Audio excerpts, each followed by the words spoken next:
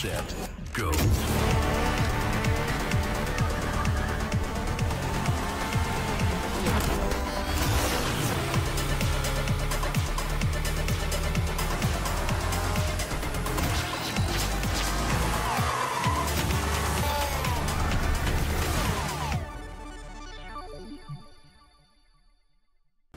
لحظات البداية عاشت معنا، كنا نحسبها وقت للتسلية بس، نحسبها بس ذكريات. عبود أعطي أختك اليد يا ولد. ابتكرنا فيها ابتكارات، وإذا بغينا قلبناها خرافات. كنا نحسبها بس لمة وصحبة وسهرات. انتبه نوب ترى نوب. لكن كنا نشوف عالم ما حد يشوفه. ليته يشغل وقته بشيء يفيده. الله عليك على اليد سود. عالم كبر وعاش فينا، عالم الحماس فيه يوصلك كل مرة لحلم أصعب، بس ما يصعب عليك. بارت معك وين ما تروح.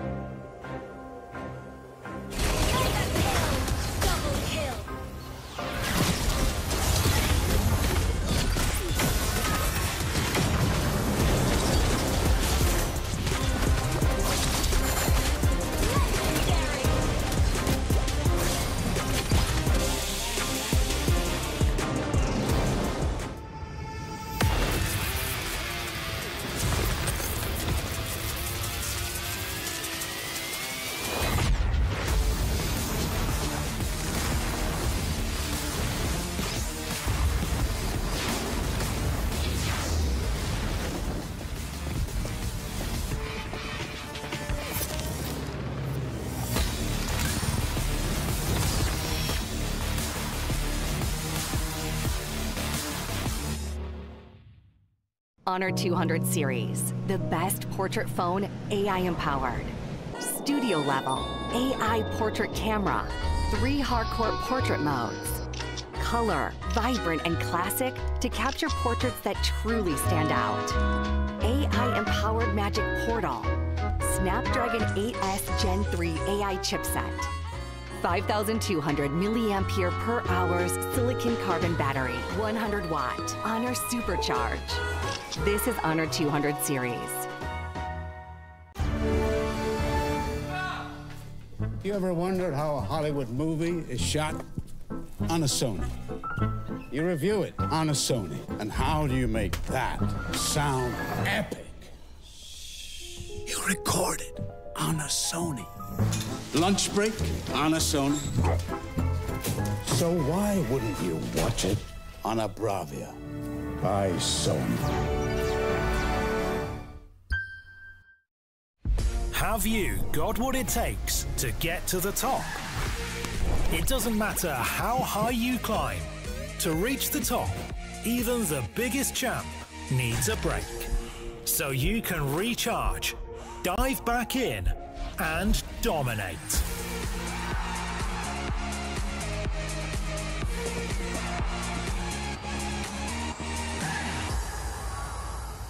Have a break. Have a Kit Kat.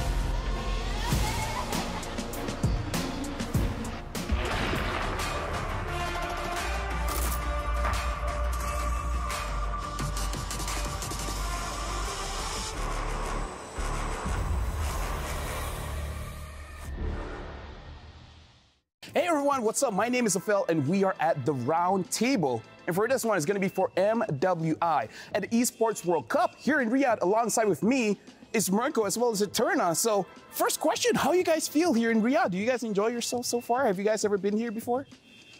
No, this is actually my first time. No, we were here last. You know, why can't you just go along with the jokes? Sure. You know, yeah, first time. It's the first time ever. I haven't seen you guys in like forever, by the way. Yeah. Oh yeah, dude, like, we're moving on, right? So MWI, like seriously, how do you guys feel that MWI is in the world stage now?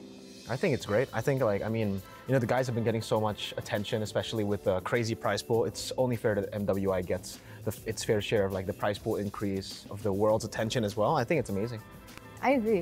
It's a long time coming. I think we talked about this even the first time when we saw MWI. I think it was 2 years ago. Yeah. 3 years ago? 2022?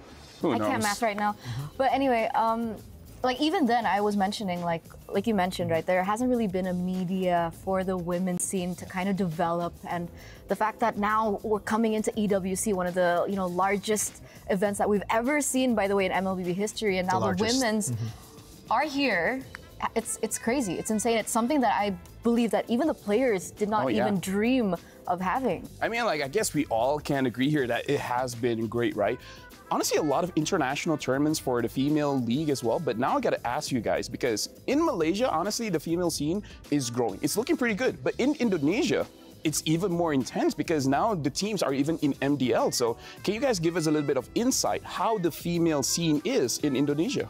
I think it started off really, really well already. I mean, I think it was all because of WSL, right? We had a women's league all the way from the start, and we had a lot of different teams already. A lot of the teams that you guys are familiar with back at home in MPL Indonesia. We had Bigatron, obviously we had RRQ. We still have RRQ to this day, but back in the day it was dominated by EVOS. And after that, you know, a lot of transfers happened. It literally just felt like the same from the men's side, you know. It just kept on developing. Teams started going for, you know, superstar teams. The other teams trusted the process, and I think the team that we all see as favorites here, they are one of the teams that actually trusted the process. They went for some of these players, put them together, and they just trusted the process. They started off okay, but then they became absolute gods. Goddesses. Yeah. What about you? Like, you feel the same way? I would kind of say that it has been kind of, what would you call it? Very streamlined? Yeah, in a way, right? Yeah. Because like you mentioned, right, earlier on, it felt like there was a lot of competition between these particular teams, especially in Indonesia, but now it feels like it's just been dominating by one team in particular. Sure, we have a second team that's coming very close to them, but they always fall short, right? We're talking about Falcons Vega here, previously known as GPX Bastrang. They were amazing as well as a team. Even on the international stage, we've seen them do really great too. In MWI, we've seen them as well. But now, coming into this with Team Vitality, it's basically still the same story. So my hope is now, with so many other emerging regions that are coming into play now for EWC, especially, hopefully that will be able to challenge Team Vitality, maybe. I mean, like, we gotta talk about this, right? Because there are 12 teams from 11 different regions. Only Indonesia has 2 slots here. So let's talk about the other regions for a little bit. And I'm gonna start with Eterna. Besides Indonesia, is there a different team or a different region that we have to look out for that might be the dark horses? Honestly, I think there are a lot, right? A lot of people are talking about I'm gonna say Malaysia. Homegirls got it. Sure, I mean, yeah, great. I think they do well too. But for me personally, I'd really want to see what Falcons Vega MENA are made of. That's a good answer. Exactly. We were casting a different tournament, and then we saw them play because they were the Egyptian national team. Yeah. They won 2 games in 6 to 7 minutes. Oh, wow. That's very fast. Exactly. They almost beat the record, of the fastest game. Fastest game? 6:15, I think. 6:15. Wow. This was like 6:30. Yeah, around there, 6:30, 6:40. It was very close. So, but that was for the North African regional qualifiers, right? So I'm curious to see with how dominating they were in their region, how do they fare against the other regions? And they had a different answer. You know, when most teams are asked, which team are you looking to go up against, like forward to? And everybody would just say, you know, Vitality, Falcons, Vega, Indonesia. They said Philippines. Oh, interesting. For me, though, I think I definitely got to give a shout out to the homegirls because of the same tournament as well that we casted. I didn't get to cast that game, but I watched it, and yeah, very impressive stuff from the homegirls. Thank you, they're very good. They are very good, but I think another team that deserves a lot of recognition as well has to be CFU. CFU from Cambodia. They are also looking to be very, very strong. I think I've always just been a fan of CFU, even the men's team, because they're notorious for actually making their own meta, playing their own style of MLBB. They're on a roll with these, crazy metas, but unfortunately just don't make it to international tournaments. So hopefully, CFU women's, it's time for them to shine. I mean, like, I feel like you have to do that for this one, right? You do. Especially because we're actually going back to the question of the favorites here. Because you guys said Vitality as well as Falcons Vega are probably the favorites. So even though with me saying that, what are your favorites? And more importantly, what makes them different from the rest of the other teams? You know, for me personally, I'm going to start this. It's not that, it's more of the story that I'm very interested in. And do you know which team that is? What? It's Cloud9. Oh. It's an interesting choice. That's an interesting one. That's who you're rooting for. I kind of am. I don't know if we're allowed to kind of talk about that in detail here. Yeah. I don't think we should. I think we'll let the viewers kind of, figure it out for themselves, but I'm going to put Cloud9 on the table. Ooh. On the round table? Nicolette, on this round table, exactly, with Nicolette in the jungle. And that's all I'm going to say. I've seen that she's good. But again, going up against all these amazing teams, it's going to be an uphill battle. So honestly, a very good shout out. But what about you? Yeah, shout outs to Cloud9. I think the journey will be really cool too. I mean, seeing that some of their players have actually, gone up against played in the men's division as well, or just normally in BTK previously, Apple or Nicolette. So that's also very interesting. But I think for the favorites, I have to say, and I've been rooting for this team for the longest time because they were a different org before. Now they're Vitality. You know, I'm a big fan of Vitality too. I mean, come on, bro. Yeah, of course, Vitality's great. Right? But yeah, no, I think Vitality was still probably are the favorites for the most part. Yeah. They've been there for so long. They're on a 26 win streak, even more if you count, you know, national team success. So I don't think the pressure is. How many years has that been then? 1, 2 years? I think it 1 year. 3 to 4. Oh my goodness. Almost 3 to 4 years where they haven't lost a single tournament and they've still stayed on top. So I think for Vitality for them, they don't really look at pressure. Pressure is not for them. That's great. Pressure's for tires. Okay. And for some cooking styles. Yeah, pressure cooking is a thing. Yeah, it is a thing. Oxtails. Oxtail soup. Anyway, for other teams, I have a different concern, Okay. right? Because Falcons Vega Mena example, I keep going back to them because. It's okay. We're not judging. Okay, thanks. This will be their first, like, international tournament that's offline. Yeah, yeah. that's Should true. be, right? I mean, I think they played for SEA Games. Was I it? mean, no matter what, this is on a ISF2. different scale. This is a different scale. Exactly. The stage is bigger. There's a lot more people looking at you. Prize Everyone's focused on you. Prize the pool. prize pool. There's just so many things that have been magnified. And I think it's a valid question for these emerging teams. Agreed. So the thing is, Vitality, 3-4 years undefeated. Yeah. We saw that Fnatic Onyx, they lost, boohoo, sad, whatever, you know. Will the same thing happen to Vitality? Like, again, they might say pressure smasher, but maybe it could Pressure smasher? It's like potato. Okay, Pressure okay. smasher, it's whatever. Yeah, I mean, the thing is, I would say the same thing if they're on a normal win streak. If they're like, oh yeah, we haven't been beaten this year. We haven't been beaten the last 2 years. I mean, like, how does that affect you if you've been undefeated for such a long time that you don't know how it feels to lose? Exactly. But remember, even you mentioned that in their last tournament, that they nearly lost a few times. See, I think that, this definitely, by the way, winning so much definitely has an impact on you, right? You get overconfident. But the thing is, what makes this Vitality team so special for the longest time, why they've been able to keep themselves on track, is because every time they do get overconfident, they know when to step back, when to be like, all right, you know what? That's a bit too much. This happened in SEA Games, in the grand finals, where they almost lost 2 against Philippines. This happened in the qualifiers, like you said, almost losing against Team Malaysia. So there's a way for them to always just come back, stay composed, and then destroy their opponents. It's just so systematic, you can't really explain it. I don't know how to explain it, but that's Vitality. I mean, like, if you want to, of course, that's the argument, but, you know, anything can happen here at EWC, yeah, of course. man. I think a lot of people were like, no way, Falcons AB Brand will definitely win MSC. But they didn't, you know? So there's definitely a Which chance. team won again? SRG. Congratulations. It's been a long time coming for you. Thank you. I heard they were pretty good at scrims. Oh yeah, they're pretty good. We may have talked about that a bit much, but you know what? It's okay now. It's okay now. Not everyone wants to talk about it. But speaking of which, it's like, which teams do you guys think is going to be the hungriest for this one? I want to say Smart Omega Empress. #1 in their respective region, obviously, but they always, again, fall short against these Indonesian teams. Yep. I think the last tournament that they entered was SPS Women's League, where they were 2nd place behind, of course, Team Vitality. So I'm pretty sure after so many same scenarios, I mean, you're going against the same team over and over again, by the way, against the same members. And it's also the same lineup from Omega Empress that, you know, the hunger is there and definitely they'd want to win it this time. Yeah, skip breakfast, lunch, dinner, Everything. just to win.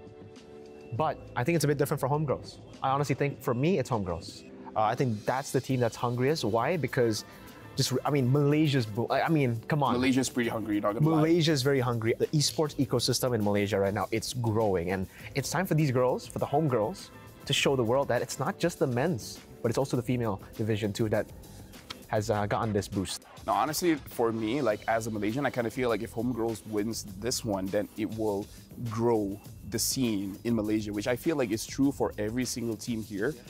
Whoever wins, doesn't matter who, the growth is going to be there for their very own region, right? So now you guys have a camera here. You guys can't take it home, but do you guys have anything to say to the camera? We'll start with Eterna.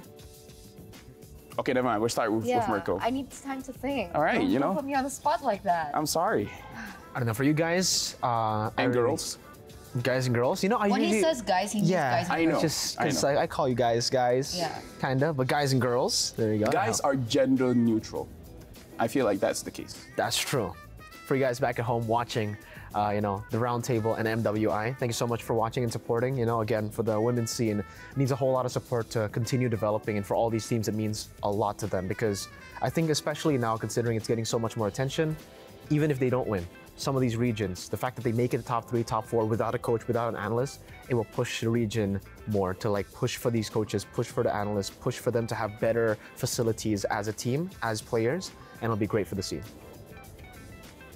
That was so endearing. Yeah. Is it my turn? Yeah. I don't really have a message, right? Okay. All I just want to say, you know, just cheers. You can call. I just want to say cheers. Okay. Right? Cheers for finally the female scene in MLBB getting recognition. The recognition that they deserve. Yeah. And of course, the recognition that will pull forward into the future to one day a competitive landscape between both female and male MLBB. Isn't this like an eternal thing to do? She's like, I don't have a message. And then just goes on for like a few I seconds. just wanted to say cheers. I just wanted to say cheers, but I have more. But speaking of which, thank you guys for watching. You guys have been watching the Roundtable. In terms of messages from me, make sure you guys have a healthy diet because diet is very important for your life. Sleep is essential. 5 hours I think is fine, but if you can do 8, that's great. Exercise if you feel like it. Mobile Legends is great. Be nice to your parents and give food to cats and dogs and etc. My name is Safel. Bye-bye.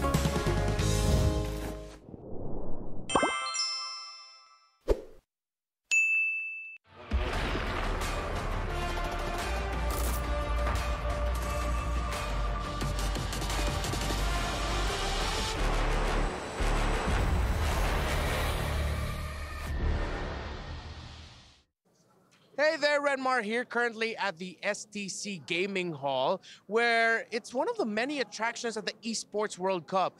You can actually come here as a casual and get a chance to meet your pros that you love, take challenges on with them, and even play games with them like MLBB. Speaking of MLBB, we're actually going to be beginning the knockout stages of MWI 2024 today. 8 teams continue to redefine esports, shine and break barriers. I wonder who's going to be able to make it past this first round of knockouts. We know knockouts can be really intense. And I feel like I want a little bit less intensity just for myself, because today's going to be filled with a lot of great action. So I see an MLBB booth. I think I'm going to go in there, enjoy some time in there. See you at the Amazon Arena. Let's go, ladies. It's your time to shine, but it's my time to win some prizes. Peace.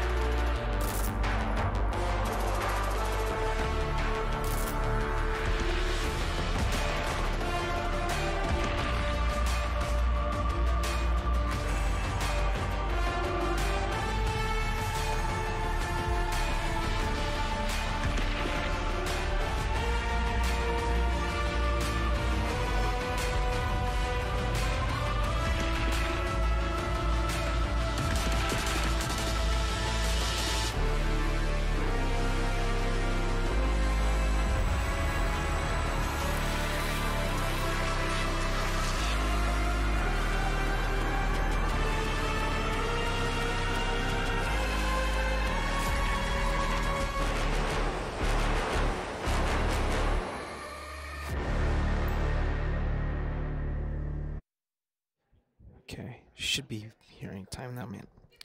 Can't believe she's. Hey, what's up, guys? Welcome to MWI 2024 at the Esports World Cup.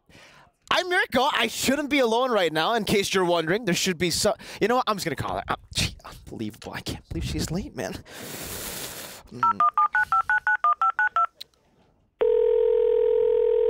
Pick up.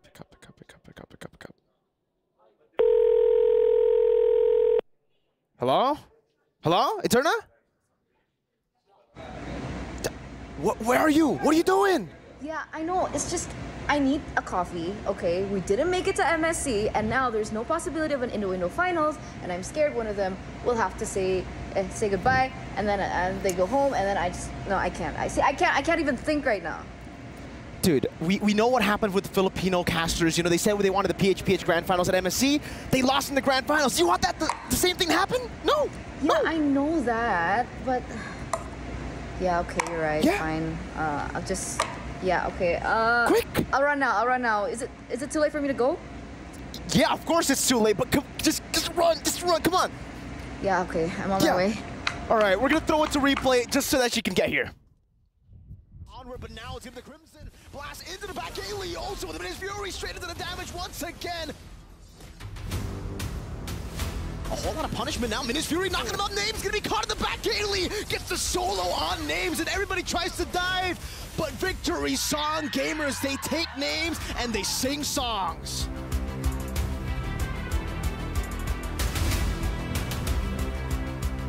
Got them out, now the 2-man pin down. What a pin down. He's gonna be brought back there. Good penalty zone, locked him down. That's exactly what they need. What a combo. In the pin as well. That's a good penalty zone into the Meter's Passion. Straight into the beacon, still able to survive. Halang taken down, but so does Angelus. Penalty zone are going to be used, luckily for the body of Smith. However, he doesn't go down just yet. Feather Airstrike also. Guess he will go down, and now next on the chopping block. A couple low health bars here for Smart Omega Empress, but Conceal going to be used. They push back Carria.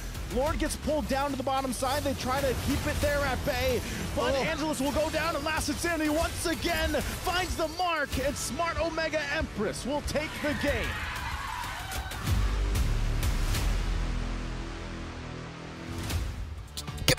Wait, I'm wearing heels. Okay. Okay, I'm trying my Should have best. been making coffee. I'm sorry. Wait, are we live? We are! You didn't say we were live. You should have known. It's time to shine. I was never gone, by the way. So, ladies and gentlemen, boys and girls, welcome to the playoffs, to the knockouts of MWI 2024 at the Esports World Cup. And we are going to start with a banger. And unfortunately, by the end of the day, luckily, it's not going to be my shift. We will have to say goodbye to 4 teams. Actually, no. It still will be my shift, but I don't get to witness the key crush, so that's something.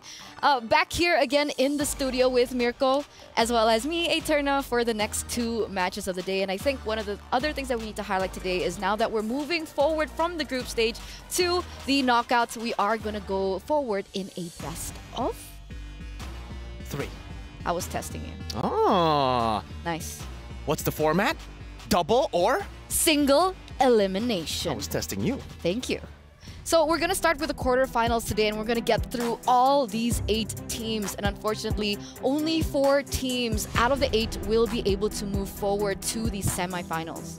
It's going to be really tough. I mean, we saw exactly how brutal it is with the single elimination format here at MSC and at MWI 2024. And yeah, you guys heard it earlier. Why Eternal was super stressed early in this morning is because Indo technically can meet Indo in the semifinal. So it's already very similar. It's literally the same as MSC, but I won't say it's the real grand finals. Wink, wink. We are going to head over to the Aramco top 5 plays of the day. And here it is, yesterday's highlights. Who do you think was the main eye-opener for you? I think it definitely has to be Kyoei.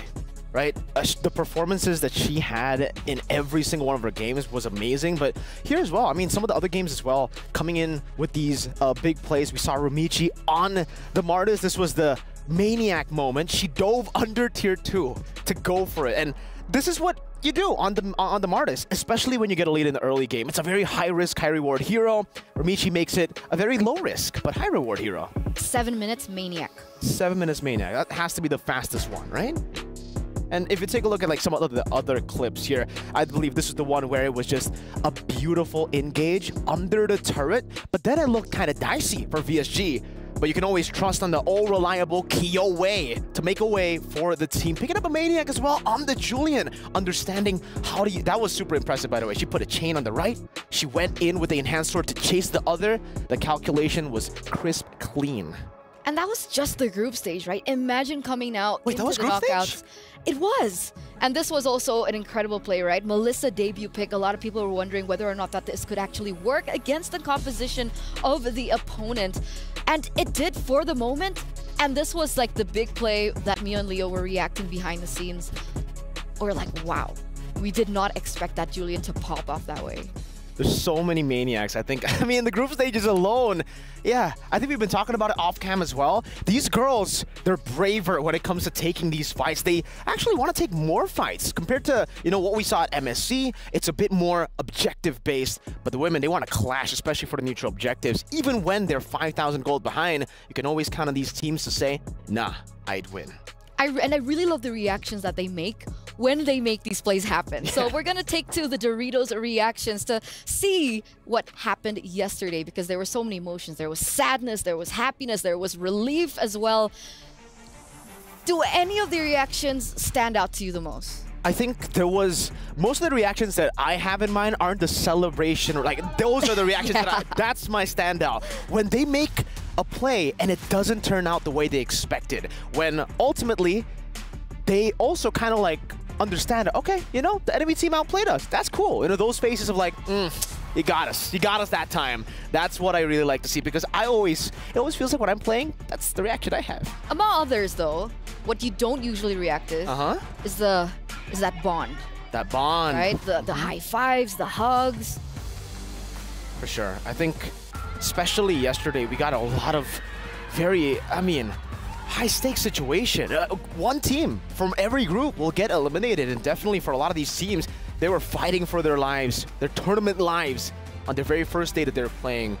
And you can see, ultimately, some of the teams had to go home with these devastating crushing of the keys shown in front of your faces. I wish there was a highlight of my reaction when we had to talk over this.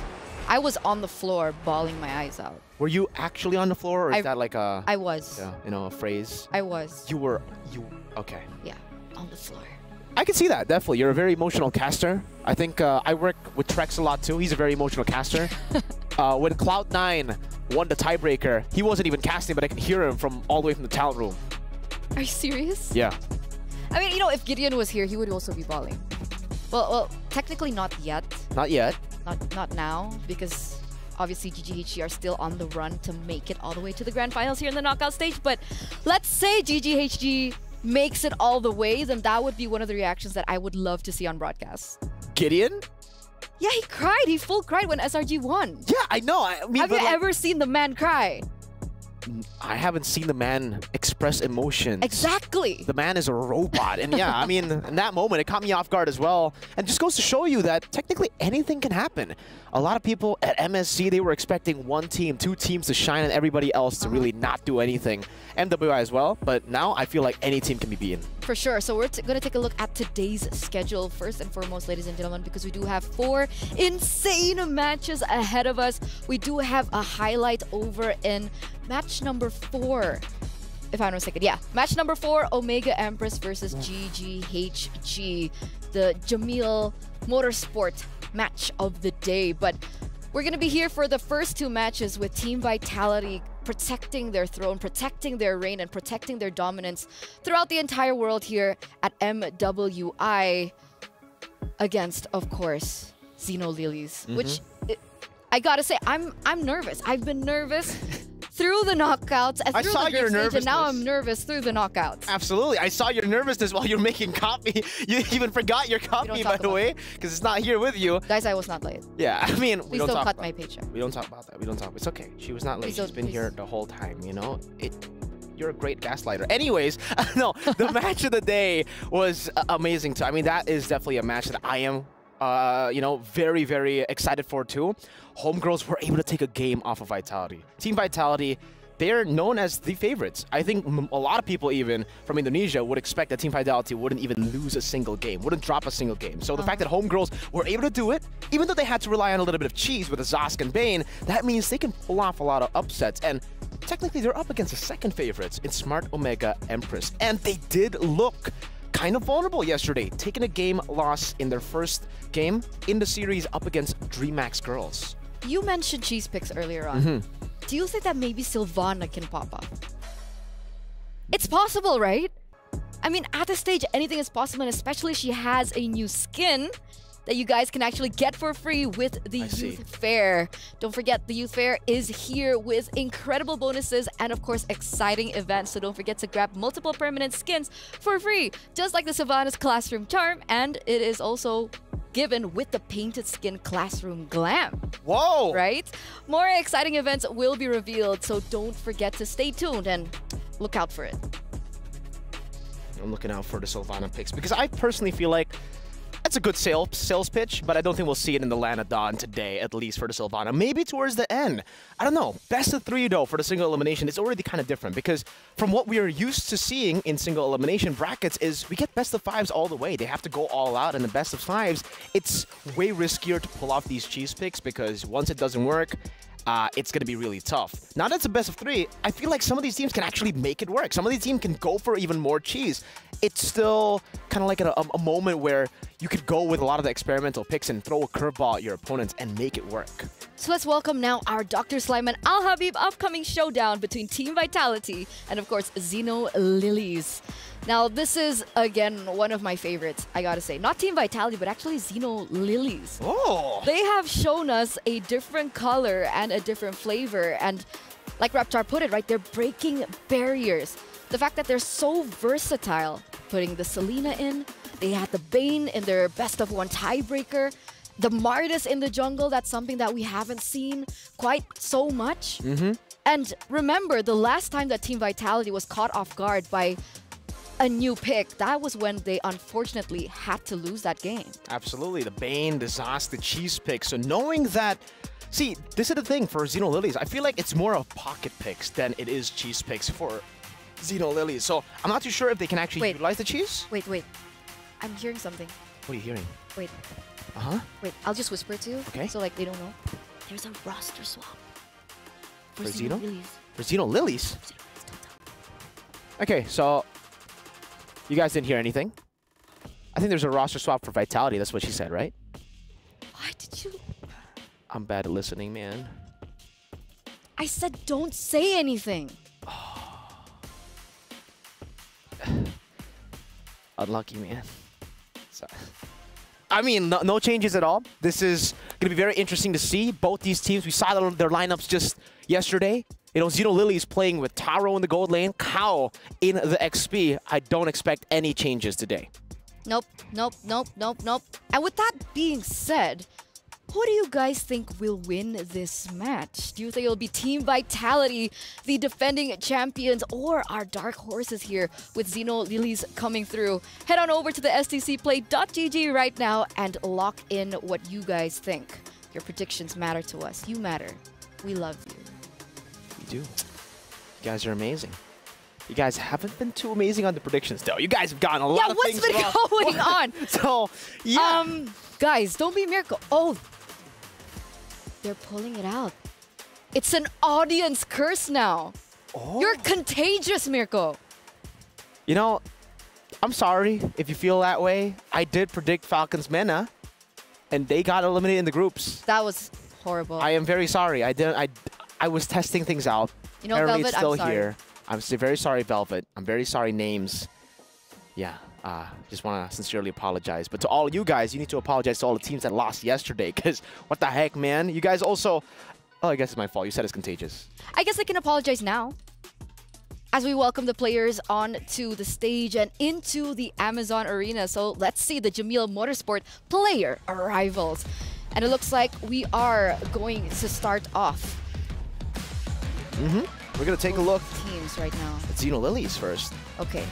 Xeno Lilies. Does it look like there's a roster swap? Or is it Team Vitality? Or am I playing with you guys and absolutely no roster swaps? That would be something. That is an Eterna thing to do.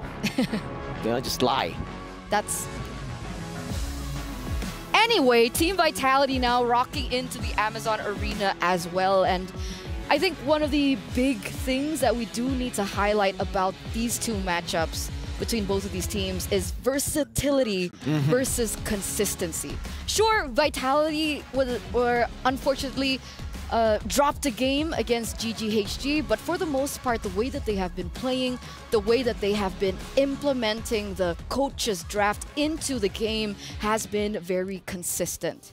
But again, right, when you're so consistent, things that surprise you may catch you off guard. And Xeno Lilies is a team that is known to switch things up, make things interesting. This is exactly what we pointed out, I think, in day number 1 when we got to see some of these teams play as well. For the Indonesian teams like Falcons Vega and also Vitality, they're used to playing in the league in Indonesia. They're used to playing up against the very best teams with the coaches, with the analysts as well. And that means that they're used to seeing meta picks. So when you get, catch them off guard with the Zosk, with the Bane, it does give them a few problems, because then they're going to have to adapt on the go. And all the preparations they had, all the advantages they had before this match, it's all gone. Absolutely. Absolutely. These are a few highlights from Team Vitality from yesterday. And that first match, right? That was when we saw them getting really just obliterated. Man. I think for Xeno Lilies, though, Eterna, we can talk a little bit about how they have the longest game and the shortest game. Up against VSG, game number 1, 30 minutes. And I believe it was 13 seconds or 14 seconds. Correct me if I'm wrong in the comment section down below. But what it means is that they are very, very good at adapting into the late game as well. And that's something that a lot of teams here at MWI, they kind of struggle with. Decision-making in the later stage of the game requires a lot of discipline. And like what we said earlier, a lot of the teams here want to go for the brawls, want to go for the skirmishes. And because they're focused so heavily on their micro skills and mechanics, sometimes they forget about that decision-making that can get them games. Not for Xeno Lilies, though. They know exactly how to take games fast and how to take games long. But look at this, Mirko. It's so beautiful. 20 seconds. Trophy.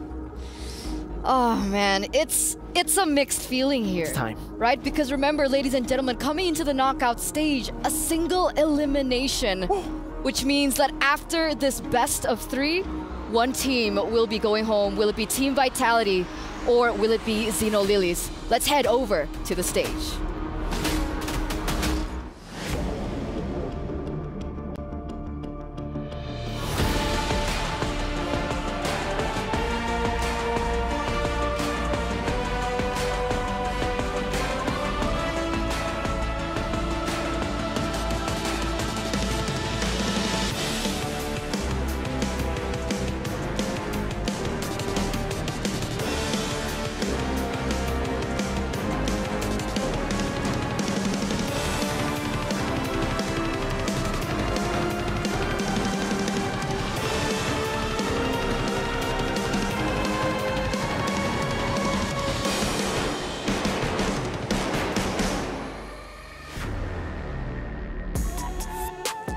Twelve teams have entered the Amazon Arena right here at Riyadh, capital of Saudi Arabia. And with that being said, the land of dawn is a cruel, cruel place. 12 teams joined and only 8 teams emerge victorious. And welcome, ladies and gentlemen, to the knockout stage, baby. Let's go, ladies and gentlemen. وأعزائي المشاهدين والحضور، نرحب بكم معنا هنا بالمملكة العربية السعودية رياض لكأس العالم للرياضات الإلكترونية. We are starting right now the first day with the best of 3. I cannot wait to see the teams getting over here right now to continue their journey to claim that trophy for MWI. So yes, with that being said, as you guys can see the trophy that's located right behind us, it has already claimed the hopes and dreams of 4 teams already, and another 4 keys will be added to that box later on today. And we're gonna kickstart with match 1 of the day, where we're gonna be seeing the queens of Mobile Legends Bang Bang, presenting to you, hailing from Indonesia, Team Vitality.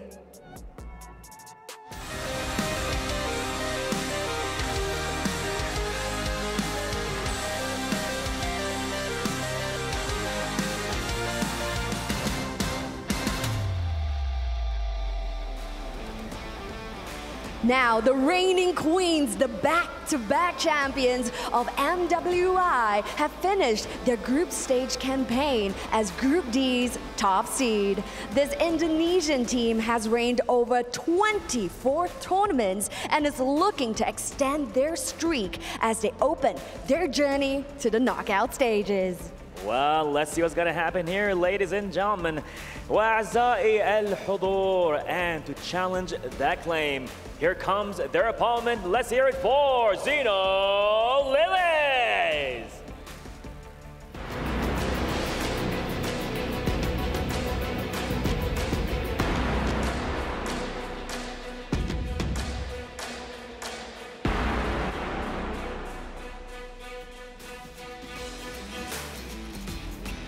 Well, ladies and gentlemen, this Vietnamese team ended their group stage campaign as the 2nd seed of Group C. With a versatile hero pool ridden without meta picks, this Mekong representative is looking to prove that they have what it takes to upset the defending champions. Now that's absolutely right. We have seen unorthodox picks that are outside of the meta, such as Selena, we have seen Alice, and of course even a Bane, which was truly the bane of all existence over at the Land of Dawn. Now will we be seeing more of this unorthodox picks over at the Land of Dawn today? We can only stick around to find out more. Oh, you got that right. You know, I'm always up for a surprise. We might see a Hanzo, Halos. I'm not sure. I'm no expert, but you know what? We got the experts with us here in amazing MWI 2024. So yes, ladies that stand before us today, it is going to be a best of 3, and only one team will emerge victorious. The Amazon Arena is ready, so head on over to your battle stations. After the conclusions of this match, so yes, head on over to your battle stations and get ready to head on over to the Land of Dawn. And with that being said, this is a best of 3. Make no mistakes and Fortune favors the fearless. With that being said, we're gonna hand our time over to the studio. Take it away, guys. Let's go. Thank you so much, Cheryl. Thank you so much, Bara, for the introduction of both these teams. And I wouldn't have said it better myself. Only the fearless can emerge victorious. How do you think about this matchup, Mirko? I think it's a very interesting matchup. Right? Like we mentioned before, Xenolilies, they've shown that they can take the late game, they've shown that they can take the early game, and that's really what you need up against Vitality. You need to have the versatility, and honestly, you need to have a little bit of that curveball. You need to have a little bit of cheese to surprise Vitality. Like you mentioned already before, hey, Vitality, when it comes to consistency, when it comes to meta picks, I honestly feel like no team can really beat them at those meta picks, right? They have honed that craft for so long, and now it almost seems like they've gotten the grasp of the meta better than everybody else as well. So try to go for the picks that have already shocked them before. The Zosk in the mid lane, the Bane in the gold lane, maybe shift it up a bit. Maybe now they're prepared for that. Go Zosk gold. Go Bane, not mid, jungle, maybe, right? That's a definitely big possibility, right? Because technically, when we're talking about both of these teams, a lot of things happen, especially in the mid to the late game, because of the gold laners, do you not think? Right? Shell and Taro. Taro, a Filipino import, being loaned in to Xenolilies this time around. What about that matchup? What do you think about the gold laners?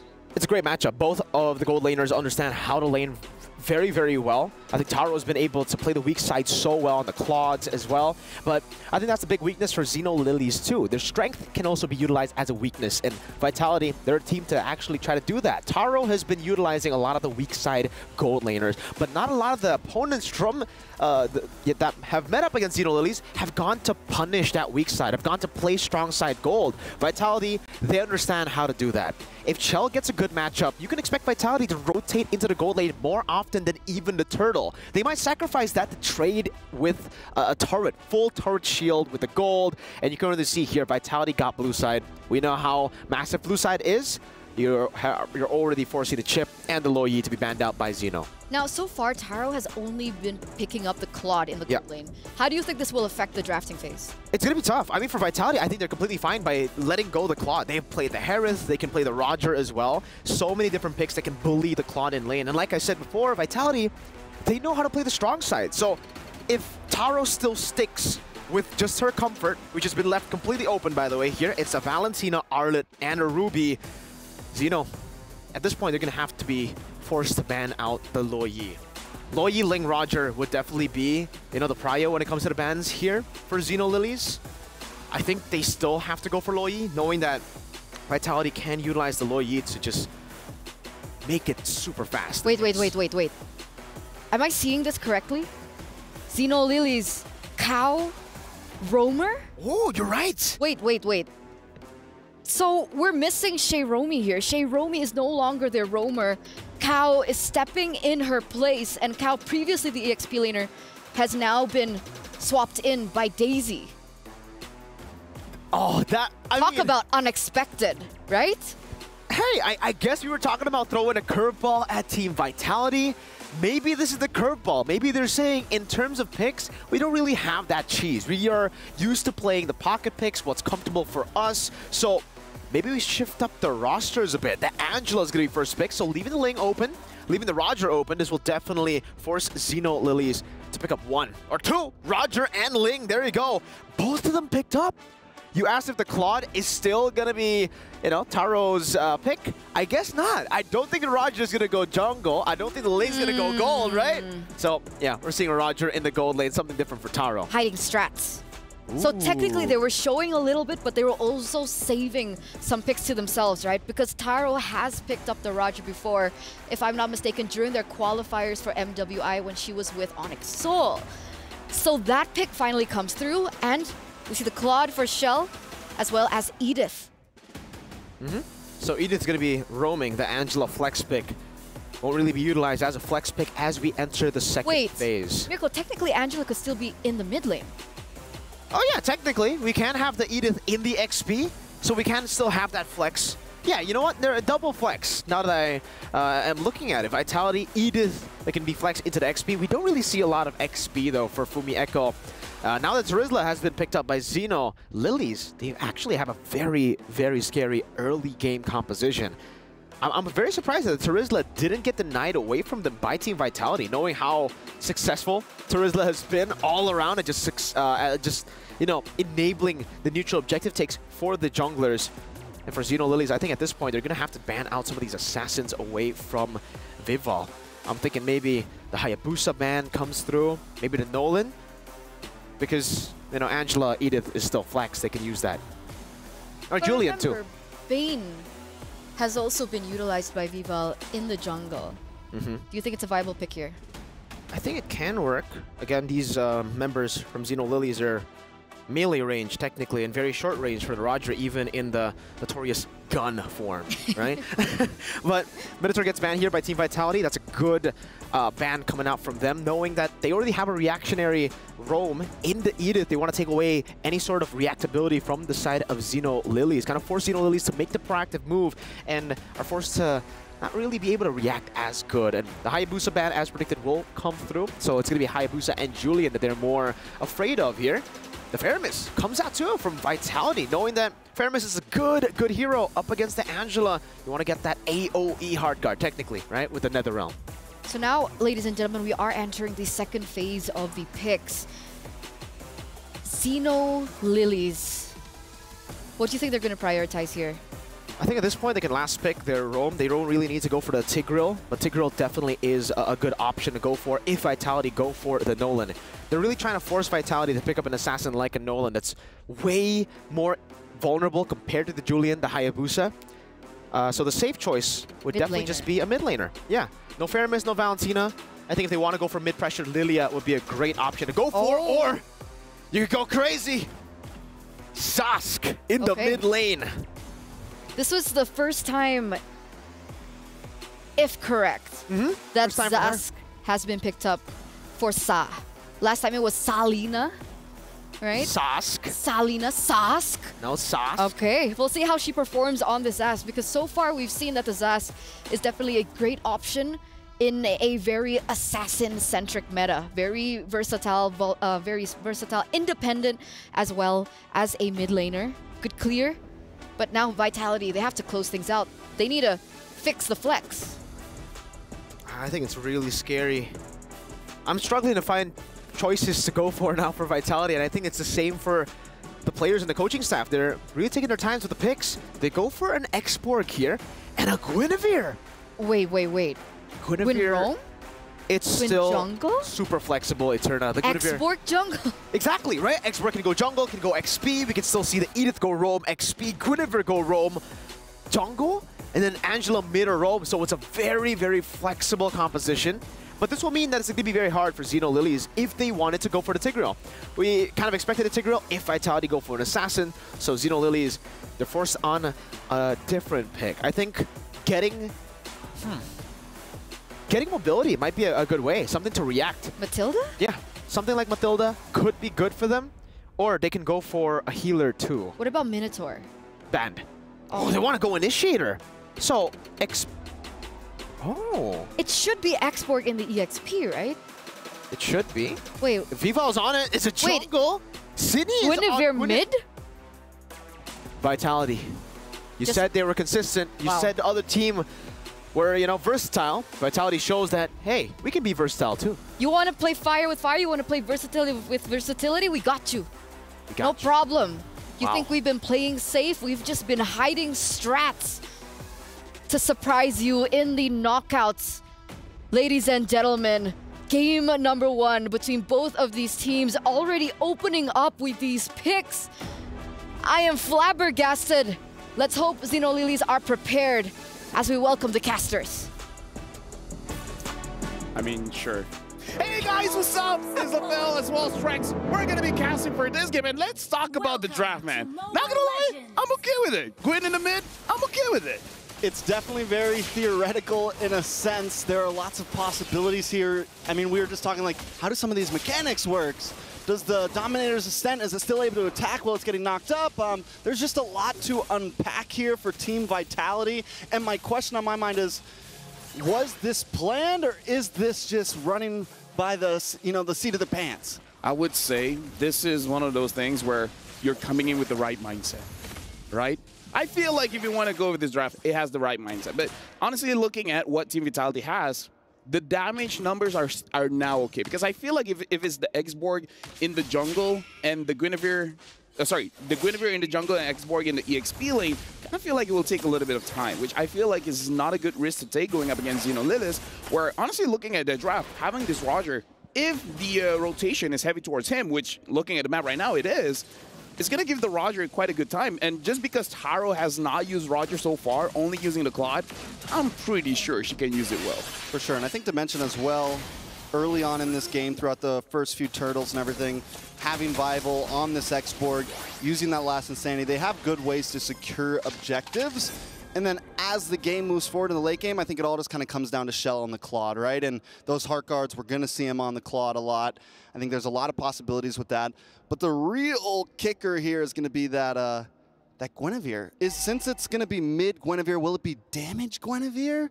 Are we going to see her maybe hybrid build? Because for a while it was all jungle and roam Guinevere, more tank builds. So I'm excited to see how that build moves forward as well. Yeah, honestly, that's a very good question, especially looking at Team Vitality. They're more, oh, hold on, Fumieko taking quite a lot of damage. A lot of damage from onto Fumieko there. Cine able to dash back. Same thing with the flicker coming out a little bit early from Fumieko right before this turtle. Saw gonna try to make her way over to Turtle. Vivian still able to secure first. They trade that up for an orange buff over to Ramichi. I feel like it's worth it for Xenolilith because they really do want to get those items first onto Ramichi, because looking at the draft coming in from Team Vitality, it's about sustaining the team fight, right? You got the Angela, you got the X-Borg, you kind of want to stack your damage first and then you go in for the finisher. So I really want Ramichi to go for a more, like, I would say skip the Sky Piercer for a bit, get your Berserker's Freeze first so that you have a lot of burst damage, take down Vivian first or take down Shell first, and then afterwards their whole composition is screwed up. They can't do much. Very, very true. I think in the way Xenolili's right now really playing around the whole map, we're seeing them rotate down to the gold lane, look for picks. They're playing very proactive currently, which I think is going to be very important. And if they can get an early game pick onto Shell, it's going to be huge. But here comes the Dominator's Ascent, getting a lot of damage onto Cine. Ramichi coming in to clean up. Violent Requiem does go off, trying to get a little bit of life back. Heartguard able to lock onto Cine. Now Ramichi in trouble, forced to try to get away, but Vivian gets the first blood. Now Vival stuck against the wall, but they should be okay at this point. But Cine doesn't want to let up. Echo here with the Earthshaker. Misses the knockout, misses the knockup onto KO. But still, Team Vitality walk away with first blood. I would say that was a very good attempt. It's just because of the Heart Guard that we saw it as a mistake. If there were no Heart Guards, then that's it. Hold on, Shell is actually winning out, going up against Taro, having a level up as well. And now a rotation coming in. Cine can go in for Taro. Yeah, Taro gonna go into the wolf form, should be okay, able to get the Lycan Pounce onto Vivian, get a little bit of life left, but the stun connects. Shell doesn't want to fully commit, KO's there, so they back off. Right now, really for Xenolilith, they just got to make sure that they have enough damage, because we saw what happened just now with the Heart Guard.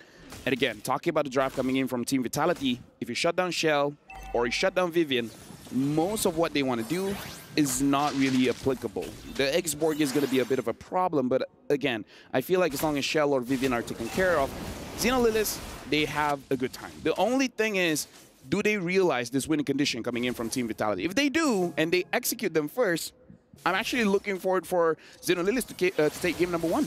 Yeah, I would say that Xenolilith's depth, I mean, the way they've been hovering around that gold lane, checking in regularly if they can get something on a Shell, they know the possibilities there. The good thing for Xenolilith's here is that they do have a lot of outs, but here comes the turtle. Daisy holding down the front side. Vival still able to get it. Ramichi does dive in, but still misses. Dominator Set comes in, a nice wild charge to get the knockup onto Fumieko, but the Heart Guard just too much sustainability. Taro gonna get involved now with the Lycan Pounce onto Fumieko, gets the kill. Taro now trying to get away. A nice Tempest of Blades to get the knockup. Vival, Cine, more members dropping. Xenolilith's feeling good, and Ramichi still playing the walls. Taking a couple shots to the face from Shell there. Shell still under the tower. Xenolilith's back off, but they come out on top of that trade. They lose the turtle, but find 3 kills. This is amazing for Xenolilith because they were able to set it up so that Taro gets the kill. Taro is now 2-0-0. Not sure what kind of build she's building up for this one, but now you have two members that you really have to worry about. And looking at the builds here coming from Taro, it's a Sky Piercer first item. So they can eventually snowball off of this, especially if Vivian is not careful with her positioning. It's going to be an easier target for the Roger to eventually take her down. Something that's crazy to point out, though, and this is the thing about Shell, she's still holding a 400 gold lead, even with Taro having those 2 kills. So she knows the assignment, right? She knows it's okay if everyone else is dying. My goal is to farm, hang out in off lanes, and do the best. Xeno Lilies, Taro's doing great, but wait a second. Big Violent Requiem, in comes Shell with a nice blazing duet. Saw brought low, not taken out just yet. They're trying to get away, but now with the Heart Guard, Cine is going to have to back off. The rest of the team shows up. Saw there. The Dominator's Descent saves the day in that situation, essentially. Team Vitality unable to get a pick off. Yeah, but Xeno Lilies, they got to be careful there because they already traded a lot of their HP, and then going back in, I feel like that could potentially be a mistake, especially when you see the Heart Guard. If you see the Heart Guard, I kind of feel like you just back off a little bit because no one's in any real danger, and then you're going to be fine. Especially now that Vivian has the Flash of the Oasis, they do have to be a little bit more wary, right? If you see the Heart Guard, really think to yourself, if you want to kill someone, kill the person that doesn't have the shield and do it fast. Yeah, even if you're unable to get Shell, take someone else. Take someone else, because exactly. if you can break down that front line, because that's the thing, Vitality has this huge front line to protect Shell. If you can get, wait a second, Wild Charge comes in, Fumieko gonna get knocked up. Daisy able to secure that turtle with a nice penalty zone. But now Vival forced to back off, using the last insanity defensively. And comes the Dominator's Descent, getting some nice damage on Ascini. Ramichi trying to follow up as well, but Vival in the jungle, taking damage. Daisy looking for one more shot and able to connect it. The hammer drops, and down goes Vival. But now the Violent Requiem knocks up Daisy, so they can secure a kill for themselves. KO now in trouble, forced to use a flicker past the wall. Saw trying to zone away Cine here, but Cine's not taking anything slightly. It's going to be bad, man. Team Vitality keeping up, even in an early game where their comp isn't exactly, you know, they're more of a scaling. They're still able to put out some punches. Yeah, but can we talk about the worry coming in from Team Vitality at this point? Because Vival throughout MWI doesn't seem to be having a good time. There's so many turtles as well as lords not being secured. Look at the clip here where a good initiation coming in from Kao, but again, Daisy being able to steal that one away, that's clutch. And here, Vival, even though she had the Heart Guard, Daisy still had enough damage to get the kill there. This is becoming a problem. It looks like Xeno Lilies, they might understand how to take down Team Vitality and perhaps just shutting down their junglers. And now they want to shut down Shell. Oh, wait, the Violent Requiem to save the day. Kao tries to do something there, but unable to get the Wild Charge off. They do back off. But as you said, ooh, Dominator's sent under the tower, and you know, we've seen the Zas picked up a lot, but I think Saw has probably played it the best of what we've seen so far. I've been questionable about it, but Saw is just performing on it right now, even outputting some decent damage this early on in the game with it. I hope Team Vitality understands that they don't really have the damage at this point, right? I mean, like, if you're really just hoping for the quad, it's not there yet. You still need 3 items. But Vival's here now. Maybe they have enough. Another nice knock-up on a Cow, but he's going to get that Wild Charge directly connected onto Shell. Taro's not going to fully commit. They just want to clear the tower, protect the tower. Daisy holding down the bush as well. Team Vitality still hanging out in this bush. And, you know, I think Cine also, we wondered if Cine was going to go damage. It looked like she started off on more of a defensive build there. And again, that just means even less damage for Team Vitality. And what we were saying in the beginning is Xeno Lilies has so many outs here. Nice penalty zone onto Cine. Cine might not be able to get away from this one, but Violent Requiem connects, paired up with the Blazing Duet. Saw takes a face full of damage. In comes the last Insanity trying to connect onto Daisy as Shell looks for Taro and Cow. She's going to BMI back. Lock onto Daisy. Daisy going to go down. A nice kill for Vival there. 2 for 0. Team Vitality getting back in the game. Oh, and now looking at the jungle here, Ramichi is going up against Fumieko. Ramichi, you're in trouble. Ooh, Tempest of Blaze does come down. Ramichi able to get the purple buff, which is... Oh, I thought that was a kill for a second. The tower. No. I get you. Even I was like, wait, no way. I was like, no way. What did you just one-shot him? Yeah, either ways right now, Team Vitality, they are on the Lord. Looks like the Lord is going to get started. And I don't think Xeno Lilies has the time to really respond to this. This is going to be a free Lord for Team Vitality. So just one good engage on the top lane, getting a few kills. And now the entire game is for Team Vitality. Yeah, I mean, it's quickly moving into their hands. Pataro's going to be able to take that tower now. So now the playing field's starting to get evened out. I think Xeno Lilies need to convert they didn't convert any of those early game kills into towers, into exact map pressure, and that's a bit of a problem. Kyle needs to be able to hold down this front line, use the passive where he can't get CC'd up, and he's not going to get caught off by Cine, right? Use the power of nature while he's against these walls and everything, and he should be okay to face check some of these bushes, and as long as he can do that, he can kind of create space for Xeno Lilies. But let's take a look at these items. Yeah, honestly, looking at the items here, again, I kind of feel like in terms of the damage, it's really just on Vival as well as Shell for Team Vitality. Kind of feel like for Xeno Lilies, the fact that they have the first item, Sky Piercer, I kind of feel like they could have played around the Roger a little bit more, get more stacks on the Sky Piercer, because, again, the Sky Piercer is a stacking item. Just 2 stacks is really not enough. Yeah, it needs a couple more kills in the book there, but in comes Cine once again with a Violent Requiem on 2 members. Cal, Daisy, both knocked up, taking a face full of damage. Vival here, holding down the front line. They're able to get rid of the Dominator center, at least send it back onto the tower. They're going to move on to this purple buff now, and Xeno Lilies is helpless under the suppression. I would say this is more on them, right? Because like you said, they got a few advantages. They didn't really push it. I kind of feel like once you have an early advantage, before the Cine goes in. Oh, Cine just the star of the game right now. Wild charge for Cal to try to get away. Cine does go down. Taro able to get the kill, but another stack in the pocketbook. Shell backs off along with Fumieko. Ramichi takes a tower in the top side, so good split pushing. Xeno Lilies now kind of picking up the pace. Yeah, now, Vivian is there, but Ramichi probably not going to go for it. Because honestly, if Ramichi gets a kill there, and then eventually the purple buff gets spawned, maybe not the best idea to stay there for a long time. But still, getting a kill onto Vivian might be clutch here. Shell right now is 0-0-3, which is actually kind of good, because if you have a lot of kills, then there's a possibility to give over a shutdown gold. The shutdown goal right now is on Taro. So Taro has to be careful. Not only do you have the shutdown goal on you, the bounty on you, but you also have the problem of letting go some of your stacks. I feel like for the Sky Piercer, you need at least 6 for it to feel like an item, you know? Or to feel a troublesome item at that. Exactly. Right? So right now, only having 3, not the greatest. If you can get a quick triple kill after this, the entire Lord situation will look so good for Xeno Lilies. So even when we're at 12.5 minutes now, even when we get into late game here, right? Do we think that just means it's it? Team Vitality has it? Because I still feel like Xeno Lilies have some options here. The major problem has been Cine so far, but Saw on this Zash should start to scale pretty well into the late game. Taro might fall off a little bit since we didn't get that major pop-off early on, but wait, Cine gets the knock-up onto Daisy here, the battle for the purple buff. Pretty sure Vival was able to steal that away from Ramichi, yes. So now it's like, can Ramichi even really contest for this Lord?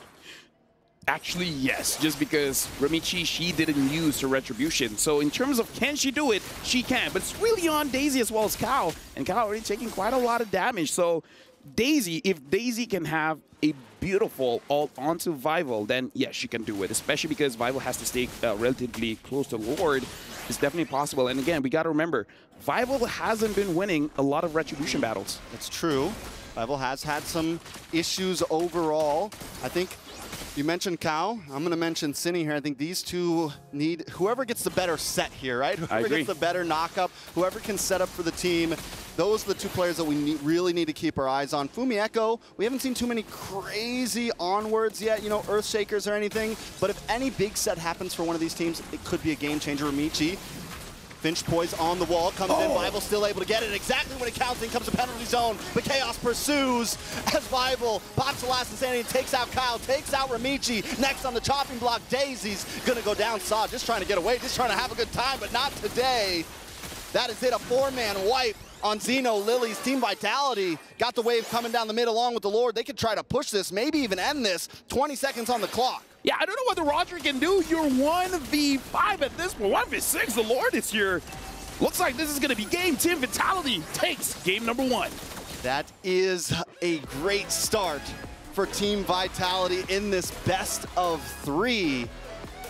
It's 1-0, and Team Vitality had a slow start in the game, but they knew their win con, and they performed and executed it perfectly. I would say Xeno Lilies didn't really use their draft very well. They had a lot of options, but they didn't take those options. So, again, I feel like the draft is good. It's just the execution.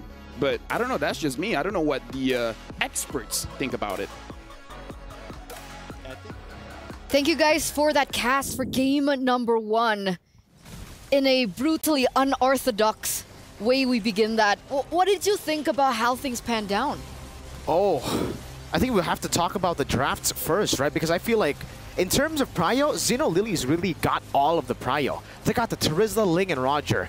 For most teams, when you get that, it's like, all right, we've won. In the draft itself. But in the execution, it's a bit different. I mean, there were a lot of great moments, by the way.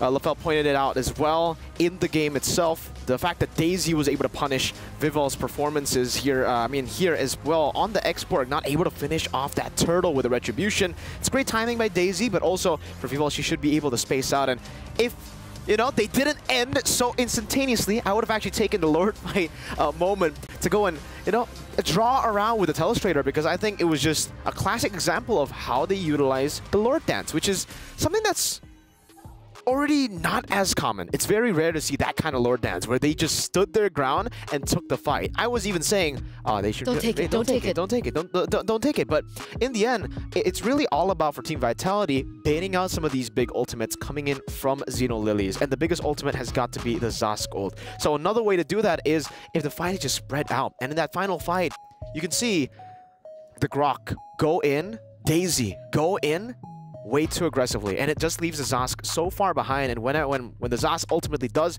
come through, it's a bit too late. Some of the frontliners have already been chunked way too low. Chell is still at full HP, still has the hard guard on her, and on top of that, consistent damage of the Edith, of the X-Borg, as they all clump up like that, just give them so much more value in that skirmish. So it was just really well played by Vitality, executing the game plan that was a very weird game plan. That's a very unique game plan. Guinevere mid, I don't know how they pulled it off, but they did. That's Vitality for you. So that technically shouldn't have worked. Guinevere in the mid lane versus the Zask in the mid lane. That wasn't prio for the Guinevere. On paper, no. I mean, you don't have any mid prio, right? It's so hard to outclear the Zask plus the Grok. It's not just the Zask, it's Zask Grok. So mid lane prio is almost never there for them, and yet they still won in rotations. Sorry, I think. Hello? Who you calling? Lafel? Trex, you there? I don't want to pick up. Working, right? I don't want to pick up. Oh. Yeah. Oh. But okay, we're here. You said you don't want to pick up, man. No, because I heard Mirko's like, I'm okay with Mirko. Okay. Shout outs to both of you. You guys are doing a great job. But honestly, looking at that game, like Mirko said, when you have this combination of heroes, it's like, I won the draft. And I don't know, I kind of feel like they had an opportunity to put Team Vitality on the floor and then their foot on their necks, but they didn't do it. Yeah, their foot slipped. Yeah. And then they fell on their back like a banana peel. Exactly. It's not enough to win. But I do want to argue one thing for the Guinevere. I think we really doubted another crazy mid pick in MSC, and that was the Martis, the aggressive fighter. So I think maybe the Guinevere has some possibilities. Okay. Thank you, guys. Next time, maybe pick up my call? I mean, we'll consider. We'll consider. Okay. Maybe I should call them next time. Maybe. Right? Maybe they'll pick up if you call. Why is it? Oh, I don't. Me and Lafel. It's not a thing anymore. Usually it's me and Lafel that is We're not friends anymore. Usually we're not friends. We're best friends, right, Rafael? Yeah. But we are gonna give our flowers to the MVP by PlayStation for that game, Cine. A lot of people already, even the casters, right, they were mentioning the Guinevere in the mid lane for multiple times already, even in the game. The fact that she was able to find so many opportunities was insane, right? This was, I think, earlier on where they were able to kind of facilitate Shell in that lane and pick up a favorable trade. For Xeno Lilies, it's, I don't know, man. Vitality just understand. This is the final fight that I was going to talk about, right? You see the Grok goes in way too aggressive, and then the Zask is caught in a weird spot where she isn't in the middle of the fight. You want the enemy team to go in first, and then you react to the skirmishes. That's how Xeno Lilies were able to win out so many times in the early game. So that final moment there kind of proves that point. Shoutouts to Cine for an amazing performance on the Guinevere. And I want to talk a little bit more about the Guinevere pick because Trex had mentioned we can see this work. We saw the Martis work in mid lane. I agree. It's not the standard pick. By the way, hello, Guinevere. You look lovely today. She's gone. I missed it. So whenever you approach anyone, you try to call Lafel, he doesn't want to answer. Now you walk up to Guinevere, and Guinevere's like, okay. Nah. Can I try again? No. Can I try again? One more time. Sure. Okay. Reptar, you there? Sa? Sa, you there? Are you serious? No one's there? No one's there. Guys? No? No. No one's saving you now, Eterna. No one wants to pick up your calls. You have a good phone, but... Thank you. I thought they'd pick up. You know, sometimes when life gives you lemons, you don't do anything with it because I don't know what I'm going to say next. I do know. It was still very, very good. The fact that they utilized it in a way where she was always just constantly engaging to bait out the Zask ultimate. That was what the value was from the Guinevere. Insane sustainability and amazing escapes. Because usually when you engage on a Zask, you're kind of screwed. You go in, you're chain CC'd. But Guinevere has an anti-CC with the Valor Requiem, and she also has the second part of that spatial migration dash that she can use to get out. Wait. Can I try one more time? One more time. It's been like 4 times. I know, but maybe 4 times the charm. Okay. For some people, okay. Charm. Reptar, you there? Sa, you there? Hey everyone, currently I'm here with Sa, the mid laner of Xeno Lilies. This is Erica, she'll be helping us translate. So for Sa, I just want to ask, are you surprised that your team make it to the knockout stage and that you're here right now?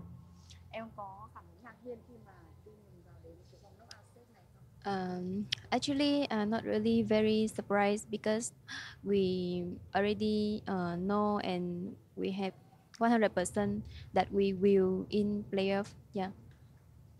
She's confident. Like even yesterday, we got to lose 1 game, but still have the confidence. All right, so from the beginning and up until now, pure confidence from Sa and Xeno Lily. So someone told me that you're the best Kagura probably in this whole tournament. So for you, what's your best quality as a mid laner? Mọi người đều biết đến em với tư cách là một người chơi Kagura rất là giỏi. Có thể nói là best Kagura thì điều gì khiến em trở thành một người đi đường giữa giỏi như vậy? First is I believe in myself and I can, when I play mid laner, I can like control everything. I can control the map and I can control my damage, and I know when I need to throw the skill, and I can control my umbrella also. Like I is the one control everything in the map, and I can like also cover for the members and also damage. She covers really well for her team. She controls the map really well. And one last, you give me a vibe that you're fearless, but why don't you want to watch horror movies with Taro and Coach? Em đang thể hiện ra mình là một cô gái không biết sợ gì cả, nhưng mà tại sao lại không dám xem phim kinh dị với cả Taro? I don't scare anything, but I scare horror movies. She is fearless, but horror movies. She still's a girl. It's a no for the horror movies for Sa. So one last, what's your message for your fans and the supporters of Xeno Lilies? Em có muốn gửi thông điệp gì đến cho người xem cũng như là fan hâm mộ của Xeno Lilies không? Em có thể nói bằng tiếng Việt. Mọi người xem livestream nhớ ủng hộ cho mình cũng như là team của mình để có thể tiếp thêm sức mạnh để cho team mình có thể tự tin để đánh hơn. Và cảm ơn tất cả những bạn fan, những người hâm mộ đã luôn ủng hộ mình và team của mình support cho mình rất là nhiều. Cảm ơn, rất biết ơn. So her message to the fans and to the audience is that, well, thank you everyone for keep watching and supporting Xeno Lily and Sa. And please don't forget to catch up with the live stream of the Mobile Legends eSport and also EWC to watch and encourage for the teams. We will be win. All right, thank you so much, Sa and Erica. Good luck to Xeno Lilies. Thank you. Thank you. Thank you for picking up. They I finally appreciate picked that. up a call. Thanks, guys. Someone picked up Eterna's call. That never man. happens. Reptar, my G. Reptar and Sa. And Sa. She should respond to your calls with Sa, dude. But she said she was fearless. She is. Are you afraid of horror movies? No, I love horror movies. You do? That's why I asked Taro to watch with me. Dude, that's cap. I know for a fact that's cap. No, I love horror movies. I love horror games. I love horror movies. I'm fearless. You're fearless. So is Sa fearless? Do you count that as fearless? Because technically she is fearless in-game, but outside of the game, horror movies specifically, she's not scared of anything except those movies. And that's good. right? Because that means they're not intimidated by the presence of the queens of MLBB right now, right? So I'm pretty sure that, well, now with that first game being given over to Vitality, that brings us to match point. Absolutely. One more game away, ladies and gentlemen. If Team Vitality can close this out, that does mean the end for Xenolilies. But with that mindset, as LaFell would say, how would you get the win? You need to be fearless. Like Sa. Like Sa. Like Sa. I think the biggest concern has got to be the fact that Vitality got one prio pick, right? It was the Angela. I wouldn't say the Claude is a super prio pick. It's a good pick. The Edith is kind of prio too, but in comparison, Terizla, Ling, Roger, that's a, yeah, we got this in the bag kind of draft, you know? And now Xenolilies are the ones forced to ban out the Ling. They might be forced to ban out the Roger too at this point. I'm not too sure, but Vitality, it seems they are going to give Xenolilies the proper respect too. There you go. That's going to be the Roger ban. Chip will go for, Chip will be banned out by Vitality. They're also probably going to ban out the Chushin unless they want to try to contest it. Hey, they contested the Ling, the Roger, and the Terizla. Who's to say that maybe they might want to... Nope. No, they don't. No, not... This lady has a bit too much flair. She's got a lot of lanterns. Or no, one lantern, but a lot of flair. Too much light. Too much light. Too much light, my G. But here we are, the last ban coming in from Xenolilies. We had the Luo Yi Respect, as well as the Ruby and the Valentina. And now with the Roger up there, as well as the Ling. This could pose for a different dynamic. So far, by the way, blue side has been doing great. Do you think Xenolilies have a better chance in game number 2? Yeah, you can dictate a lot of the matchups here with first phase. Remember, Ruby was banned out, so was the Valentina in the first phase by Vitality. And now those picks will be left open, so Xenolilies might be able to go for the Valentina first pick this game. With a Hayabusa banned out, that means they're really targeting Viva here. So trying to put her on a hero she's not comfortable with. Something like the Export, perhaps. But even then, she kind of looked comfortable. Not as comfortable as, obviously, some of the assassins that we've seen from Viva. Even LaFell saw that. But still, putting her on utility is definitely the way to go for Xenolilies. You don't want Viva to have that much power in her hands, that much damage in her hands. I'm expecting the Luo Yi to be banned out here. It should be just a standard first phase banning phase. But what did you think about that, right? Because if we're talking about Vival, the fact that she missed a lot of retribution, was that because of her or the setup coming in from Xenolilies? Okay, firstly, I mean, it's not like a lot of retribution. She missed one, right? Technically, she missed the third one. First two, they were able to secure. The first one, technically, she did miss two because Vivian got it. But that's more of a, you know, I'm not going to use my retri here. So, team, might as well go for it. I think, yeah, the third one has got to be because she was definitely not respecting the Terizla as much. The Terizla, there's a instant CC kind of deal with the initiation of the penalty zone, so you get punished by it, and you kind of have to predict that retribution. That's where you saw the miscalculation from Viva. Angela first pick, though, and the Edith instantly. Now you know why Vitality really like the Edith from game number 1. They are really comfortable flexing this hero. Not something that you can say for every single team, because most of the times you see the Edith, you expect it to go roam, almost always at this point. But what will accompany the Edith? Because technically, if you pick up a Terizla here, that denies the flex. So do they just do exactly what they did way? I was about to ask. Okay, so they completely let the Terizla go, and they pick up the Kagura. I like how Sa mentioned umbrellas in her interview. And now we see the Kagura being played in. But from Team Vitality. I guess Vitality also saw the interview. And they were like, you know what? Yeah, Sa seems very comfortable on that Kagura. Might as well just pick it away, deny it away. I was personally expecting something like a Valentina to be picked up. Adds a whole lot of versatility. It does kind of cancel out the fact that... No, actually, no. Yeah, the Valentina would have been amazing. But they decided to go for the Kagura instead here, leaving the Valentina open to Xenolilies. So I think that's the idea from Vitality. They're trying to force Xenolilies to go for the Valentina, to force the Angela to go roam instead of mid. It's an Alice and a Terizla. Eterna, this is a scary combination. Alice, her just alone has been very, very scary. But Alice plus Angela? Oh, you're in for a lot of trouble. Now, X-Borg, right? How does the X-Borg fare against the Alice and the Terizla? It's great against the Terizla. It's great against the Alice if you have lockdown. Terizla, you're just great. I mean, with the X-Borg, you're amazing up against the Terizla. But the Alice, the thing is you have Flowing Blood. It's a blink ability. Very easy for you to get out of the blast coming in from the last Insanity. So Vitality are really going to have to rely on the Edith and also technically the Kagura to stop the Alice from taking the Flowing Bloods here in these skirmishes. And that's why Vitality, they're taking or getting rid of a lot of the other heroes that can actually escape these kind of combos.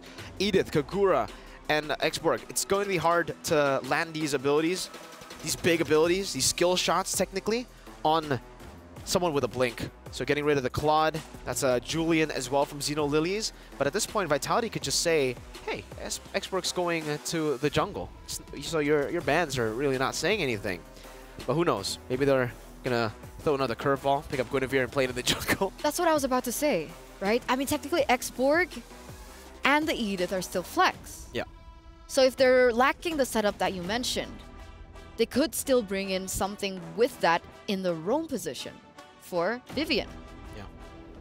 I think at this point, if they really want to lock down the Alice, they could go for a Kaja carry to end things off. They already have enough AoE as it stands right now with the X-Borg, with the Kagura, and the Edith. And just like that, Xeno Lilies actually reads it out, knows that if they do get the Kaja carry, it's going to be a bit troublesome for this tank, this hyper carry, you can call her, the Alice in the jungle with the Angela. So now that the carry has been taken away, another combo that we see usually with the Kaja is the Beatrix. So if they still want to force it out, they can go Beatrix Kaja. But it's Vitality here. They might just go Guinevere again, you know, or Ruby mid, or Ruby roam, XP. Ruby was a very high prio in game number 1. So I wouldn't be too surprised if Vitality actually go for that. And technically it is lockdown, right, for the Alice. Yeah. And it really hinders the setup coming through. So it is an option. One of the other picks that were left open was the Arlet. But it looks like Shell this time around, no Beatrix. Carry being banned out, goes in for the Moskov. Despite the Harith being completely let go. I think they have too much magic damage if, you know, they pick up the Harith there. So I agree. Moskov, you need a little bit more consistent damage too, because technically right now it does seem like they are relying a lot on that burst from the last Insanity, from also the Kagura Yin Yang overturn. So at this point for Xeno Zenith, gold lane, I'm trying to think about it. I think Natan would be a bit too greedy. But if you do want to play in towards the late game and just play for the early game with the Alice and the Terizla Angela, that could be a good choice. They could even go for a Grok here. Get some more lockdown to give a bit more prio again towards the Alice, but they go for an even later game pick. Leslie and an Esmeralda.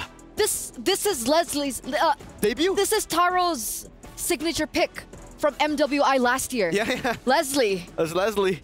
It's come up again. Oh man, this is a kind of a greedy lineup, if I'm being honest with you. What about laning phase? Okay, let's keep it Moskov? simple. Yeah.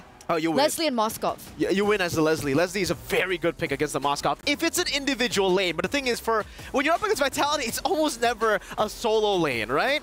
It does look that way because they might want to play for the weak side in Chell, which then will give a lot of power to Taro. Leslie, you have so much more range, and you can go with the bop bop, the 2 different passive hits onto the Moskov, and then you run back. So double Moskov is the answer. That's how you do it. No, it's a Bakshia. Oh man, I was so excited. Ooh. Okay, so if this is the case, they're going to have to rely on the Moskov, so they cannot play weak side for the Moskov, I feel. It's so risky to do that. If she gets shut down in the gold lane, Xeno Lilies might have a good game, like a real good game. Match point. Ladies and gentlemen, here in our first day, our first match of MWI 2024 x EWC. Casters, Baxia, Edith, Kagura, X-Borg, and Moskov. And now we have the Leslie for Taro. How are you guys feeling about this? I'm more thinking about the Terizla roam. Guys, I'm excited for it. As a roamer, letting me use fighters, that's hype. Yeah, it's definitely going to be interesting. These teams never seem to disappoint with the picks that they bring to the table. And a lot of these teams, they make it work. Oh, yeah, dude. Like, here's the thing. Taro on this Leslie, I'm waiting for her to pop off. Now, the thing is more about how you're going to delay the game long enough. Because look at Vivian. Vivian's actually the one delaying the game for Ramichi here. I feel like Ramichi, even once she gets level 4, is going to be a little bit iffy for her to actually contest around the turtle pit. Because here's the thing. Level on this Boxia, it reduces healing. So it kind of acts as a counter to most of the heroes coming in from Zito Lilith. Like 4 out of 5 heroes are depending on heal. It's very true. It was a beautiful answer to Ramichi on this Alice. We saw Ramichi play the Alice yesterday. And played it really well. Like, Ramichi showed up. Maybe it was the day before yesterday. I can't remember exactly. But still, we've seen Ramichi on the Alice and has been a monster, has been very troublesome on it. So I'm excited to see how they pull it off here, but Team Vitality continues to come with answers. You mentioned the Terizla. One of the picks that I'm really focused on is this Kagura. How is it going to pair up in lane? One of the things about Kagura is mana's a problem, at least in laning phase. If you keep on throwing that umbrella, you run out quick, and you got to go back to base pretty regular. So Vivian's going to have to help out a lot with clearing that wave. And how is this going to affect their normally aggressive rotations? But a little bit of a knock-up. They onward, almost catches Cow. Cow able to just get away, but Team Vitality now taking that lane, might see him rotate down to another off lane. I feel like for the Kagura, it's just that you want this early tempo, because once you hit level 4, you don't have enough damage to actually kill anyone, but like you said, enough damage to make them go back to base. But if we're really looking at a lineup coming in from Xeno Lilith, her real options are Sa and Taro. I feel like Taro might actually be a more difficult hero to pick off, as long as they're being very disciplined around the team fight, right? Taro has to sit back for a bit, let everyone absorb the damage, and then go in. Speaking of which, now the turtle has been started by both teams. I wonder if Zito and Lilith can actually grab this for themselves. Yeah, Ramichi has blood load up, able to just walk up and take it. The knockup does happen. Ramichi does get knocked up. Heart guard locked on, but a lot of damage on it. Bivol, penalty zone, able to help secure it. Daisy gets the first blood.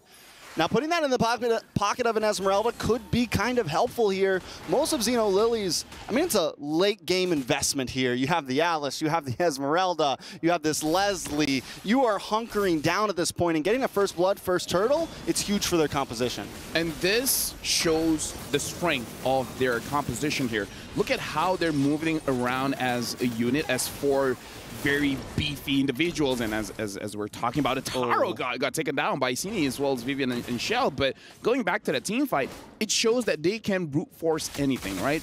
If it doesn't look like a good fight to take, they can still take it, as long as you understand once you get your pick off, once you get what you want, you gotta back off, because you do need those items to make sure that you can stay in the fight for a long time. So go into team fight as a team, get one, and then back off. Yeah, I think at this point, Cow needs to keep tabs on Team Vitality. Cow or Saw, one of them needs to be regular keeping tabs, because if Team Vitality is able to freely just come down to bot lane, and actually you were right, it is a roam Terizla, yeah, Mirko. So I like it. I think it's definitely different, but even more so needs to be watching. No, Ramichi has to get away, but this is, not gonna happen. A little bit of damage. Penalty zone able to come in. 5-0 brought down to about 20%. Vivian also on the run. Xeno Lily's able to group up and stay secure. Yeah, and this is why I kind of feel like the Alice has a bit of a problem as a solo hero. You don't deal enough damage, and you're not really all that tanky by yourself. It's kind of like you need a lot of distractions alongside with you. So I kind of feel like putting this Terizla in a roam position or a mid position even, as long as the Terizla is moving around, it's really helpful for Ramichi, because she can have sustained damage. She just needs a lot of distractions for Team Vitality to survive. So again, I kind of feel like if Team Vitality finds Ramichi, they might even expand a Yin Yang overturn just to shut her down. And 2 items just got locked in for Taro and Shell too, so it seems like they're keeping a decent pacing with each other. Last time, Shell was just way ahead. Even after dying, was way ahead. So Taro able to keep up a little bit, just got that Berserker's Fury, gonna help start being a bit more of an impact. But look at the aggression from Shell, staying in the face. Taro now in a little bit of trouble. Yin Yang overturn able to connect. Taro does get the heart guard, so able to survive it out. Shell now on the run, brought down very low. Vivian as well. And here comes Ramichi with the flowing blood, the flicker in, looking for the stun onto Vivian. Can they secure it? Vivian goes down. Ramichi with another kill. This time Xeno Lily's taken off quick. Can they push the envelope though? Oh, that was all because, oh, okay, not hitting anyone. That was all because of Cow. That was an amazing penalty zone to make sure that Taro was able to escape. Now, the thing that we have to talk about is that Taro, I think just with the Berserker Fury, already dealing quite a bit of damage. So Xeno Lilith, they're reaching their power spike, and they're reaching it quite early here. So for Team Vitality, they got to make sure that they understand that kind of the same thing with Team Vitality in the previous draft. As long as they take down Taro, it's all good. But in a crazy team fight, but before that, it looks like there's an engagement mid, and Kao goes back in. Yeah, penalty zone, able to respond. Ramichi looking for the flowing blood in. Maybe a little bit of a premature heart guard there, but it's okay. Xeno Lilies don't lose anything. Looking at the timers here, I think everything will be back by the next turtle, so it's still fine. Like, it's a mistake, sure, but as long as they stay in their own side of the jungle, they shouldn't be punished all that much.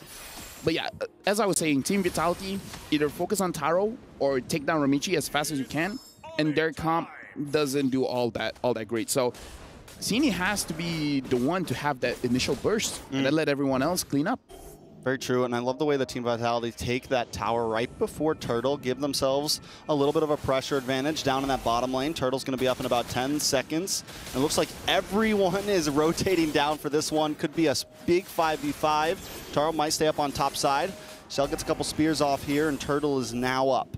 Yeah, and this one, I kind of feel like for Xeno Lilith, for Team Vitality, go for the fight. Because again, this 50-50 doesn't really feel like a 50-50 against the Terizla, so try to fight it out, and looks like they're doing it. Michi comes in once again with the heart guard. Able to start up this fight. The Ying overturn connects. Cal's the first to drop. Ramichi still looking for more, though. Sustainability is there. Taro now involved in the fight with big shots into Vivian's face. Bible gonna finally go down. It's a 1-for-1 currently. Taro wants more. Taro forced to flicker back. Forced to try to get away. Saw able to help out. Bafumi, Vivian, Cine don't want to give it up just that easy. Ramichi still sitting by the turtle. Might not be the best spot as she is by herself, but Taro finds the kill in the mid lane. While this is happening, Shell able to take a tower up on the top side. Saw helping out with Ramichi.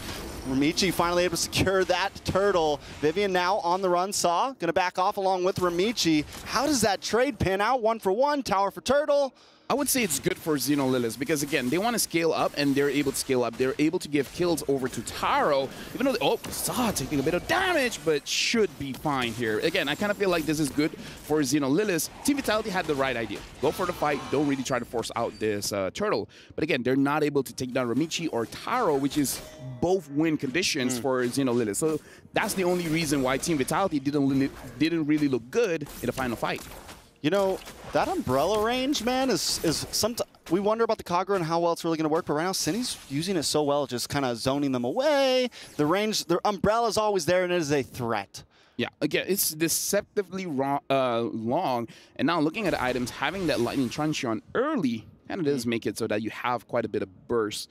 Looks like it's going to be the glowing one next coming in from the Kagura. So the burst is going to be enough, I feel, going up against Ramichi. Although we do have to talk about that Clock of Destiny. If the Clock of Destiny has its cooldown, you're not going to be able to burst down this Alice. Does some damage, though. Vival, look for the dash in. Ramichi there as well, decides not to take the flicker in. Xeno Lilies do lose another tower in the mid, and this is kind of the problem we saw in last game. They need to take some towers. They gotta, when they get that turtle, when they get a couple kills, I think they need to transmute that into something else, because Team Vitality is always going for the enemy objective. I feel like their idea here is defend, get 3 items, and once we have 3 items, get a big team fight around Lord, and then we force a lot of turrets. So it's basically waiting for that Lord power spike, and then just exploding from there, right? Take every single tower on the map. And so they're not being aggressive in the mid game because for their comp and maybe what they practice is not necessary. Once you have those 3 items, once the Lord is up, that's where you pop off, and that's where Team Vitality will not see it coming.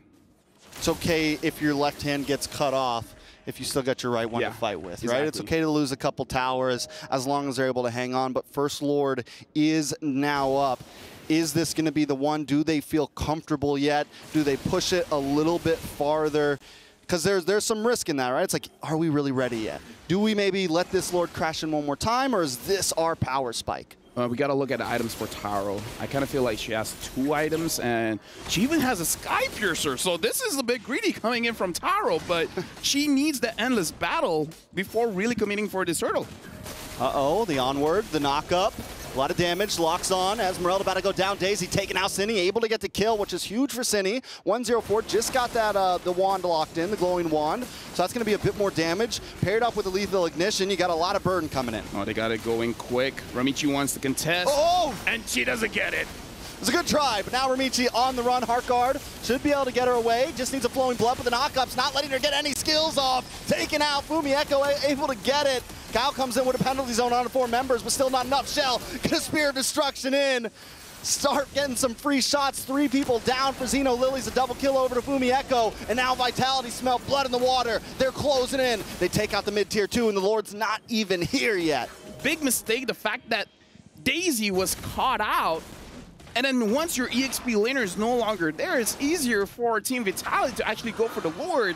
And again, looking at the items just now, Taro went for a Sky Piercer, not going for the Endless Battle, so you don't have enough damage when the fight starts off. This is a crucial mistake coming in from Xeno Lilies, giving the green light over to Team Vitality, saying that there's really no risk going for this Lord. Ramichi went in, and honestly, even if Ramichi got Lord, most of the members of Xeno Lilies would have died anyways. So it's still a big win for Vitality. Yeah, definitely a big win for Vitality. A huge win. Even though they didn't break an inhibitor down, they get so much out of that. It's what, a 4.3k gold lead at this point. Almost every tower down. Xeno Lilies are looking at a clock right now, and Team Vitality are trying to punch it. Yeah, and again, Taro, once she has her Endless Battle, I feel like they have a way to redo it. Now they have the Endless Battle. Looking at items for Ramichi, only having 2 items, which is fine, but the Moskov has 4. Yeah. So that's a big difference. And he's also a late game hero, right? Yeah. He's also kind of waiting for his time to shine, and right now Shell's in that time. A lot of damage coming out. Even the passive, even the blasts on the backside of the tower are shredding down Xeno Lily right now. They're able to break through that inhibitor, and Team Vitality just playing the distance right now, taking it slow. Yeah, but I'm not so sure because honestly, their wave clear, I think it's not as good going up against this Moskov because look at how close they are. They're all going to be hit by the Moskov passive. Yeah, Xeno Lilies want to play in the circle right now, right? They want to play around Ramichi, and Ramichi can't even sit up front right now. Exactly. Even Ramichi goes in with the blood flow and just gets shredded down at this point, or gets knocked up like we saw last time, and there's no chance for Ramichi to even escape. Now Ramichi has the Dominance Ice, so she's able to deal with the Moskov. Now the attack speed has been lowered. She didn't have that before. If they can somehow get a big pick off and then perhaps get a Blade Armor onto Ramichi, it could be good. But honestly, here's the thing. Blade Armor is going to be good. What's better is the Winter Crown. But if you're Winter Crowning yourself, then you're letting Shell attack everyone else. So, I don't know. At this point, it really comes to their experience. Which one is better? Is it the Blade Armor or the Winter Crown? Like, do you save yourself or do you save your team? I think it's a very good point. I think Xeno Lilies, a lot of it's going to be angles. They don't have any, they don't have something like the Edith that can jump in and get long-term crowd control that can catch something like a Moskov off guard. So they're going to we need a big long-range flicker play, right? Something that can really get into that backline quickly that Shell doesn't know it's going to be coming. Look at the damage from Shell. Daisy is useless at this point. The Esmeralda can't even get into this fight. Ramichi now on the run as well. Lord going to go down. Team Vitality in complete control. Yeah, and again, Daisy, what makes the Esmeralda tanky is the shield, but Daisy can't even go in front and actually absorb the shield coming in from Shell, especially because Shell can just push her away. So this is really not a good game for the Esmeralda as well. There's a lot of crowd control that denies her of actually absorbing those shields. So now, Team Vitality, honestly, this is an end angle for them. Oh, man. Vitality are feeling themselves. We got the tosses coming out. Cine sitting in front of the tower. They know that Xeno Lily is helpless in front of them right now. Team Vitality in control. They need a big Hail Mary play right now. Something from Kyle, something from Daisy. I mean, something from Ramichi. It's just so tough right now. Inhibitor going to be taking a little bit of damage. Shell looking for the angle. Umbrella does come out. No yin-yang overturn connects, but they don't need it just yet. Lord going to come down that bottom side. No tower in the way. 3 inhibitors fall. Team Vitality looking to clench in the win here. Looking for the 2-0, the knock up, the airborne. Ramichi does get the hard guard, but Fumieko able to take out Kao, and now Ramichi on the run. Taro down, there goes the damage. Xeno Lilies about to take the damage. Team Vitality with a clean, easy sweep to steal the game 2-0, moving on to the next round. This is why they're the queens. Everyone else bow down. It was a good showing coming in from Xeno Lilies. It does look like they understand that this draft has risk. But again, if we're gonna go down, we're gonna go down with our very best draft, and we're gonna try it out. But again, going up against Team Vitality, the Baxia is able to basically be the counter for 4 heroes that Xeno Lilies has. Is unfortunate, but it looks like Xeno Lilies, this is the end for them. Yeah, and they put up a good fight, right? Through groups, they were able to power through, make it into the bracket, but today they met their match. Team Vitality, just a different breed, coming in game 1 with a slightly off-brand composition. We have the Guinevere, this time we see the Kagura, and just showing that their pockets are deep when it comes to a hero pool. Yeah, congratulations to Team Vitality. They will move on. And again, this is looking good. This is looking like, this is why they're the favorites. And if they win this one, to repeat, baby, all MWI is them. Who can stop them? Who can put an end to the reign of the queens? If anyone, maybe it's Falcons Vega, where if they win their next match, they'll be facing up against them. But if they take down Falcons Vega, then at this point, who knows, man? Yeah, it's definitely going to be a toss-up. Team Vitality showing why they're here, what they came for, coming for that trophy. And again, looking at his game, amazing plays coming in from both teams. But with that being said, Team Vitality, they did well. Later on, we'll go to the stage for them to be interviewed by Bara as well as Cheryl. That being said, it's over to you guys. Thank you so much, guys, right here from the studio. Now, here on the stage itself, we have Cindy right here with us. Thank you so much, and heartiest congratulations to you. Amazing stuff taking place in this match. You went in with confidence. Queens, definitely. So the thing is now, you lost one game with the Xeno Lilies and another game with GGSG. How do you rate your performance as part of the team for Vitality for MWI 2024? Great. It's like, how do you see your performance? Like, what would you say about it? Because I think it was great so far. Because before it was just group stage, so we tried many things. And now this is the playoff, so we're gonna go all out here.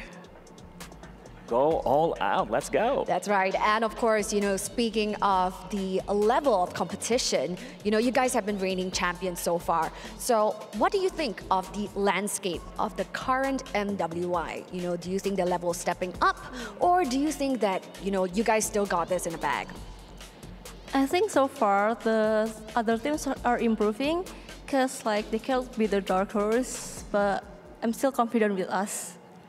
Right, so, you know, just a curious question. You know, previously when it comes to, you know, Xeno Lilies, they actually took out the Alice even without the Angela, and they stomped. And right now with the Angela, it's the AA batteries right here. So what was going on in your mind when you guys are facing off with, you know, their pocket picks, you know, with the Angela, with the Alice? We know that in this game, they'll do something with the draft, like they'll use the hero that they never used before.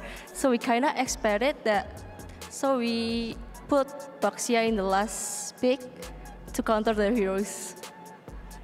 Ah, that's right, the anti-regeneration of the health. That's right. Okay, so speaking of which, congratulations. Now, we will have our representatives coming from Xeno Lilies pass you their keys. And here you have it, passing on the key. Now, we would love for you guys to have a fist bump, you know, to signify good game, well played. Thank you so much for the amazing performance and everything you've been doing in MWI 2024. And there you have it, you have the key. How do you feel about it, holding it, and an identity that represented the team that you won against? We're happy. Simply said. Because it's our first time getting the key. All right, so the next question for you would be, you know, the team has mentioned, Team Vitality, that, you know, you guys got your eyes on Falcon, all right? Same Indonesian team that would be challenging your throne. Now, the secret sauce to you guys would be the sisterhood between you and Shell. But of course, at Falcons, they also have sisters. So, you know, what do you think gives you that competitive edge over Team Falcons? I think that we're the stronger duo. Yeah, that's it. So even though they have the sisters in sync, you guys are the superior sisters. Got it. So thank you so much, Cindy, for that spectacular performance over at the Land of Dawn. Now, handing you over to the studio back. Take it away. Congratulations once again to Team Vitality. 2-0 against Xeno Lilies, and that does, ladies and gentlemen, mark the official standing that unfortunately Xeno Lilies will be unable to move forward here in the playoffs, in the knockouts for their run at EWC MSC. Clean sweep, man. Despite, you know, the draft that I think me and LaFell, I mean, LaFell also agrees that the draft just looks so good for Xeno Lilies, but I will have to say, I'm not a fan at all of the Turisla Rome, sorry. It's just, I don't know, because usually in the context of, let's talk about these clips first, right? I mean, obviously for Vitality, after picking up Daisy up top, that was really the moment. I don't know, Xeno Lilies as well, up until this moment too, they were still really stable, but then they got the pick onto Daisy. For some reason, Xeno Lilies started playing, going to the side lanes again, isolating themselves, leaving them open for a lot of the pickoffs from Vitality to happen. For Vitality, they're very happy with these pickoffs. They can go in and take them down, especially if the one split pushing is an Esmeralda with Sprint. There's too much CC lockdown from the side of Vitality for really any sort of reaction from the side of Xeno Lilies to get out with the Esmeralda. That's why we were talking about how the Alice could get out with the Blinks, Esmeralda not so much. But back to the topic of the Turisla mid, you know, usually we say in the context of XP, you don't need resources. Turisla is really, really good at just doing his job without getting resources. But it's different when you put him in the roam because you don't get anything at all. XP at least get minions. You're right. But who's our queen of this game? Who is our queen of this match? Let's take a look at the MVP by PlayStation. Once again, Cini. So we got an interview with her earlier on the stage with Cheryl as well as Bara. And, you know, she even mentioned, right, coming into this game, they were already very confident about this. And she even mentioned that she's a superior sister duo as compared to Falcons Vega that we will see perform later on. But again, her performance, the way she's able to flex out these different roles, these different picks in her lane has been insane. And look at the way that she plays here. It's been amazing, really, the performances of every single member, I would say, from the side of Vitality. It's just so phenomenal to see them again go back-to-back in Game 1. I think we can all agree. Ling, Roger, Turisla was the better draft, especially for the first phase. They were able to outplay that with their own style of MLBB. In the game number 2, I think we can also agree that, you know, having the Alice, having the Turisla, having the Angela for the first phase, it just looks so much better. And ultimately, with the Leslie too, you have a way to bully the Moskov in lane. And unfortunately, we didn't get to see that too. I think that's something we can definitely talk about. Taro, I think, wasn't confident in going in for a lot of these trades in the early game. And she was just really trying to farm, looking for that power spike to hit, and then playing late game with the rest of the team. But even then, the power spikes hit a bit differently for the whole team. Turisla, power spike is literally level 4 for the roam because, yeah, no resources at all. So you're really good at level 4. After that, full drop-off for the Turisla. Unlike the usual Turisla XP, they can still hold his own with a few more items there. And especially in this scenario, the Esmeralda's power spike is just so off-sync with the rest. A lot of them have the early game power spike and then mid-game. Some of them have the late game instantly, like the Leslie. But the Esmeralda is a weird one where it's like early game good, mid game horrible, and then late game good again. In the mid game, she was completely demolished by everyone, Moskov, Kagura, anyone, because they already have burst plus anti-regen. Wait, I'm gonna go for a call again. Shell? Shell? Oh! Oh, there you go. Thank God. Thank God you picked up. Hi, Shell. Hello. Congratulations. Thank you. How was that for you 2-0, that was very dominant. And I think a lot of people expected that you would go, you know, undefeated even in the group stage. But coming back here, it feels like you got your groove back. What happened? What changed? I think we just need a little loss to improve more and just to do better. Okay. Yeah. It's all about the reality check, Eterna, right? I mean, for them, they've been reality checked quite a few times, but they've always been able to bounce back somehow. So my question for you, Chell, is the drafts. Because I think for me and LaFell, as analysts, we think about the draft and we always look at the other side, Xeno Lilies. They have an amazing draft, but you guys were able to outplay them constantly. Do you think your draft was better? Do you have your own style now with, you know, your new coach, with your new analyst? I think the draft is so-so, but I think we did better. So execution was better or draft was better? Execution, maybe. Yeah. I mean, the execution was phenomenal. But how do you keep yourselves from, even in the game, you spoke about the reality check, taking a few losses, out game, and then coming back. What about later stage? Like in the game, you lose the first fight. How do you come back from that? Maybe for me personally, I just keep in mind that I'm better. So yeah, just be confident. Confidence. But what are you confident about the STC predictions? Do you think that you guys won the predictions from the audience in that game? I don't know. I have no idea. Okay, let's take a look. 88% for Team Vitality. You have the masses behind you, Shell. So once again, congratulations and good luck moving forward. I believe straight into the semifinals, best of 5. Yeah, tomorrow's the real day. Tomorrow's the real day. I really love the confidence, right? The mentality of just being better. But okay, as the better player, what's your predictions for the next match?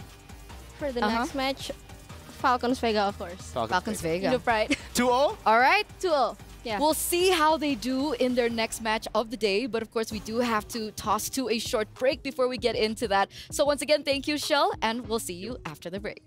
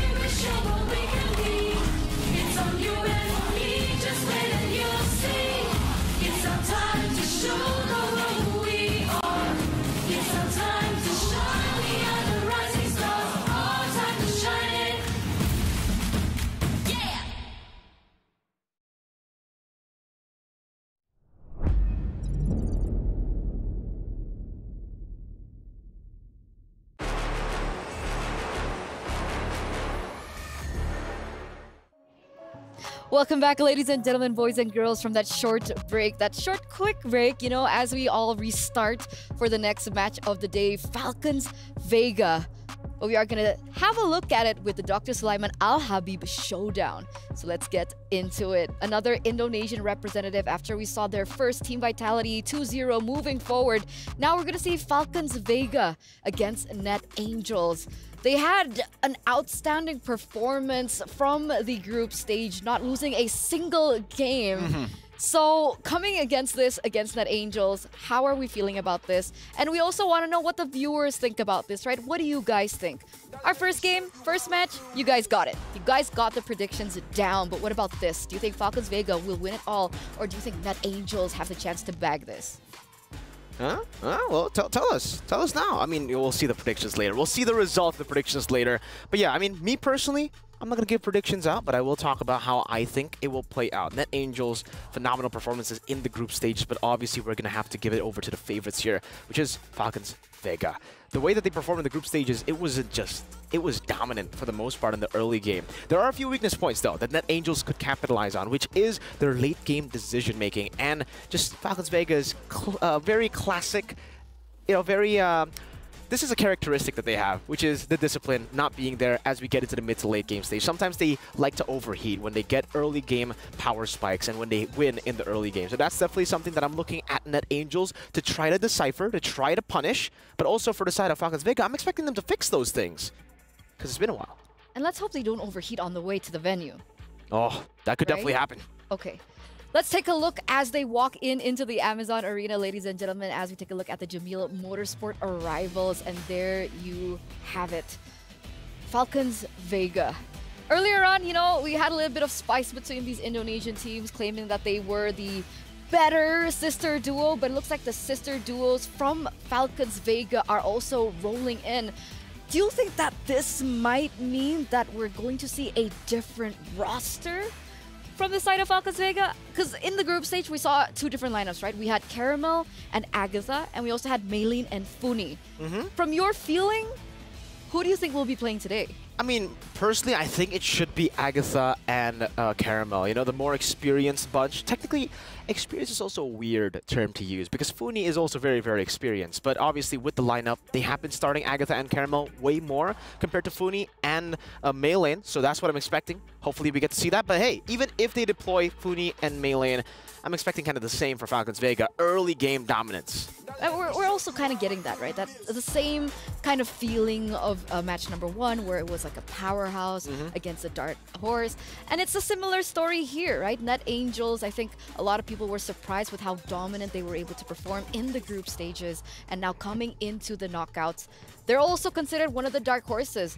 Last time, match number 1, it was the, you know, the powerhouses that were able to pull through and reign over, but maybe this time it's a different story. Hopefully we get to see, you know, a little bit of splash here and there, upsets, because we've been hyping up upsets all the way from the group stages. Unfortunately, we really haven't seen a lot of upsets. We saw an upset victory in Group D. Homegirls, GG Homegirls were able to take a game off of Vitality, and that wasn't an upset for me. That wasn't an upset. Because you guys were talking so much about scrims. Yeah. Oh, we don't talk about scrims? We don't talk. We can talk about scrims. It's only LaFell that can't talk about scrims. My point being is that I thought that GGHG, that was my highlight match. I wanted to see how good GGHG were, and no disappointment, right? 1-1 against Vitality. Exactly. Very, very big impressive contender, stuff. by the way. They are definitely contenders for the title here to try to steal the throne away from Vitality and technically from Falcons Vega, because Falcons Vega right now, a lot of people are already talking about how their group stage run was even better compared to Vitality. So maybe they might be on a run, on their own run, to go for glory, to finally get the better of their rivals. The rivals all the way from like 3 years ago. That's true. They haven't been able to do it. That's true. At least not in the finals. But maybe this is their time. This is their time to fly high. The uncrowned queens for so long. And this is their first step, right? The first hurdle for them to finally make it all the way into the grand finals. And they have to be able to pass through this best of 3. And if decision making and if discipline is an issue, Net Angels is a team that is known to be able to capitalize over things like that. Definitely. And I think we can take a look at the highlights here all the way from the group stages for Team Falcons Vega. The way that they were able to play so many in so many of the situations. I think the main playmaker and the main highlight for me has got to be Violet. Violet on the Arlet, Violet on the playmaking heroes always is able to find these big moments. The core memory that I have from the group stages is the moment where she just final slashed 4 members off of the bush up top under tier 1. That was one of the best Arlet plays, like in terms of satisfactory. Like I was just so satisfied. As an Arlet player myself, I see that and I'm just like, oh, when can I achieve that? When can we achieve that? In a that? tournament. That's the question. But look behind you, Mirko. Whoa! 13 seconds away now, ladies and gentlemen, to get onto the stage in a best of 3, our second match of the day. Earlier on, we had to see one key get handed over. So whose key will be next? We're gonna hand it over to the host. The time to shine continues right here at the Amazon Arena as we approach the next series to bring us one step closer to unveiling our champions for MWI 2024.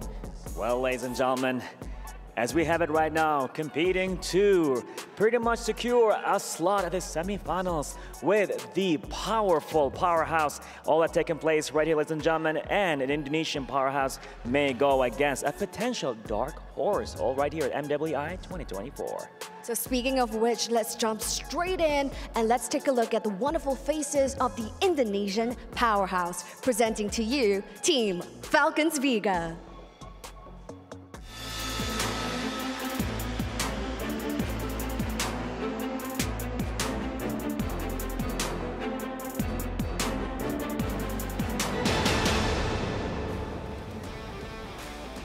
Team Falcons Vega has been in the shadows of Team Vitality for the longest time, but now the girls are hungry and the girls are ready. In the group stages itself, even though they're in Group A, which is the group of death known by many, they have come up in the top seed, sweeping all of the games and all of the opponents they face. So this is their next step to face off against the rivals of the longest time. They have to take this game to meet Team Vitality over at the semifinals. And they'll be going against Myanmar's Net Angels.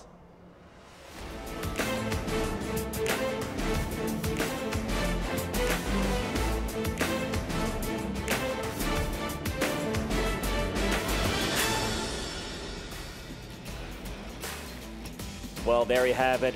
With us here right now, Net Angels, a mix, a multinational team, as we have members, Burmese members and Philippine members, all in a mixed team, pretty much competing to go to the semifinals. That's right, stakes are ever as high right now. Ladies behind me, in just 2-0 earlier, keys were crushed. This time, it is a best of 3. May the best team win. Please head on over to your battle stations. The Amazon Arena is ready for you at the Land of Dawn. So yes, with that being said, the ladies are looking to head on over to the Land of Dawn. Stakes are high as ever. For the Indonesians that are currently watching, they're praying for an Indonesian semifinals where they'll hopefully get to see Team Vitality going up against Team Falcons. But up against that, we have our Burmese princesses who are going to challenge that. Gonna happen. That's what's gonna happen, right? They're gonna challenge that. They're gonna deny that Indonesian versus Indonesian semifinals. A lot is taking place right here, but you know what? As the slogan goes, it's their time to shine. Take it away, friends at the studio. Thank you, Bara. Thank you, Cheryl. And take over we will. Again, another matchup that will be, I don't even want to say interesting anymore. This is going to be an intense matchup, seeing as how they've performed in the group stage. Both of these teams are known to get aggressive. And now we get a confirmation of the lineup that Falcons Vega have brought in. It doesn't look like Caramel is on stage, so that should be Maylane. And I do believe that's Funi as well. No Agatha, no Caramel. It's Maylane and Funi who takes center stage. So not as expected, but still a really, really good lineup.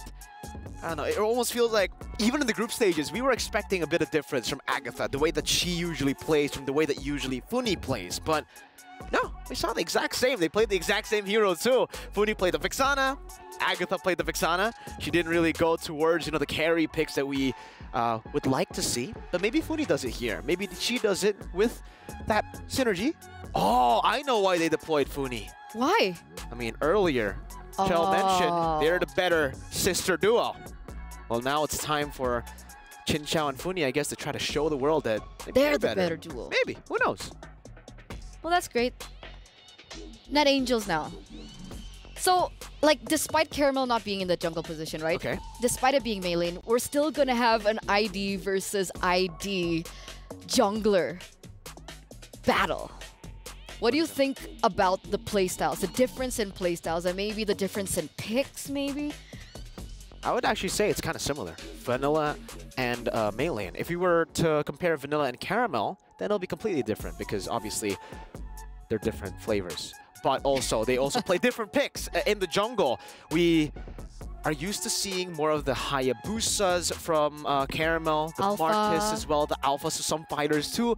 Meanwhile, from the side of Vanilla, she really likes to play the Roger. She really likes to play those kind of heroes where it's hyper carries too, but it's a different kind of hyper carry compared to Hayabusa. Some of these assassin picks, they're very niche, I would say, in the way that we can describe them in their playstyle. Because a lot of people can play the Lancelot, but they can't play the Hayabusa. They can't play the Ling. And I think Vanilla falls in that category a bit, where she's definitely more comfortable on the heroes like the Roger. And I would say maybe even she can still go on the Ling. But when it comes to the Hayabusas and the Lancelot, I'm not too sure about that, right? And this time, it's already a bit different here because Falcons Vega, I believe in their group, they were always able to get first pick. Now it's Net Angels who get first pick, blue side. So we'll see how this actually impacts their gameplay and, of course, that drafting phase. And I was about to mention as we head in over for our first game of the series that Roger would be such a contested pick, but it looks like no contestation whatsoever. They're just going to eliminate it out of options entirely, as the Roger is the choice as well as the Ling. So maybe they want to leave the Hayabusa open? Yeah. We were literally just talking about it, right? I mean, the Roger for Net Angels. For Vanilla, she can play Ling, she can play Roger. She's that type of jungler. Falcons say, nah.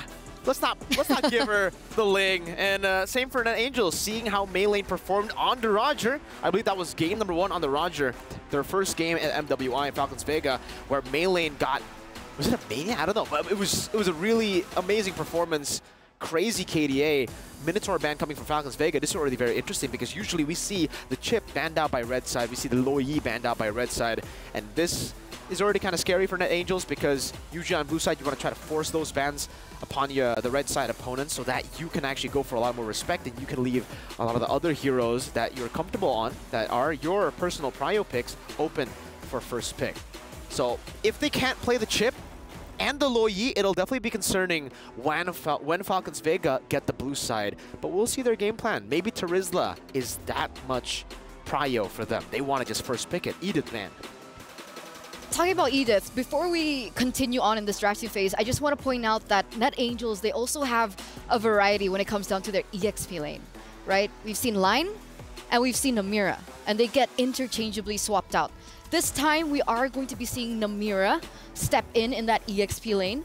So I believe in this situation, last time she picked up the Arlet, maybe that's something that might pop up here, Mirko. Yeah, I would say for the difference between Lang and Namira, Namira is more of a individual kind of XP lane in a way where she thinks about what to do individually. Meanwhile, for Lang, she follows calls a bit better and she's a lot more brave, going for the Terizla picks, and whenever the team needs her to initiate, needs her to body block, she will be there. She will flicker forward, standing there in the way. And Namira, now, will we see still the Terizla being prioritized? Because we didn't see it get banned out. Terizla has been left open. Lo Yi has been left open. The Angela too. So a lot of different picks. They go for the Terizla. As the Vexana gets banned out, that's their prio. Okay. Valentina still opened up if Funi wants to go to that direction. There are other few things option as they're open as well. Nolan could definitely be one of the options that they can go for here. Jin Chao, the signature Harith. Ooh. Saman Force, Synchrovision, Lane Kingdom Dominance. That's what is known about Jin Chao, at least in MWI 2024. Actually, her entire career, she's always been an amazing laner. So if you set her up for success, the Roger's already been banned. So not a lot of other gold laners can really stand head-to-head up against this Harith. And wow, we got that Hayabusa coming in from main lane. There you have it. Hot pick. You usually see this from Caramel. And it seems she's been learning a thing or two from, you know, her partner in crime in the jungle. So the big question is, what does Vanilla play, right? The Hayabusa's been taken, Roger's been banned, and the only hero that she's been playing before from the group stage is Julian. So the Julian does get instantly locked in. Maybe there's fear that perhaps she might be pushed onto something that she's not comfortable, although it has not been put to the test. And Ruby is the next option. Does the Ruby still counter the Hayabusa in the way that it used to, like back in the day? Yeah, it's still the same idea behind it, right? Don't run Wolf King, and obviously the I'm Offended. Every time you get into that vicinity of the skill, it's a stopper. It's always a great stopper against assassins. But now there's an Arlet there too, picked up. So for Falcons Vega, it's really all about comfort picks and setting themselves up for success. Violet, the Arlet, She's a playmaker. She needs a pick like this, and she gets it. Even though in lane, it's not going to be as dominant as we usually see for a Violet, you know, really trying to win out in that side lane too. The Arla-Terizla matchup will be basically a race to level 4, a race to whoever gets the setup better for the neutral objective. But back to the question, yes, it is a stopper. It still has the same interaction, so they're going to have to try to bait out some of these skills. And also, not just the Ruby, but the Julian is a good way to technically counter the Hayabusa, but it's very skill dependent. Because when you're on the Shadow Kill, the Enhanced Sword does get you out of the Shadow Kill. It's an untargetable ability. So there's a way.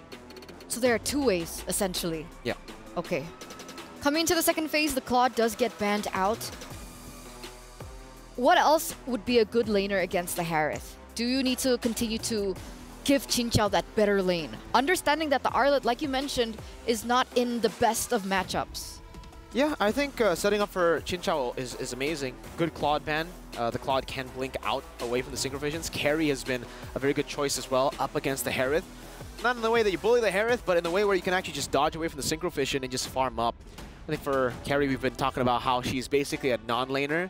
She gets to decide when to disengage, and she can trade pretty well too with the QC and dodge a lot of the skill shots. But they'll decide to go for the Moskov ban here. I think mainly, not for the matchup itself up against Harith, but for the rest of the team, with Arlet dashing forward, with the Hayabusa as well. They're already gonna kind of struggle up against so much CC coming in from the Terizla, technically even the Julian with the chain, and especially the Ruby. So they want to get as much CC out of the composition from Net Angels with the Moskov ban too. So one to set up for the Harith, the other one to set up for the team, and then the Valentina has been left open all the way to second phase. And those are some big ultimates, by the way. Penalty zone, I'm offended. It's a comfort hero as well for Funi, so I was surprised that it wasn't picked up in earlier on, but wait a second. Phoveus and the Novaria has been locked in. So with this being said, who goes where? What does Sakoshi play in the gold lane? Is it a Phoveus gold lane against the Harith? Is this the idea? Wait. I guess so. It's a Phoveus gold lane. Ruby robe, Terizla XP, Novaria mid, right? Yeah. So Phoveus gold. Unless they pull a crazy swap again, but that's going to be the Tigreal. It's an amazing answer to the Julian, to any assassin. So there you have it. It's actually in the mid lane. It's gold lane Ruby. It's Rome Terizla again. Rome Terizla? I believe so. No, it's Rome Novaria and... Okay. Mid lane Phoveus. Okay, so... XP Terizla. There you go. So it's Rome Novaria. Okay. Well, technically we've seen the Novaria work in the Rome like way back when. Is it still a viable option in this meta? I personally am not a fan, but hey, I can see it work. I can still see it work. The vision gets you a lot of prio. What about you, casters? Do you think that this can work? I don't know. What I will say is this, since LaFell seems to... No, I mean, like, legit, if she asked me, like, will it work? And I'm like, I don't know. Good. We've seen a lot of things so far in MWI. Oh, We've seen a lot of things, and we've seen a lot of those things work. We've seen a lot of them, Here's the thing, man. With the right mindset, all of it works. You can do anything. Novaria jungle, it's not even a question. The answer is just yes. But with that being said, we're jumping into this game. And yeah, looking at the composition here, coming in from Net Angels, it's really all about fighting, man. Like 1, 2, 3. Like, they got 3, 4 fighters here. They only have a Novaria to provide them the support. So I'm really looking at Net Angels. Second turtle, man. Second turtle, that's where they want to pop off. Ooh, already a lot of damage on to Vanilla there. Brought down to about 10%. Might have to go home. Yeah, gonna have to go home for that one. Team Falcons Vega already shown some aggression, and I think when it comes in term of mid lane, Funi and Thal are gonna have some rotation advantages. Ku, Cassie, you're gonna have a little bit of trouble. We did see, we saw the Phoveus back in MSC, and it did perform well against the right compositions. There are a lot of dashes here. As long as Cassie can get through this early game, get through this laning phase without taking any deaths, be able to get some farm in, there are definitely some possibilities for it. Let me just say, this is already like not great for Net Angels, because if you look at the draft, everything has priority, but they're not really having priority at this point because the Hayabusa is farming a little bit better compared to the Julian. Because again, look, you got fighters everywhere. You should be winning the lane, but it's not happening so far. So that power spike is not being used all that well just yet. Ooh, Cassie already taking some damage. Should be okay. Now, what I will say for NetAngel's composition here, because it's all these fighters, you're going to have kind of this box around Ku here. Ku needs to be careful how far back she actually goes, because it's going to be the perfect target for Mei Lane. And if everyone else is diving forward and Ku's just sitting in the backside waiting to line up that meteor shot, Mei Lane's going to have the perfect target to lock on. Also, another big thing that NetAngels need to watch out for when they do that big engage is the reaction from Thal and the reaction from Violet. You get caught by one bad implosion or one bad final slash, you're a little too grouped up, it could definitely spell death. But Thal already pushing away Halang there. Vanilla keeping a good position in front of this turtle, but Mei Lane already gets first blood. Down goes Helene. Violet now trying to lock up. The implosion does lock onto Vanilla here. Vanilla not going to be able to even fight for this. At this point, they're just trying to get away, but no, Helene gets a nice enhanced chains, able to back off. Mei Lane able to get the turtle. Penalty zone does lock in. Thal, Violet, Funi there as well, trying to lock onto Cassie. Demonic Force does proc, but Cassie as well just wants to get away.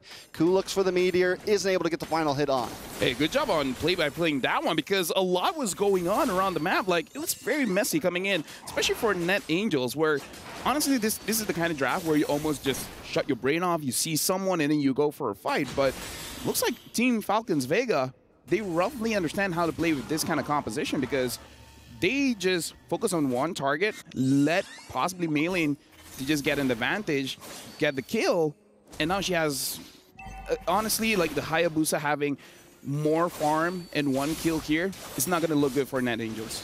Sakoshi looks for Thal there. Zamon's Force does drop, the implosion locks on, and Sakoshi might not be able to get away from this one. Jinja gonna be able to lock on, get one more Synchro Fission down, and gets the kill. Thal escapes with just a sliver of health. And this is something I'm a little worried about with NetAngels not having a marksman, right? Where does the damage come from? Is it gonna be Cassie? Is it Vanilla? Is it Ku? How do they even, like, when do they hit their power spike? When do they actually get online here? Honestly, it's going to be all on Vanilla. It really depends where the Vanilla wants to go for. Oh, hold on. Nice knock up. Hands chains, does lock on, and in comes Cassie with the Demonic Force. Not able to get another proc. Jinja able to just get away. And again, going back to Vanilla, it really depends on her itemization. If he goes for a Genius Wand, then pretty early on that you can go for those fights. But if Vanilla, and I kind of want to suggest it, go for a Holy Crystal, you're going to be the main damage dealer for this one, and your scaling is going to be a little bit much better because you're going to control the turtle onwards. I think it's very fair, and I think there's a lot of possibilities. There is one good thing about NetAngels, they do have some CC here. And when they do get in the late game, Ku could become a problem, and Ku's staying safe at this point of time. We're seeing some of those snipe shots lock on. The damage isn't quite enough to get the finishing blow in. And even Sakoshi on the Ruby. We've seen Rubies actually start to pack a punch when the game gets going. So we'll see the possibilities. Team Falcons Vega don't want to just give up this second turtle so easily. Mei Lane able to just come in, steal it with ease, but look at the implosion, look at the Demonic Force, the damage unloading on both teams. Vanilla is the first to drop, and now the Demonic Force continues to unload. Mei Lane still fighting though, somehow pulls out safe with the triple kill, but Cassie doesn't let him go away freely. It's a 3-for-3 turtle over to Team Falcons Vega though. I mean, here's the thing that I said. Is the second turtle. This kind of lineup, you're waiting for the second turtle for you to really fight this one.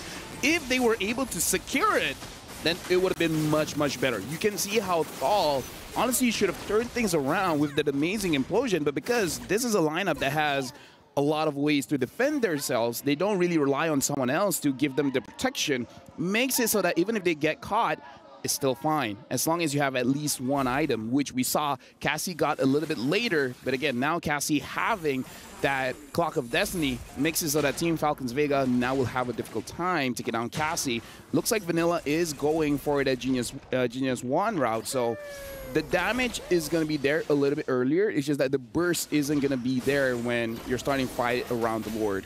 The fact that Cassie's now 2-0-1, could become, I mean, that could end up being one of their major damage dealers. You know, that Phobius could end up being a big problem. But look at the conceal play, locking on to Violet here. Violet going to be in a little bit of trouble, locked in by the implosion and taken off. Sakoshi goes down. They keep on getting those ganks into the bot side. NetAngels needs to find the answer to it. Team Falcons Vega just out-rotating. Yeah, at this point, Sakoshi really needs to think about just being a little bit safer here because, again, even though she's not a marksman, you have this mentality as an EXP laner. You want to go for the trades, but it looks like Team Falcons Vega, they don't care if you're Ruby. They still see you as a marksman, and they're coming for you. But to be fair, comparing Ruby to maybe something like a Beatrix, you don't mind going 0, 3, and 3. She still has her War Axe during the fights. She's still very much usable. She has a lot of ways to deal damage, not through just pure damage, but sometimes even with just the crowd control, it helps out a lot. Very much. Now with Third Turtle up and Vanilla up in the top lane, NetAngel's going to have to just give up this Turtle.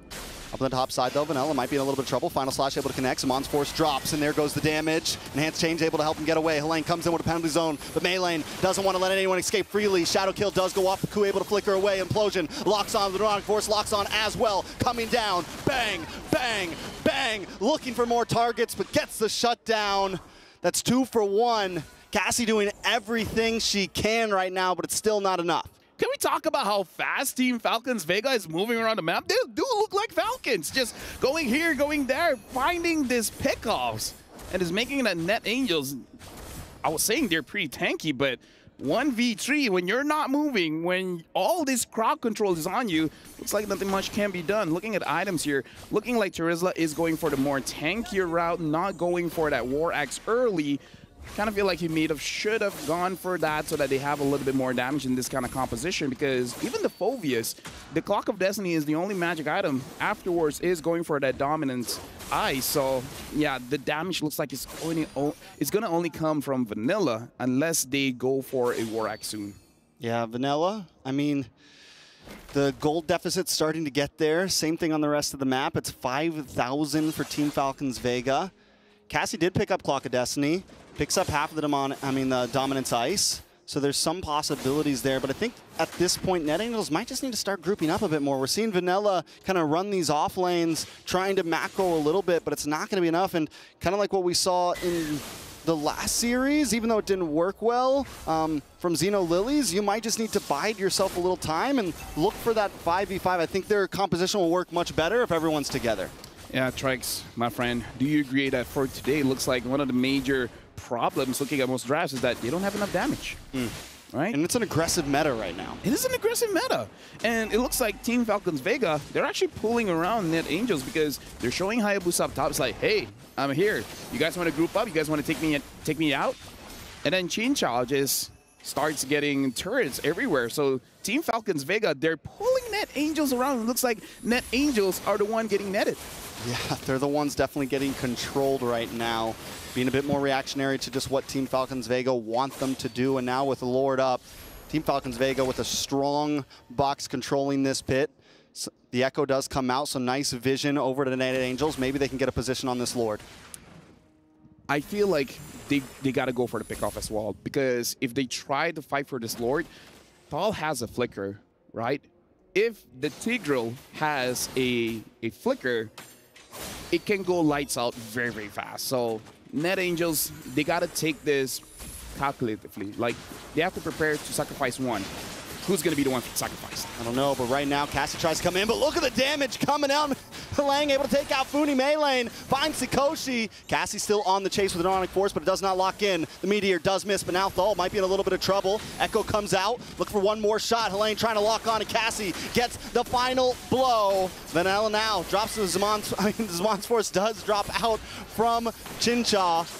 Violet now up against Cassie. Chincha there as well, trying to help out. Cassie just wants to get away. Ku trying to give a little bit of slowdown, a little bit of help, a little bit of peel. Cassie able to just get away. Lord still up. They're battling so far apart. It's 2v2s all across the map. Yeah. It's not a big 5v5. They split up and they attack. Yeah, they just have partners. And like, okay, you do that, I do here. The problem is Team Falcons Vega, now the Hive has a Holy Crystal. So good luck tanking that much damage. The Lord is being danced around. Maylane, you got to do this. Maylane, Vanilla, it's on you guys. Maylane does get locked up and taken out. Vanilla able to get the Lord in multiple kills. Ku takes him out as well. Cassie with a kill for herself. It's a three-man wipe and a Lord over to NetAngels. They need to translate this into as much as they can, but look at the beautiful implosion. Chincha drops him as Zamon's Force. Cassie down. Jinja, Thal, save the day, but still, Net Angels not done just yet. They lost Cassie, but 4 members still standing. They take the inhibitor. They move forward, and the Lord still coming up the top side. Team Falcons Vega push back into the base. Another tower drops. Sakoshi able to take it. Net Angels not slowing down. Dude, this draft here, again, having a lot of fighters, having one goal in mind, having the mindset of, I'm going to attack you as much as I can, and you're going to be the one to go down first. Vanilla now having the Holy Crystal, it's going to deal holy damage, because even Lane, the fact that Lane during that Lord fight got the War Axe, we got to talk about that timing there. Getting the War Axe so that you can stack and then start having more damage and more sustainability makes it so that Net Angels can actually deal enough damage against Team Falcons Vega. Cassie, honestly, throughout this game, is slowing down the tempo, right? Cassie, before that, Violet. Violet maybe a little too deep. Demonic Force does get procced, maybe a little bit too early. Thal able to come in. Cassie looking for more targets. Penalty zone locks onto Violet, locks onto Thal, and Vanilla cleans up the pieces. Demonic Force still going. It must feel like an eternity at this point. Falcons Vega push back to the base. All there's left is inhibitors. Let me just say, Vanilla is playing so well, using this Julian as the main damage dealer for the team. Everyone else is just distractions, right? They're making sure that Team Falcons Vega doesn't get away, just so that Vanilla is able to use the enhanced scythe without getting punished.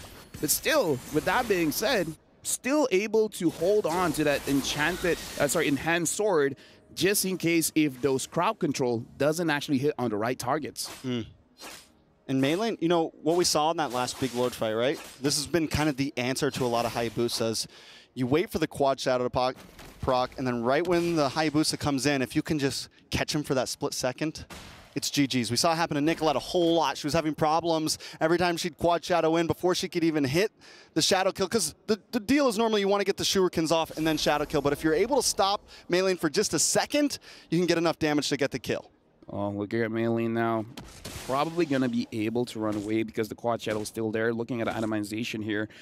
Radiant armor on lane, making sure that you can actually survive going up against Chincha as well as Funi, as well as having that Queen's Wings, make it so that you can stay in the fight for a very, very long time. Looking at the itemization coming in from Net Angels, it's really about sustaining. We see Oracles, we see Queen's Wings, making it so that you're able to outplay Team Falcons Vega when your HP is super low. Most definitely. Now Lord up.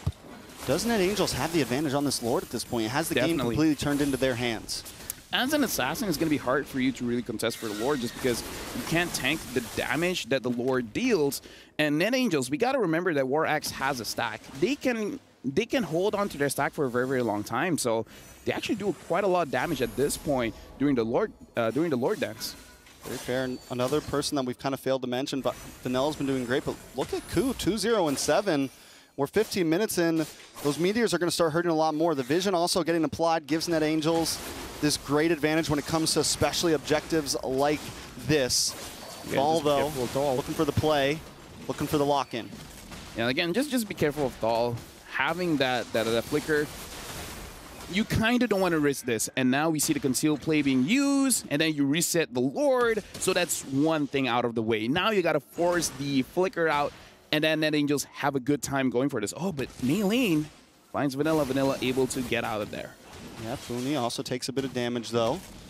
Now we're back to the tango, man. We're back to the dance. Again, I feel like it's fine for Net Angels here. They can heal up, so it's all good. And they kind of have to do that because it's all about the trigger finger. Who's going to go first? Is it going to be Thal, or is it going to be Net Angels here? Yeah. Helene also, I mean, it's got to be tempting when you see them all grouped in that jungle to pop the penalty zone, but the patience coming from Helene right now is going to be crucial. Same thing from Violet, looking for the final slash. But here comes the shadow kill onto Ku, able to get away though using the flicker, and that is going to be a utility down. Helene able to lock on to Thal. Here comes the Demonic Force. Trigger has been pulled. Can they get the final blow, though? Can they find the kill? Down in the mid lane, though. Chincha getting the push in. Going to move on to the tower as well. Ku trying to go back. Vanilla doesn't want to stop as well. Thal taking damage.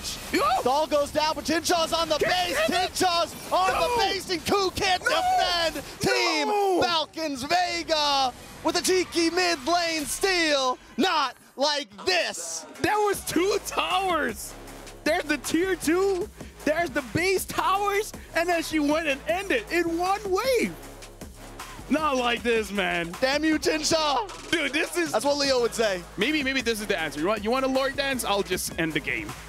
There's two. That's always the answer. There's 2 towers. If the base turret was not there, I get it. The tier 2 was there. The base... Chinchao, man. The timing, it was almost like it wasn't improvised either. It was almost like it was playing like, because once the trigger was pulled, that's when Chinchao went. And because they were so invested in that fight, there was, I mean, Ku could go back, but... It's like she said, Udala and Ajasi. Yeah, exactly. Yeah, right. You understood, right? Yeah. Totally. Yeah, with that being said, now we're going to throw it over to Mirko and Cherna. What do you think about that ending? That was iconic Chinchao play. That was iconic Chinchao play, man. You give her the Claude, you give her the Roger. She's never actually done it on a Harith before. Nope. But you know, it's the first time for everything. Oh my goodness. What an amazing decision to make there in that position. Because seriously, all right, let's talk about the replays first. We're getting ahead of ourselves, right? Because there were a lot of great skirmishes back and forth from Team Falcons Vega, also from Team Net Angels. And this was one of the big fights that obviously Net Angels kind of miscalculated in. And this happened a lot in the early game where whenever they kept on going for the fights, it would be Team Falcons Vega winning it out. But this is the big blunder from Team Falcons Vega. Already losing Violet, still holding onto the Lord for some reason, and then committing onto it, not letting it reset, forcing a response from Net Angels. But at that point, Net Angels are very okay with the responses that they can make. They can just be like, all right, you want to fight? We can fight.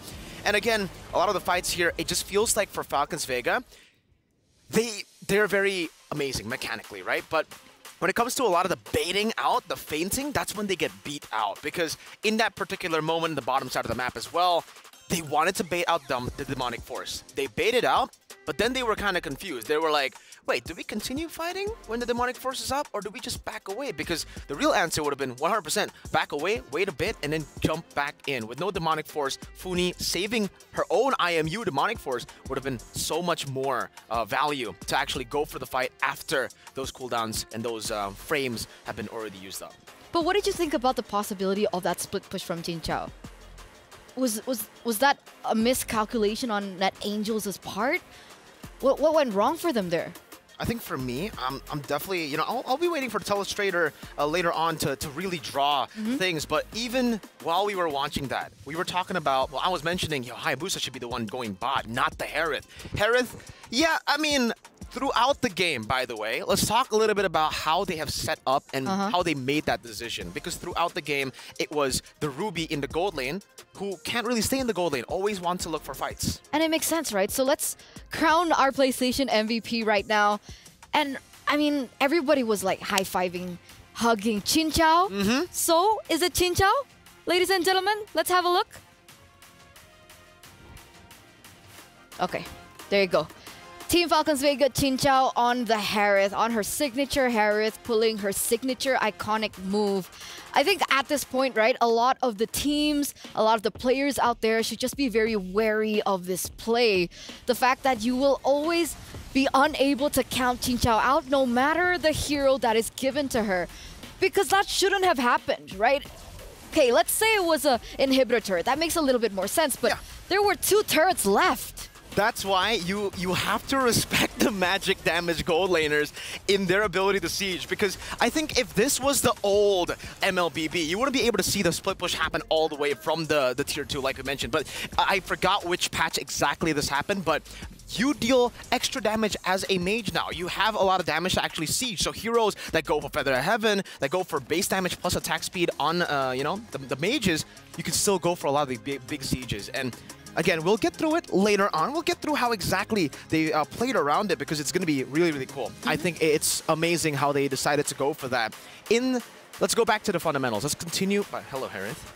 This is a real cool guy right here. Ended the game. High five? No? Okay. He's too cool for us. Yeah. He's too cool. He's just there. But let's go back to the fundamentals. When you pick a Ruby in the gold lane, you're really built for fighting. When you pick the Phoveus in the mid lane, you're really wanting to go for the fights, right? So in the mid game, I think after the first turtle, it was coming into the second turtle, the Ruby was always out of lane. That was what gave Chinchao the moment, the opportunity to get tier 2s, to get tier 1s on the side lanes. when she got the tier 1 in the bottom lane, she rotated up top as the turtle spawns in the bottom side, just constantly mirroring the maneuvers of NetAngel. I don't understand. Can you show us? For sure. Let's take a look at it right now. I don't know if you guys can see it just yet right here, but there you go. Now, this is a bit further into the game. We were talking about the mid game earlier. But the main concern for me was the fact that Hayabusa, I feel, should have been the one really managing the side lane there, managing the one in the bottom side of the map, right? Just pay attention to the map here, because the Harith, you can't expect the Harith to go back and forth around the map at that fast. And that's why the adjustment was just beautiful from the Harith. She went from the gold lane, which she was trying to go for the split push, by the way, through the gold lane. This was the moment where she was looking for it, right? Here, and then she tried to rotate. She decided to rotate over to the mid lane, which is closer to the fight. So at this point, the Harith will be able to continue joining into the fight through the mid lane. I want to draw an arrow. That's from the Harith's direction, but she can also continue to push in to the base right there, as you can see from the map.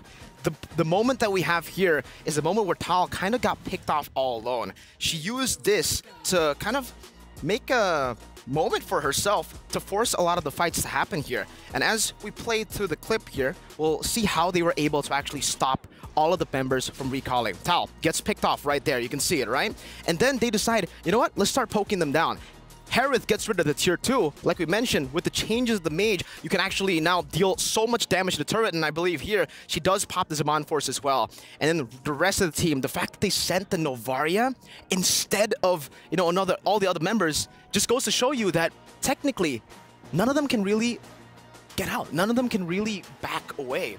None of them can disengage except for the Novaria. They're all-in heroes. They're all built to fight. So when a moment of forced error happens in that way, it's just very, very difficult for any of them to react. And whoever does react won't even be able to withstand the 1v1 dual pressure that anyone... I mean, at that point, they could have sent the Hayabusa. It really doesn't matter. Hayabusa, Harith, both of them would have been able to 1v1 in the Varia, no problem. It was absolutely brutal. And I think even you mentioned it in game, right? They have to keep adjusting, right? Yeah. They have to adjust. They can't play into what NAJOs really wanted them to do. And at some point, it clicked. And then that's when things kind of went really badly for NetAngels. But talking about bad, ladies and gentlemen, I have just gotten confirmation that the key crush will happen now. What? Now. Oh, man.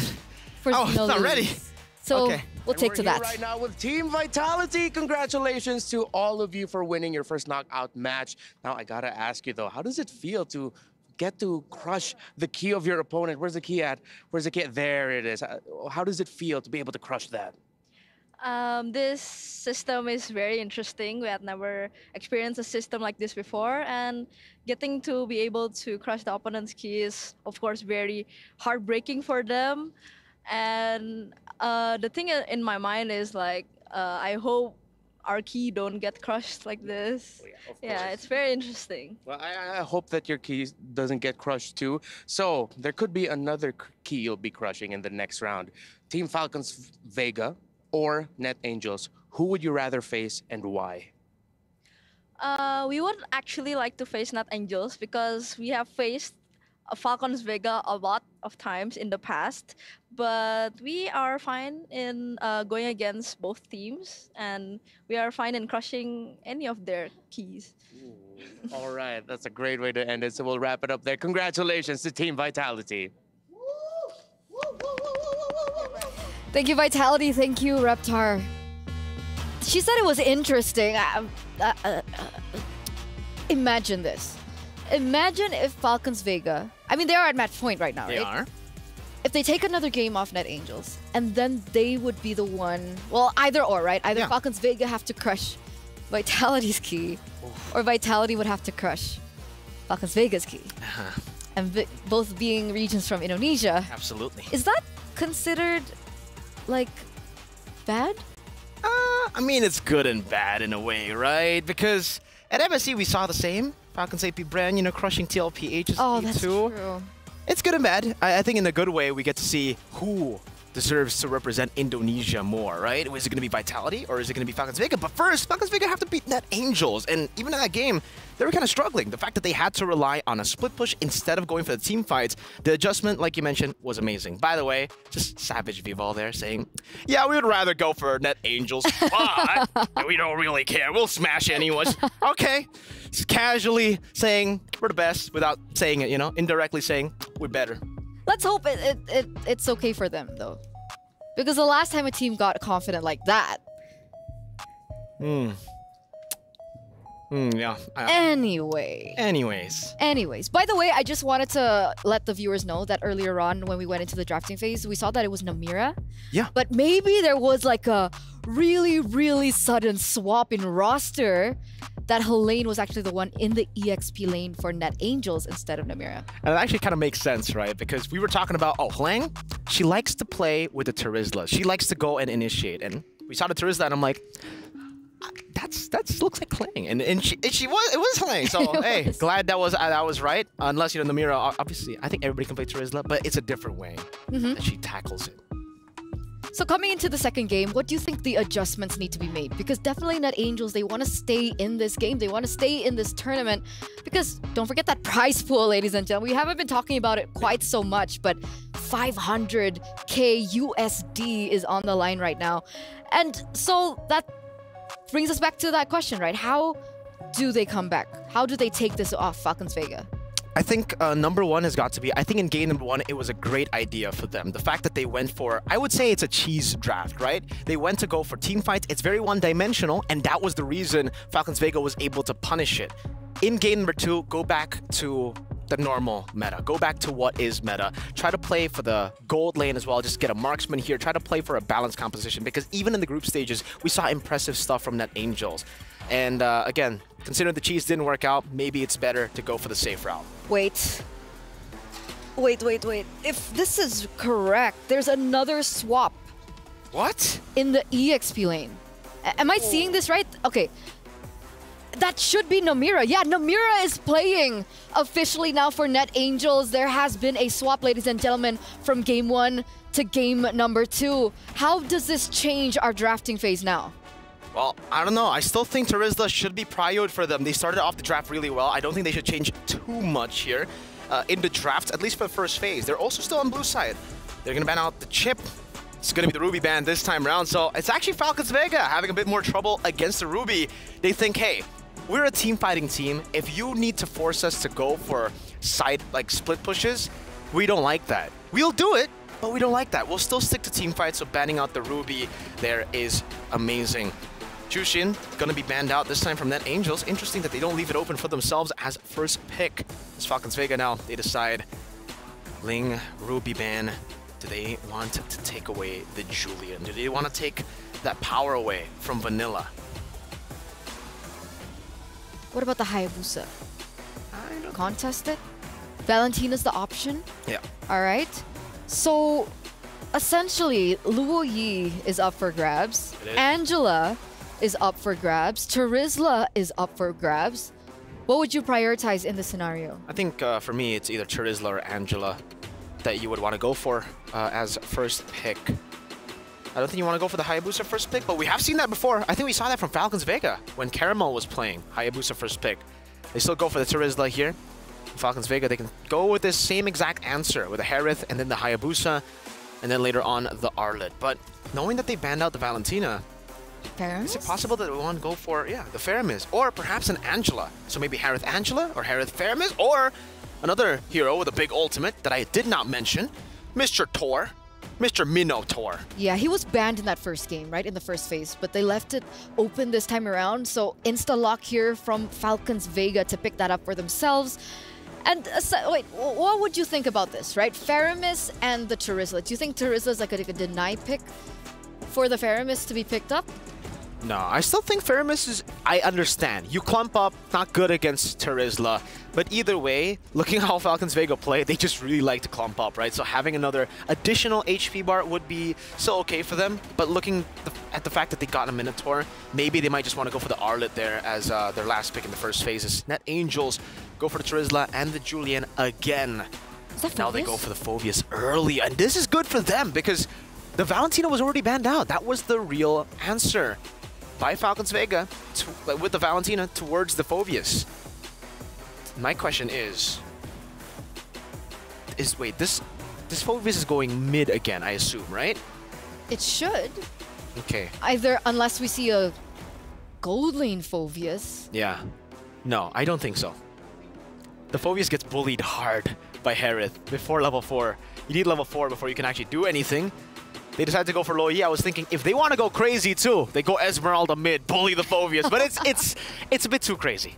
Okay, so their choice is the Luo Yi here. A little bit more burst damage, a little bit more control of the map. I mean, if they want to look for an option to go in for that split push again, they definitely can with the Luo Yi and her entire global map presence.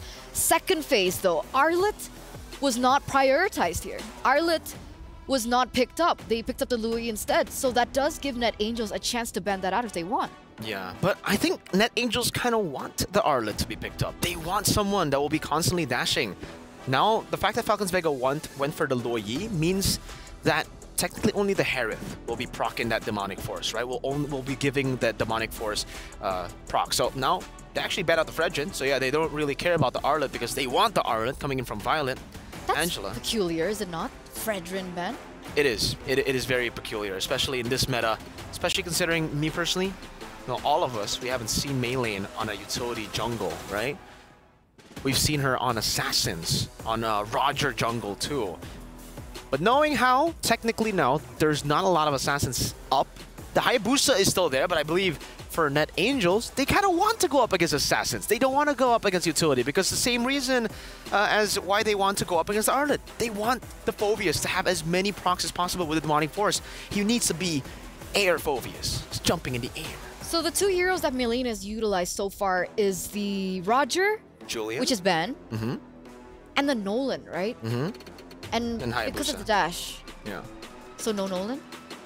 I think it's difficult to play the Nolan here. Into the Julian, it's difficult. Into the Phoveus, it's extremely difficult, and that's why they ban out the X-Borg too now.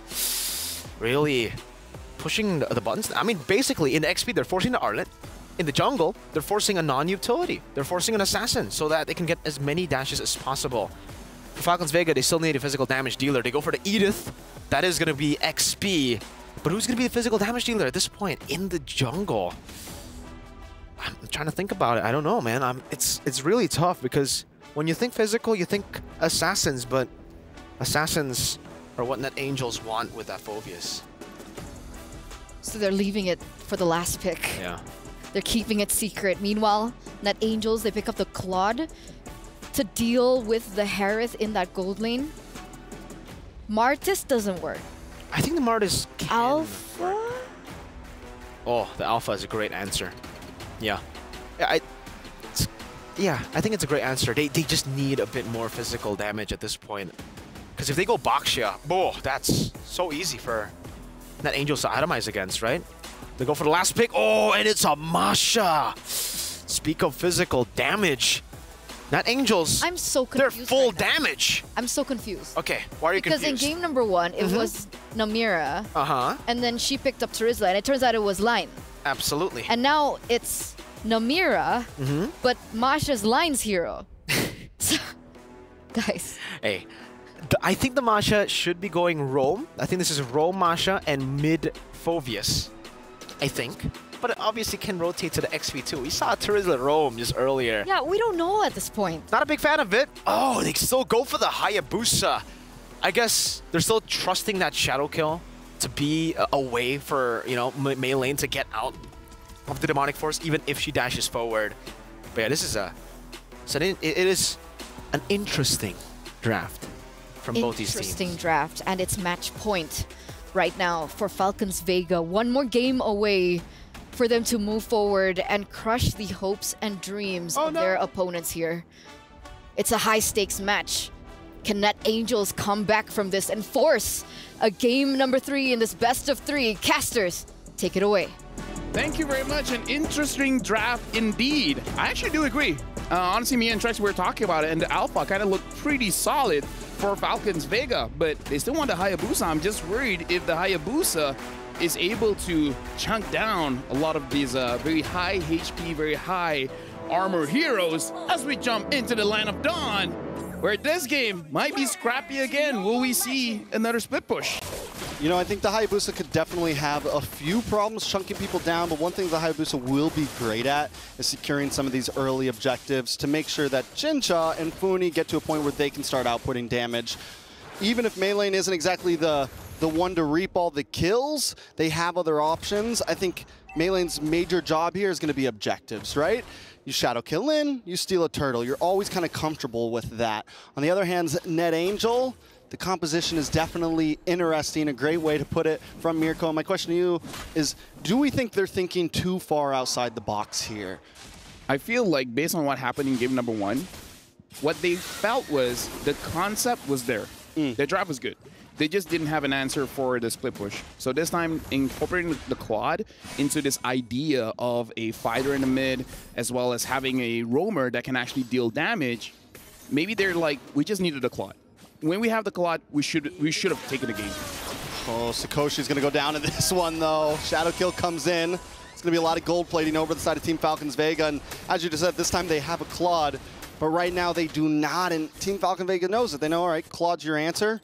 Well, we're going to handle that very early on. So we're looking at a second Turtle 033 gold lane? I mean, that's what happened in the previous one. Definitely going to be problems. Sakoshi's going to have to keep up with Chinsha. We've seen, I mean, from group stage and now, Chinsha has definitely been a performer. Even back on day 1, I think it was, my vote was for Chinsha's lead MVP of the day. Has just been great, especially on the Harith. And if Sakoshi can't keep up, it's going to be an issue because we know how Harris can do. I mean, you drop down the Zamon's Force and you just start cleaning up. Luckily, they have Cassie to kind of answer that. But as we saw from last game, Cassie takes a little bit of time. Here goes the knockup, though. The onward, the Earthshaker, Violet. Going to take a little bit of damage in return. Demonic Force able to lock on, get the kill. Violet might just be next on the block. Demonic Force drops one more time, and Cassie can't get the finishing blow. Knocked up, taking out Violet with a double kill. It's 2 for 0 right there. What looked good for a second ended horribly. I'm sure Koo wanted to go for that because 2 members were so low. And yeah, this is very good for Team Falcons Vega because before that, Violet, where are you going? Oh, the Thunderclap. Nice kill over to Vanilla there. Going to get the knockup, going to get the takeout, so at least they find something. Yeah, but again, I kind of feel like Violet shouldn't be there, honestly. But now we're going to look at the replay here, and this is going to be a problem for NetAngels because Falcons Vega, they have the Minotaur, and they have the Luyi. In this one, the Luyi was caught out, but if the Luyi had safe space, the Luyi can control multiple members of NetAngels, especially because they want to group up. But, oh, another kill. Another kill. Sakoshi down once again. Cassie trying to help out. Not going to be able to proc another Demonic Force. Able to get it at least onto Thal. Koo wants it, wants something, but can't seem to find it. The damage still not there, especially as a roamer. Yeah, here's the thing. You got to wait for Vanilla. If Vanilla is there, the damage is going to be there. Sakoshi, 0, 2, and 0 is going to have a hard time because you want to get that 3 items sub 10 minutes. It doesn't look like it's going to happen here because... But with that being said, only a 600 difference. It's not that bad, right? Yeah, it's not that bad. It's not that bad. Now it's 700. Okay, now it's 800. It's not that bad. It's not getting bad. It's not 1,000. It might be soon. There's some gold plating about to possibly come over to the side of Jincha here.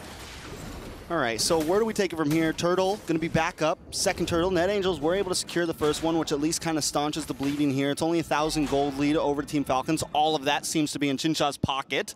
So as long as Chincha stays down here, the rest of the team can fight for these objectives. The problem is how you handle the Minotaur is you catch the Minotaur. You start the fight first, but there's really not a nice way for them to lock them down. Oh, as I say that, the mirror goes in. Penalty zone does lock on Demonic Force as well, trying to get to Funi. Another shot. Cassie might be able to get the kill, but Cassie's going to come back. This time Demonic Force onto Thal. Koo able to get the kill this time. Meilane also involved. Shadow kills away. Cassie still on the chase, looking for one more proc, but the ult wears off. Vanilla able to get the dash through. A little bit of damage onto Violet. They're going to revert back to the Turtle now. Meilane, does she want to re-engage onto this? No, going to go over to the purple buff. Let him get the Turtle.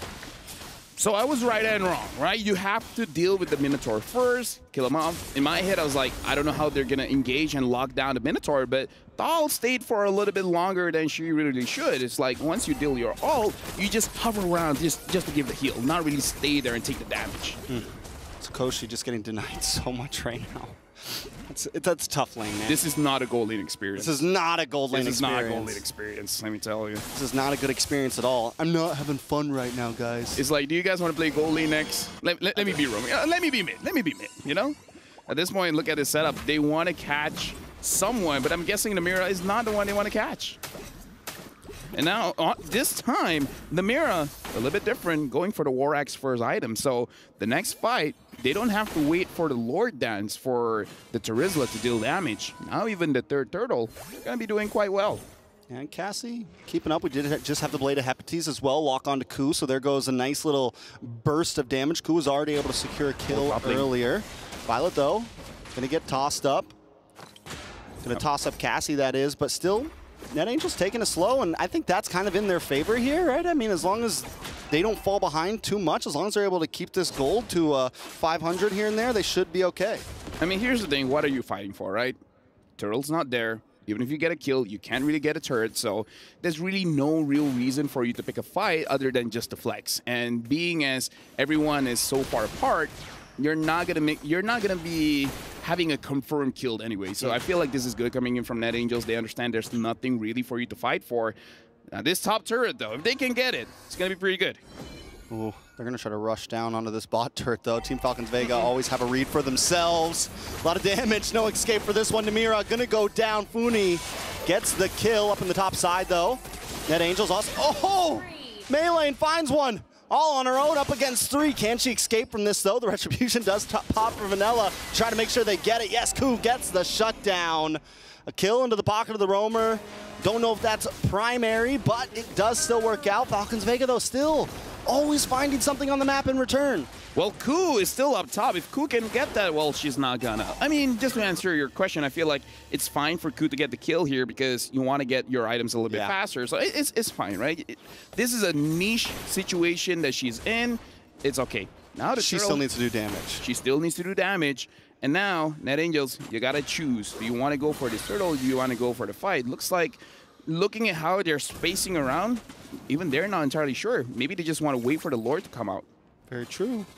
I mean, I think NetAngels, on the other hand, might want to try to force this, right? They need if they can get a little bit more gold, could be dangerous, though. Duality could get procced, pulling a couple people together, and that could be a wraps, right? Namira's been doing a decent job of landing these penalty zones, though. So if Namira can maybe pull something off, could be a game changer. Although I do have to, Thal finds 3 members, but Thal has to flicker out. Oh, they go back in. Ooh, Minoan's Fury, though, does get the knock up. In comes Demonic Force. Cassie able to secure the kill. It's going to be 1 down for Team Falcons Vega. Namira flickers back, is safe. Tower's going down. Up on the top side, looks like Ku could be getting something. A beautiful split push. Yeah, this is good because they understand they need a turret. They don't really need all of this lores just yet because they know that they can control it quite well. Oh, Violet, maybe out of position here. Taking a lot of damage, but there goes a wasted enhanced chains and a lot of damage on a NetAngels from that Lord. Cassie's got to go back to base. Right now, the only question is, when can Ku start 1v1? Because I feel like once the item is there, she will probably go for the Harif, as she's doing right now. Yeah, ooh, but Harif, Jinja, it's a lot of damage. Ku, got to get out of town, run away quickly. That's a tough, I mean, that was Jinja's Ku's not quite there yet. Yeah, it was tough. It's like, okay, let me see if I have enough damage. Okay, I don't. But next time, though, next time I see you, down. You're gonna be Chin Na. Chin Na, like bro. No. Chin like no. Chin, yeah. Yeah. Yeah. Let's look at these items. Yeah. Going for the Holy Crystal here. Now we see the disparity when it comes to gold. 5.4 to 6.8. That's like 1,400 difference. So, okay, now it's a bit of trouble. But still, going for that third item, the Claude should be fine. The only worry is that the Hayabusa is going to do a lot. Oh, they're going for Vanilla. Vanilla escapes it. Namira, can you escape as well? No, you're going in. Namira is going to sacrifice herself for the case of Vanilla. Vanilla might have been able to get away from that, though, but now Cassie also in a bad spot. Demonic Force does proc one before Vanilla. Maybe look for the re-engage. No, turn around, Vanilla. Get out of town. Ku, though, does get the split push on the top side, so helps balance things out a little bit. Yeah, but that was unnecessary, man. Yeah. Like, the moment you see Vanilla is fine, if you want the penalty zone, you penalty zone away. And then at that point, Cassie should just be like, nah, fam, I'm not joining this one. And because of that, it's a free Lord for Team Falcons Vega. That was quite a big mistake coming in from Net Angels. Chin, nah, fam. Nah, fam. Yeah, chin, nah, fam. Not today. And now Team Falcons Vega, they are in prime position, especially with the Lord here. The Claude, I feel like, doesn't have his third item. So with just 2 items, it's going to be quite difficult for him to defend the base as well. Well, the damage dealt. Phoveus still outputting. They just need a little bit more behind it. Radiant Armor just locked in for Namira here. Lord's going to be coming down mid. Net Angels, I definitely think they can stop, maybe, since they have the Claude, might not lose any inhibitors here.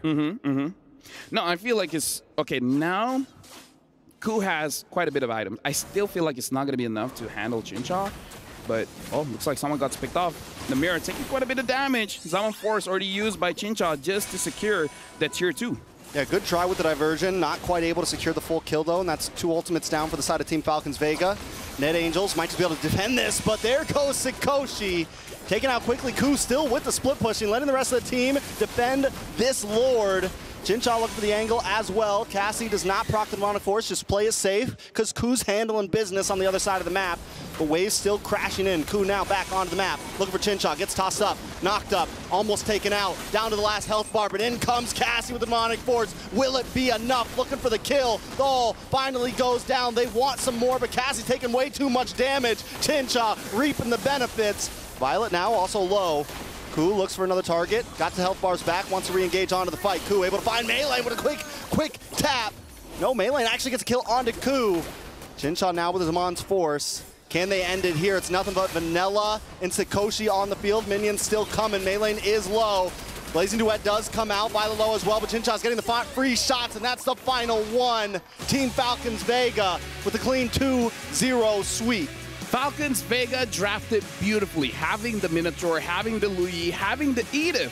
There's a lot of ways to handle the way that Net Angels want to join in the fight, especially that Masha. Usually we see Masha just free hitting, going all the way to the back line, but having that Edith controlling makes it so that the Masha, even though you have 2 items, is still not enough.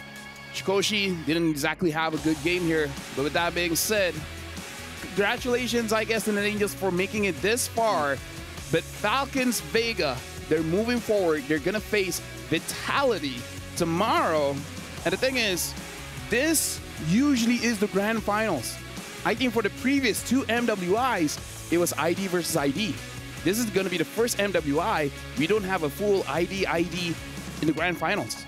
It's definitely going to be interesting. We're going to get to see 2 titans of the women's scene going up against each other tomorrow. And as you said, Net Angels did a great job getting this far. They were able to think their way to this position, but today they met a wall that they just couldn't get through. Falcons Vega, man, just clean gameplay all around. They kept it simple, didn't think too far outside of the box, and I think that's one of the things that really secured them the dub here. They stuck with the fundamentals. I feel like Net Angels, they have something there, right? Their idea, their promise just needs a little bit of polish, right? Because they see the weakness for 2 games in a row. The gold lane was not able to hold out, right? So I kind of feel like if they brush that up, making sure that in the early game, no one gets taken down for the first 5 minutes, the laning phase is safe, I feel like it's going to be good. But again, there's always next time. The next MWI, we got to watch out for Net Angels. But for Falcons Vega, they're looking super good. And with that, I'm pretty sure they're already on stage. So let's throw it over to the stage with both our hosts. Thank you so much, guys, over at the studio. Now I have Funi beside me. Now, Funi, question. Game 1. That split push, that backdoor coming from your sister. We would love to find out what's going on in the comps. Tell us.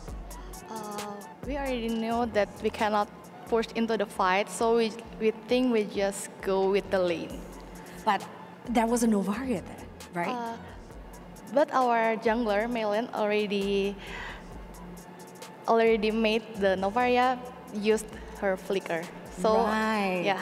So you guys called it, there's no more skills, and then they're just tunneling that tunnel vision onto the Lord, and that's why you guys took the back door. Yeah. Amazing, amazing stuff. Man, that's going down with the technicals here.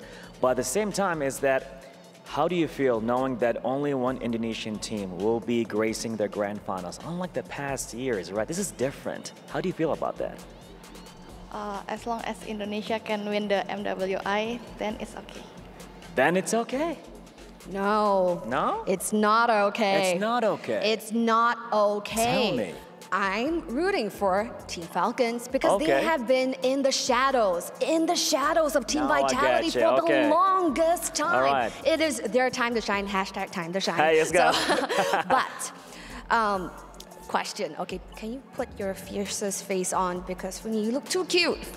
Fiercest face, okay. Earlier on, we interviewed the sisters from Team Vitality. We interviewed Cindy, and she said Cindy and Shell are the superior sisters over to you and Xin Chao. What do you have to say about that? Well, if we look at the fact, then it's, yeah. Okay, translated from Bahasa, they will show them over at the Land of Dawn. They don't have to tell you how good they are. They will prove it with results. Over to you back at the studio. Man, we taught Cheryl good Indonesian. Man, that was some good translation there. But yeah, I don't think Funi has an aggressive bone in her body, man. That fierce face looks more like she's concerned. You know? But ladies and gentlemen, this does mark officially that the wings of Net Angels have been clipped by the talents of Falcons Vega, and we will be seeing that key crush maybe later on in the day as we take a look a bit at the highlights of what happened earlier on. Yeah, I mean, it's very different to game number one. Again, game number one, you heard it from Funi as well. They adapted, they adjusted to the split push because they knew in the team fights they were actually getting, they were losing out in the team fights. But in game number two, I think the coaches and the players, they all agree, you know, we're a team fighting team. We don't want to go and split push. Even though it was a good win in game one, we want to play our style, which is team fighting. And if they get the team fight, you see game two. That's what happens if you get the team fight, and that's what happens when you try to split push away, turn away from, you know, the whole team, trying to split push with Ku. It's just so tough, because in the end, I get the idea. Don't get me wrong. I like Masha, especially with that one skin, but I'm not a big fan of Masha Rome anymore. Not since like the changes to the items, right? What do you think, Eterna? I agree. I don't think it's worked out. We've seen it twice already. And in either way, it doesn't have a place, maybe. I mean, I get the idea, right? They really wanted to go for a counter to that split push. They wanted to have their own kind of strategy themselves. But again, it didn't work out too well. Yeah, especially when you leave the Lo Yi open, because in game number one, the biggest issue as to why the Harith wasn't able to fully go towards the bottom side and had to go to mid was the fact that, well, by the way, shoutouts, by the way, to Xin Chao and Tal. It's an amazing performance from all of them. On the Minotaur, I was really impressed. That's why it's first pick. You can definitely see the impact instantly around these team fights. But yeah, having a Lo Yi, game one, they didn't have that. They didn't have the global presence. Game two, you send a Masha up top. Hey, we can send a Harith up top as well. And guess what? The Harith has gold, unlike you, Rome Masha. You only have a Heptases. And even in MPLID, we saw, I think it was Lutpi and then Luke who played the Masha, but they all needed at least one BOD. Best case scenario, 2 VODs. And that's expensive. As a roamer, you're going to have to get way more than two kills early, maybe like 9 kills and a fully stacked up Sky Pierce to get even more kills, and then maybe you get 1 BOD. Yeah, but other than that, I mean, still good job, well done, well played. Hopefully we'll see Net Angels again in the upcoming MWI next year. But we do have to crown our MVP by PlayStation this time around. It's always going to be Maylin, man. You know, we were talking about the jungler. We were talking about Caramel being perhaps their better lineup, a little bit more experience, a little bit more promise if they want to, you know, go in for a security, especially the knockouts that it's a single elimination. But Mei Lane, again, from the group stage on the Roger, and now coming into this match against that Angels on these heroes, she's been proving that she is worthy of that spot too. For sure. I mean, I think it was the 1v3 up top where she got a kill. That was very, very impressive. That was a 3v1. As a Hayabusa, you know, you're not really that good at 1v3s usually. You 1v3, the shadow kill, the ultimate gets dispersed amongst the 3 members, but she was able to find the right amount of stacks onto gold lane, and she did it. What is that? What are you doing? Sorry, I'm preparing the stage. Ah. We have a winner. For the manly man, Hayabusa. We have a winner. What's up, Haya? Oh, I wasn't referring to Hayabusa. Oh. That's why when you're like manly man, I'm like... Because like Hayabusa stepped up, I thought you were just spraying him with axe so that he can, you know, be cool like that. To be fresh. Yeah, shuriken out. Smell good. Fool. But no, that's not what I was preparing the stage for. What were you preparing the stage for? I was preparing the stage for a special guest. Uh-huh. She was able to win it. Do you have a guess? Yeah. Of the guest? Get it? Guess of the guest? But the player, I mean. Tao. How did you know? Tao, welcome. Hello, Tao, welcome. Hello. Hello. Do you need translation? Yes. Okay. All right. Got so, you. Tao, congratulations. Selamat banget atas kemenangan yang tadi. Itu keren banget. It was so good. It was so perfect. Right now, you guys have been undefeated so far, right? Not losing a single game, and that's impressive. Nobody has that same stat. How are you so strong? Because we trying we best. Okay. For this tournament. Kalau mau bantu pakai bahasa Indonesia nggak apa-apa, nanti Mirko bisa bantu translate. Soalnya kita mencoba buat ngasih yang terbaik di turnamen ini karena kita bukan datang buat kalah sih sekarang. Okay, that's a solid answer, man. So Tao is here, want to try her best with the team as well, but mainly she didn't come here to lose. That's what she said. Amazing stuff. Tapi I want to ask Tao as well. All the losses in the past, right, and the MWIs and all the other tournaments, how do you use that as fuel to motivate you? Jadi kekalahan-kekalahan kalian ya sebagai tim melawan Vitality mungkin itu gimana sih bisa menjadi motivasi terus untuk kalian? Kalau Tao sendiri itu ngapain? Dengan kekalahan itu harus diapain gitu prosesnya biar bisa tetap motivasinya ada gitu? Lebih kayak kita mencoba menjaga mental kita satu sama lain karena kalau di turnamen gede ini menurutku skill nggak terlalu berpengaruh, yang penting mental. Kayak kita ready buat ini, kita siap, kita ada di sini dan kita pasti ngasih yang terbaik sih buat ini.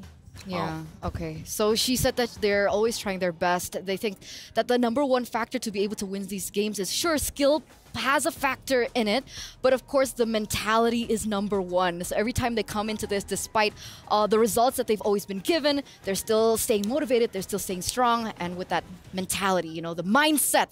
LaFell, shout out. Shout out. You can believe, you can do anything, you can achieve anything if you believe.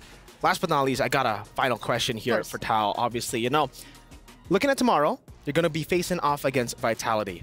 Now, what's going to change personally for you? Like you as an individual. You said mental, but other than mental, what are you going to change? Jadi sebagai individual nih, ya kan pasti besoknya kan ketemu Vitality nih, pasti bakal ada ya mental, apa semua boostnya segala adalah ya. Tapi dari preparation sendiri, itu ada apa yang berbeda kali ini lawan Vitality?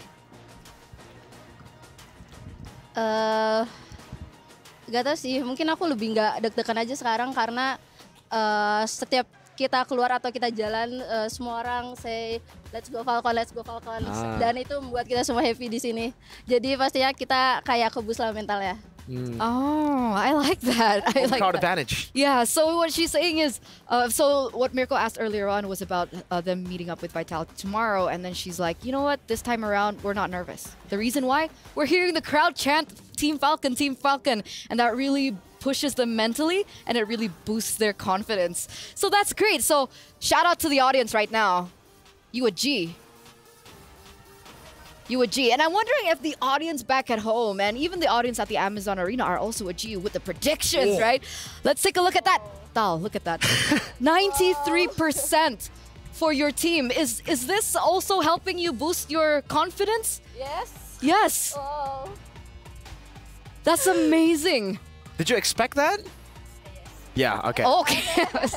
The Indonesian teams have been so expected confident. that. It's expected, better, you know, all these big words. It's cool. It's really I mean, it's their time to shine, right? That was always the highlight, the theme of MWI coming in. Highlight in time to shine, mentality, DOD, and confidence. Confidence is key. So thank you so much, Tal. Good luck. Congratulations once again. We'll see you tomorrow in your semifinals against Team Vitality. But ladies and gentlemen, before we head over to the next match of the day, we are going to throw to a short break. So don't go anywhere. Stay tuned. You guys are watching MWI.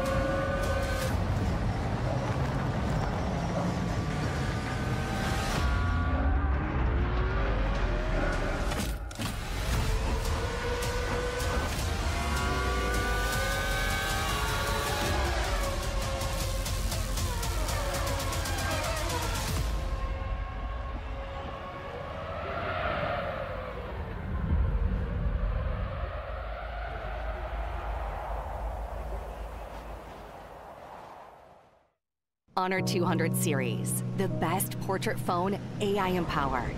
Studio level, AI portrait camera, 3 hardcore portrait modes. Color, vibrant and classic to capture portraits that truly stand out. AI-empowered magic portal. Snapdragon 8S Gen 3 AI chipset. 5,200 milliampere per hours silicon carbon battery, 100 watt, Honor Supercharge. This is Honor 200 series.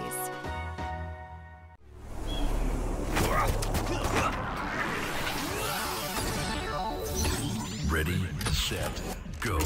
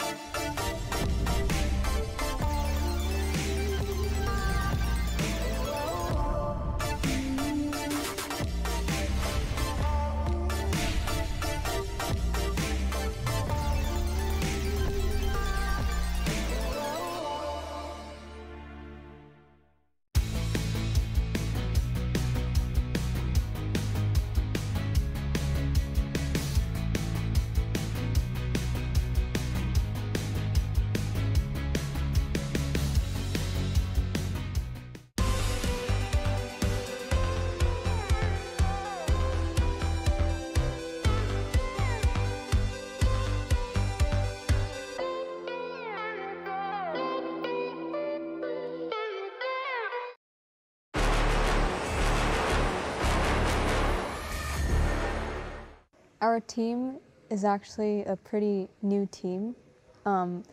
Ever since MWI, the announcement for MWI released, our captain Ashley, she created a team, and after like a lot of roster changes and adjustments, we got to where we are now with our 5 players and our sub Stella.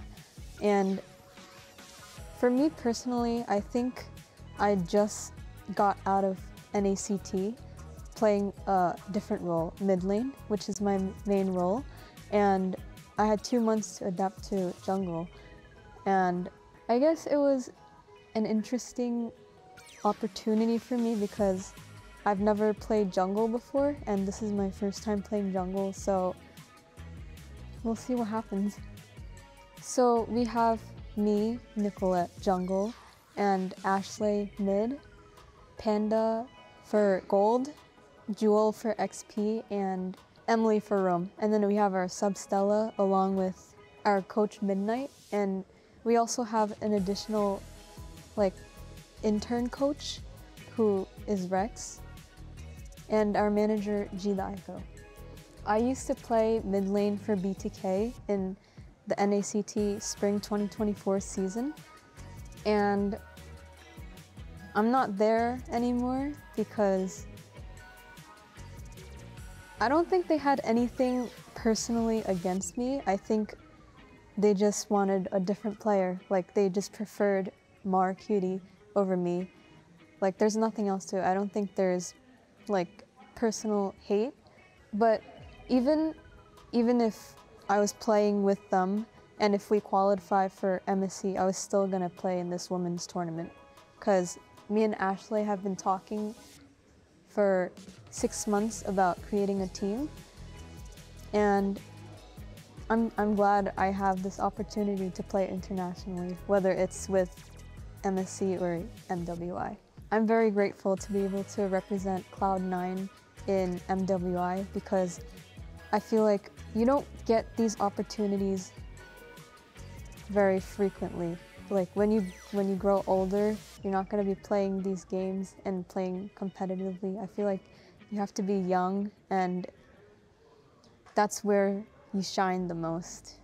I've heard a lot about the Indonesian teams for Team Vitality, and I've watched their games as well, as they've qualified for MDL in Indonesia, so that's really cool because they're the first women team to be qualified there. And they're not in our bracket, but I'm looking forward to seeing their games. And I've met all of them, they're really nice. I think being a pro player, you have to be able to keep your composure throughout the games because that's the most important part. Having that good mental to be able to bring you like to finish the games. And you have to know the difference between playing competitively and having fun. Thank you to everyone who's been supporting me since the NACT Spring 2024 season and has been following me throughout this journey from NACT to MWI. And shout out to all of my friends who helped me learn jungle because they knew that it's a new role for me. And yeah, I appreciate all of you. Love you guys.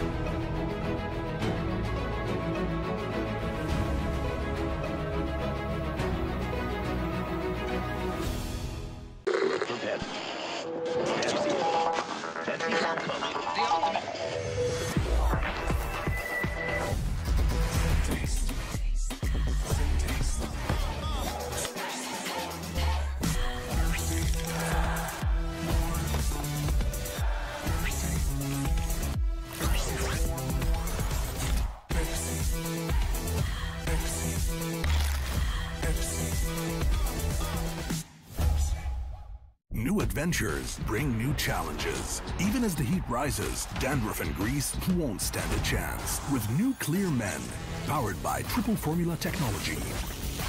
To eliminate dandruff, itch, and grease, gives you 8 hours of freshness and 100% dandruff-free hair. New Clear Men, 0% dandruff, 100% confidence.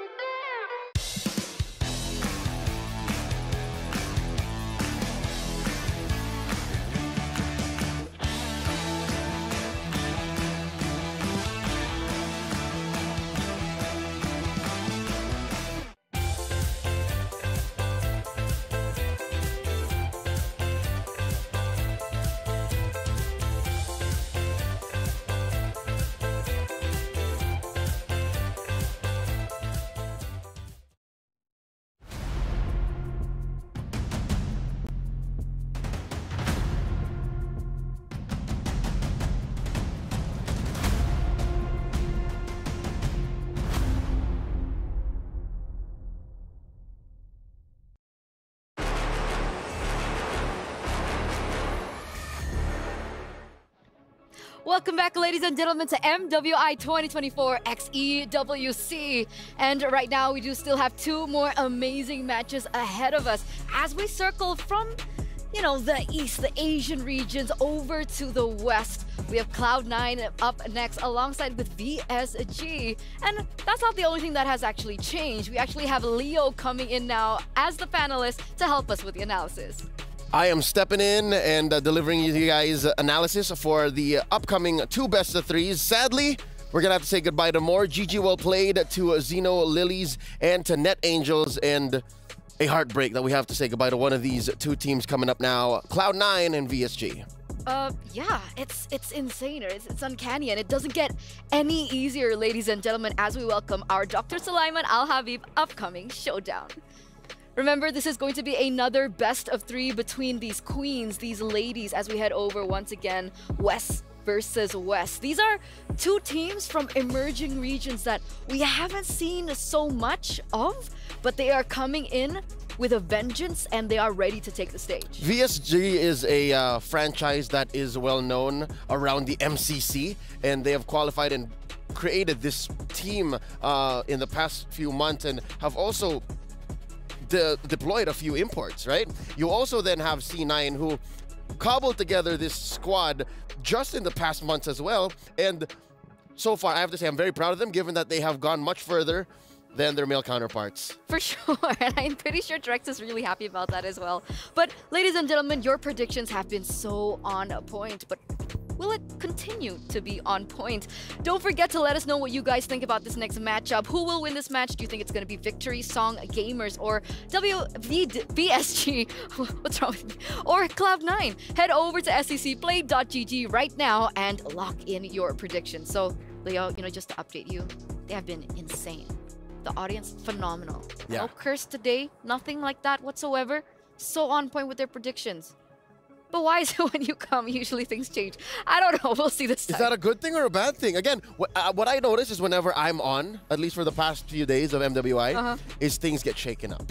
You're right. And I like that. I don't know if you guys are enjoying that so far because, again, 2 DODs.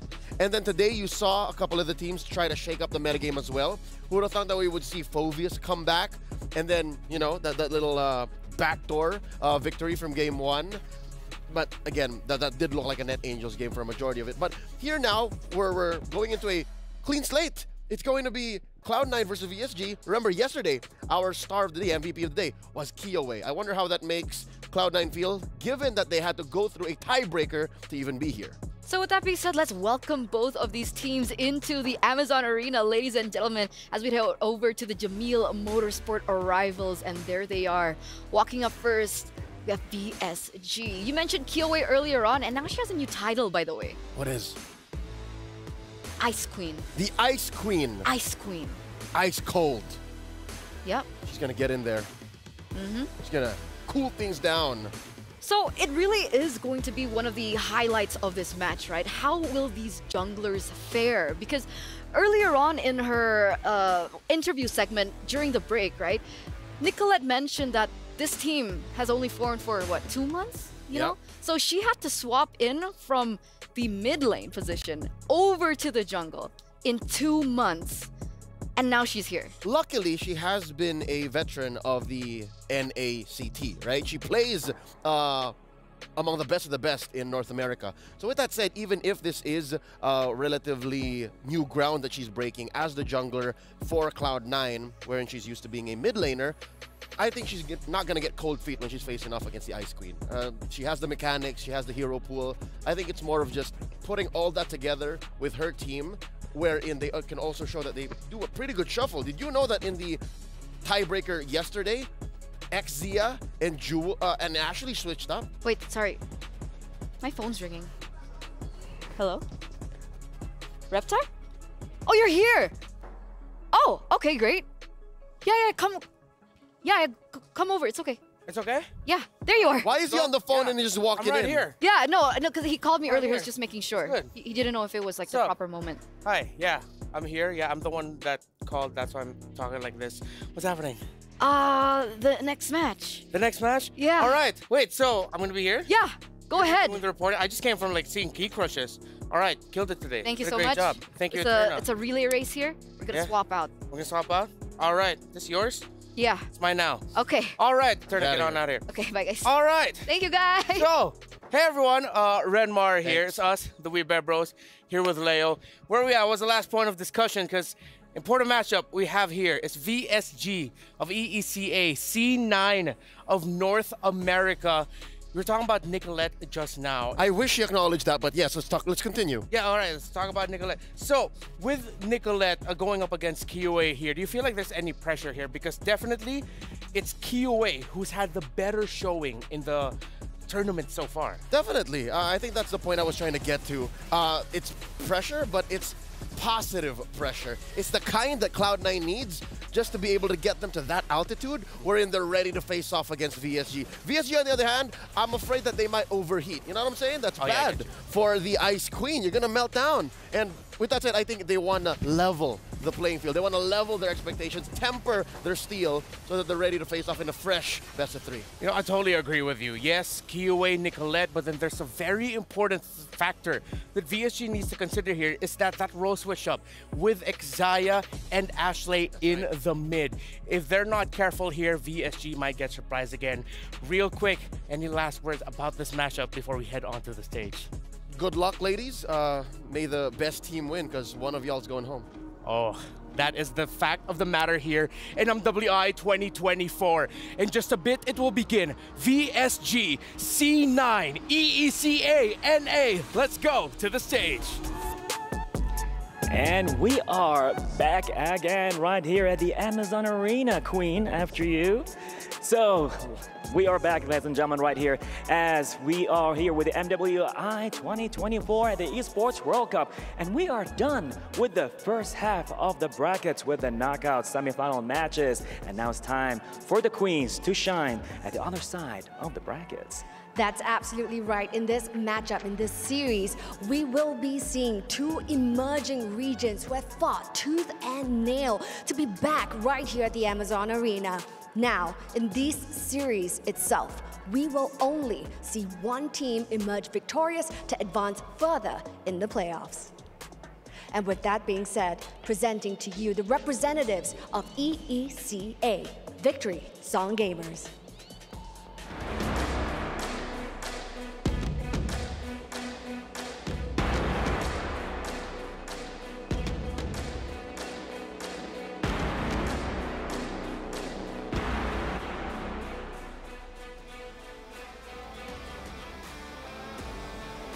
incredible stuff. Now, right here for Victory Song Gamers, they have dominated Group C itself, coming up top of their table for Group C.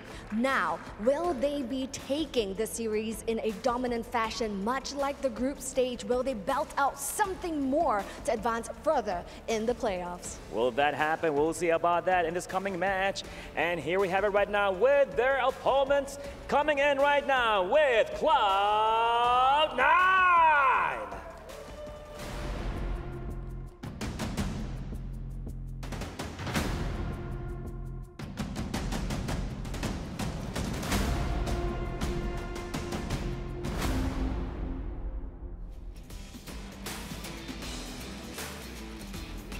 It is taking place right here at the MWI 2024. They squeezed their way out of the group stage with a tiebreaker and all that against the Cambodia's representative. But, would that be enough for them to continue the momentum all the way to reach to the semifinals? How do you feel about that? I'm feeling very excited indeed, but it's not about us. The girls look like they are ready. They are ready indeed. I know. Queens, it's your time to shine. Now, to your stations. Let's go. Amazing stuff. The Amazon Arena is ready, isn't it, Bar? It is definitely shining and all beautiful, exciting things taking place, taking place here with the second half of the bracket, and it's all gonna be shining, all gonna be taken with all the stuff that's happening with MWI 2024. So yes, with that being said, the girls are locked and loaded and ready to head on over to the land of dawn. So we're going to throw it back to the studio to tell us more. Thank you, Cheryl and Bara. VSG C9. We're about to head into the draft. And Leo, is it just me, or there's something about the series, seeing as how these two performed, it just feels really cool that we're seeing C9 and VSG in an elimination match. As high stakes as it is, I wish this was more of a 5-game series or a 7, if only, right? Or maybe a lower bracket. I think that's where these two teams might excel the most, but right now we have to expedite the excitement. Cut it down to a best of 3, and they'll have to pull out all the stops, no holds barred. If anything, it's C9 who has the deeper pool of strategies, or maybe we just haven't seen enough of VSG just yet. Well, that's true. I mean, we touched on it already. The deeper pool of strategies begins with that switch up between Xayah and Ashley in the mid and in the roam position. VSG, they've shown that they have 2 key important picks in the jungle. They have that Julia and they have that Benedetta for Kiowe, but we've seen their roamer seem to rely a little bit more on the Minotaurs, but I feel like VSG might be that kind of team that will have surprises to show. They both have Filipino coaching DNAs on them. That's right. Coach Ola facing off against Midnight. I'm not so sure if in the history of their previous coaching stints, they were ever in the same boot camp. Almost. If you guys are aware, if you guys don't know the doghouse, like they may have spent some time together there, maybe a week or 2. Yeah, a week, because I remember like when Midnight, I think, was on the way out of the doghouse, that's when Ola came in. That's when Zico stayed. That's when the Zico stayed. So again, there's a very rich history even amongst the coaching staff. Yeah, so I'm excited to see really how these two in the coaching staff department, how they'll be able to one-up each other in the draft. Not to mention Vin and Dixon. Oh, you're right. I mean, not that they share anything, but you know, they're also instrumental to the success of these ladies so far. Yeah, we have to give highlights for them as well. So in the coaching, the drafting, the strategizing, let's bring it back into the game. There's a lot of focus right now on Ashley with the flexibility that she has shown. But VSG, it might even get to the point, man, where Ashley won't be able to play the game, where Xayah won't be able to play the game. That seems to be that VSG playstyle of whatever you want to do in the early game, you're not going to be able to do it. It's very reminiscent of the best of the best as far as EECA is concerned. Deus Vult, that is Davai Gaming at its finest. They just somehow have a way to get into that playstyle. And I picked this up from a conversation I had with Destroyer, a good friend from the EECA about a couple months ago. And that's just how things are in that meta game in that ecosystem. They just like to fight. And that's why a lot of their series go all the way, is because it really just comes down to that one last big clash. And if VSG can force C9 into a position where they're uncomfortable, you can forget about the switch up. It won't even matter. Yeah, Gailey and Synchro. It was a question for them if communications would be a problem. They're of different nationalities and they both have varying degrees of expertise with the English language, but it seems like their language isn't any language that most people know. It's the language we know. It's Mobile Legends. It's what you do in-game. C9 takes out the Jushin, and I wouldn't be surprised if this hero does not show up this entire series. I told y'all, day one alone. You be cautious about Jushin. She presents a kit that no other hero has brought into MLBB just yet. She's a hybrid utility, mage, and support. Like, this is right. I think C9 is doing the right thing. Midnight understands. Midnight knows. Yeah, Midnight knows that VSG, as we mentioned earlier, is a team that loves that early aggression. And Jushin, it has been showing up here in MWI as a pick that if you have an aggressive type of mid laner, yeah, Jushin would be great. And that's Synchro. And that is Synchro. Synchro, I'd say maybe second only to Kiyowei, because she is a role player. She is a mid laner. I think she shines in her own way too. Oh, definitely. So I'm going to be looking now later on what the pick of Synchro will be, because VSG, you know, these are like very standard bans in terms of this meta game. You take out the Angela, take out the Terizla, and you're even respecting the possibility of a Haya. Yeah, but you got the Ling open. Very clearly, Cloud9's attacking Synchro. I was going to say Valentina's open, but that was a second ban. Yep. Now you got to wonder, what do you put her on? You want to put her on a Vexana? You want to put her on a... Oh, there you go, of course. Roger's open. Does Nicolette want a Ling? They want to steal the Julian this early on. Well, either or would be great. Nicolette and C9 know that this is that assassin meta that we are in right now. Yeah, Gailey's Minotaur too. Gailey's Minotaur. I would take Minotaur if I'm C9 right now. Take it away from Gailey, then you pick up either the Ling or the Julian would be great. Put her on Exaya, but are they going for the early swap? Is this a sign? It could be. This could be Ashley's Grok. That's right. That we saw in the qualifiers up against CFU. And they go for the Julian instead. So this is C9 sort of like telling VSG, yeah, go ahead, pick up that Ling if you really want to put it in the jungle. Yeah, and they're willing to go toe-to-toe. Like, this is them putting on their gloves and saying, you want to box? You want to go? Yeah. Enter the ring. Because these two alone are amazing. What? Level 2, level 3, you can really scuffle with a Grok and a Julian. And with really good invades too. So Gailey will get her Minotaur as it was available for her. The Minotaur. Minotaur. Minun gets her signature Yuzhong, and then boom, you can. That's a trampoline. Oh yeah, you're right. Look at that. I like that. That's a trampoline. It's a trampoline with a little bit of a, I don't know, breaking your ankles in the bounce house because of the petrify. Yeah. Something like that. Oh, you get the carry for C9. I like the third slot carry here because just the Minotaur and Yuzhong alone, I feel like it's enough to say, yeah, we should pick up the carry. Yeah, just between those two that could possibly compromise the front line for C9, the carry will punish. So put that on the Panda. Make sure you have another... Oh, I see what's happening here. I was just going to say, make sure you have a solid artillery mage. And what C9 is doing here is they're going to choke out the choices so that what's left for VSG might be less than ideal. Oh, I got you. Oh, yeah, they're continuing to choke things out. They're really focusing on the mid lane here.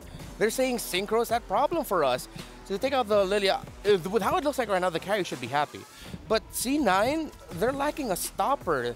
The Ruby was taken away by VSG, so they're going to need an EXP laner here that can help defend the members of C9 that need defending. I don't know if you want to send that Grok up, and if there's a... Well, the only problem I have with the Tams is it has almost 0 CC. Yeah. You have a little bit of displacement with the sights, but all you are really is just a, again, mobile doorstop. Yeah.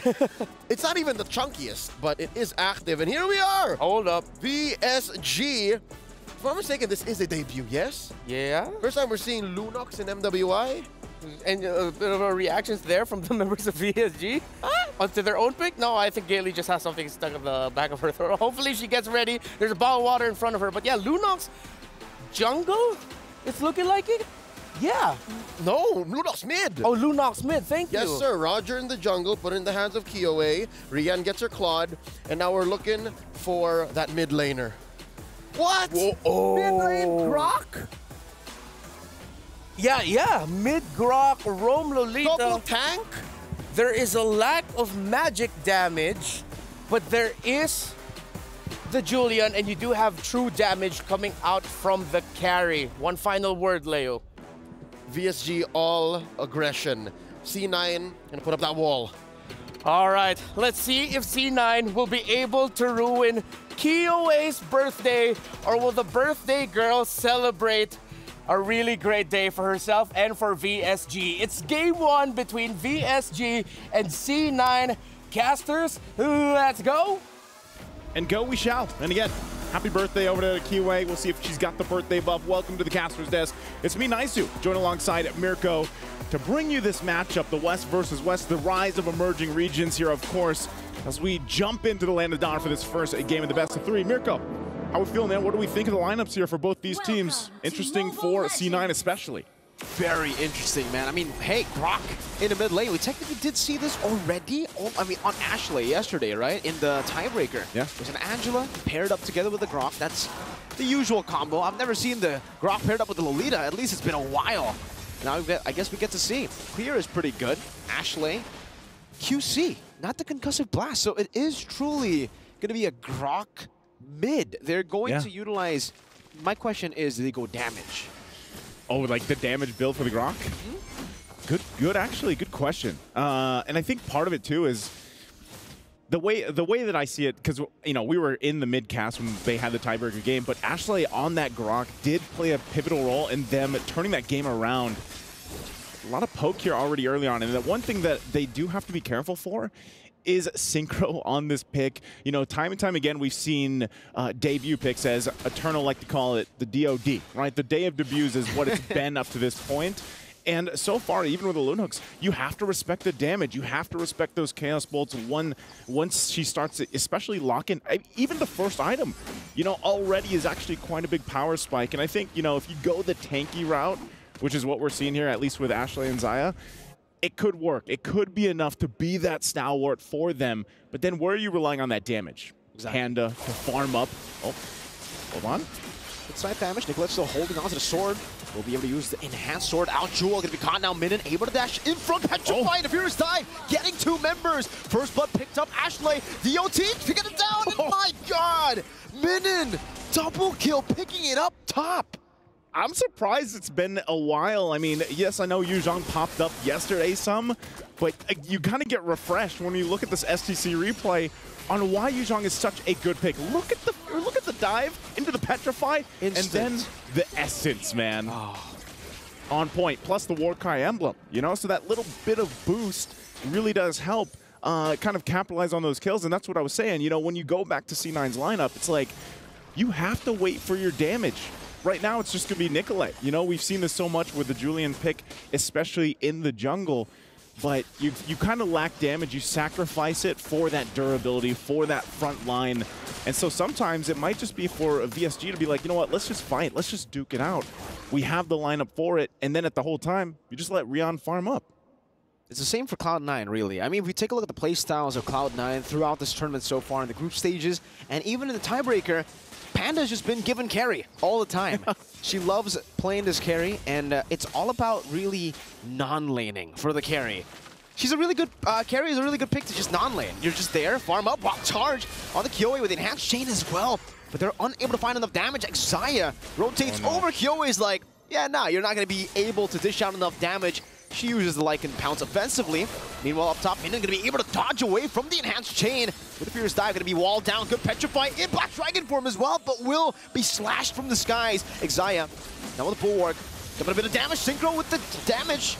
Now it's Gaily with a knockup. It's only on to Xayah, canceling out the new blast. Nicolette coming in with the enhanced sword, finding the gap closer to get Synchro. Gaily. They want more. Going back, trying to deal some damage. Back again, immobilized, and the sword once more. Xayah picks up the kill this time to get Cloud9 in the lead. Okay.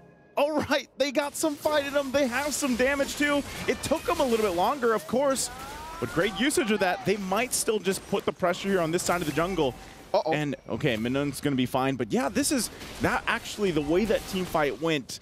It almost looked like they were a little bit off, synchronized. But then they pulled on through for that skirmish, for that team fight up top. Able to capitalize on a couple of kills. Relatively still even, but here we go. Now the objective for the taking here. They're going to go ahead and start this one up, of course. But we'll see if this is going to be C9's turtle in their hands. Gaily with a knock-up. Exia still able. Reset. Just dash away. Nicolette back on the orange buff. And yeah, it's a reset, but VSG want to take this time to actually go for it. Yeah, right now, too. Gaily doesn't have the Minoan's Fury just yet. Might be back up. That might be why they're stalling this out. Warax picked up now for Minoon. Has the Petrify available. They're going to start it up. I'm not sure what C9 wants to do. Good barrier down. Ashley going in with a wild charge. Able to find the stun, but still Kiowe finds it. Good brilliance to slow her down. Minion finding the barrier side and the Petrify. But not to anyone.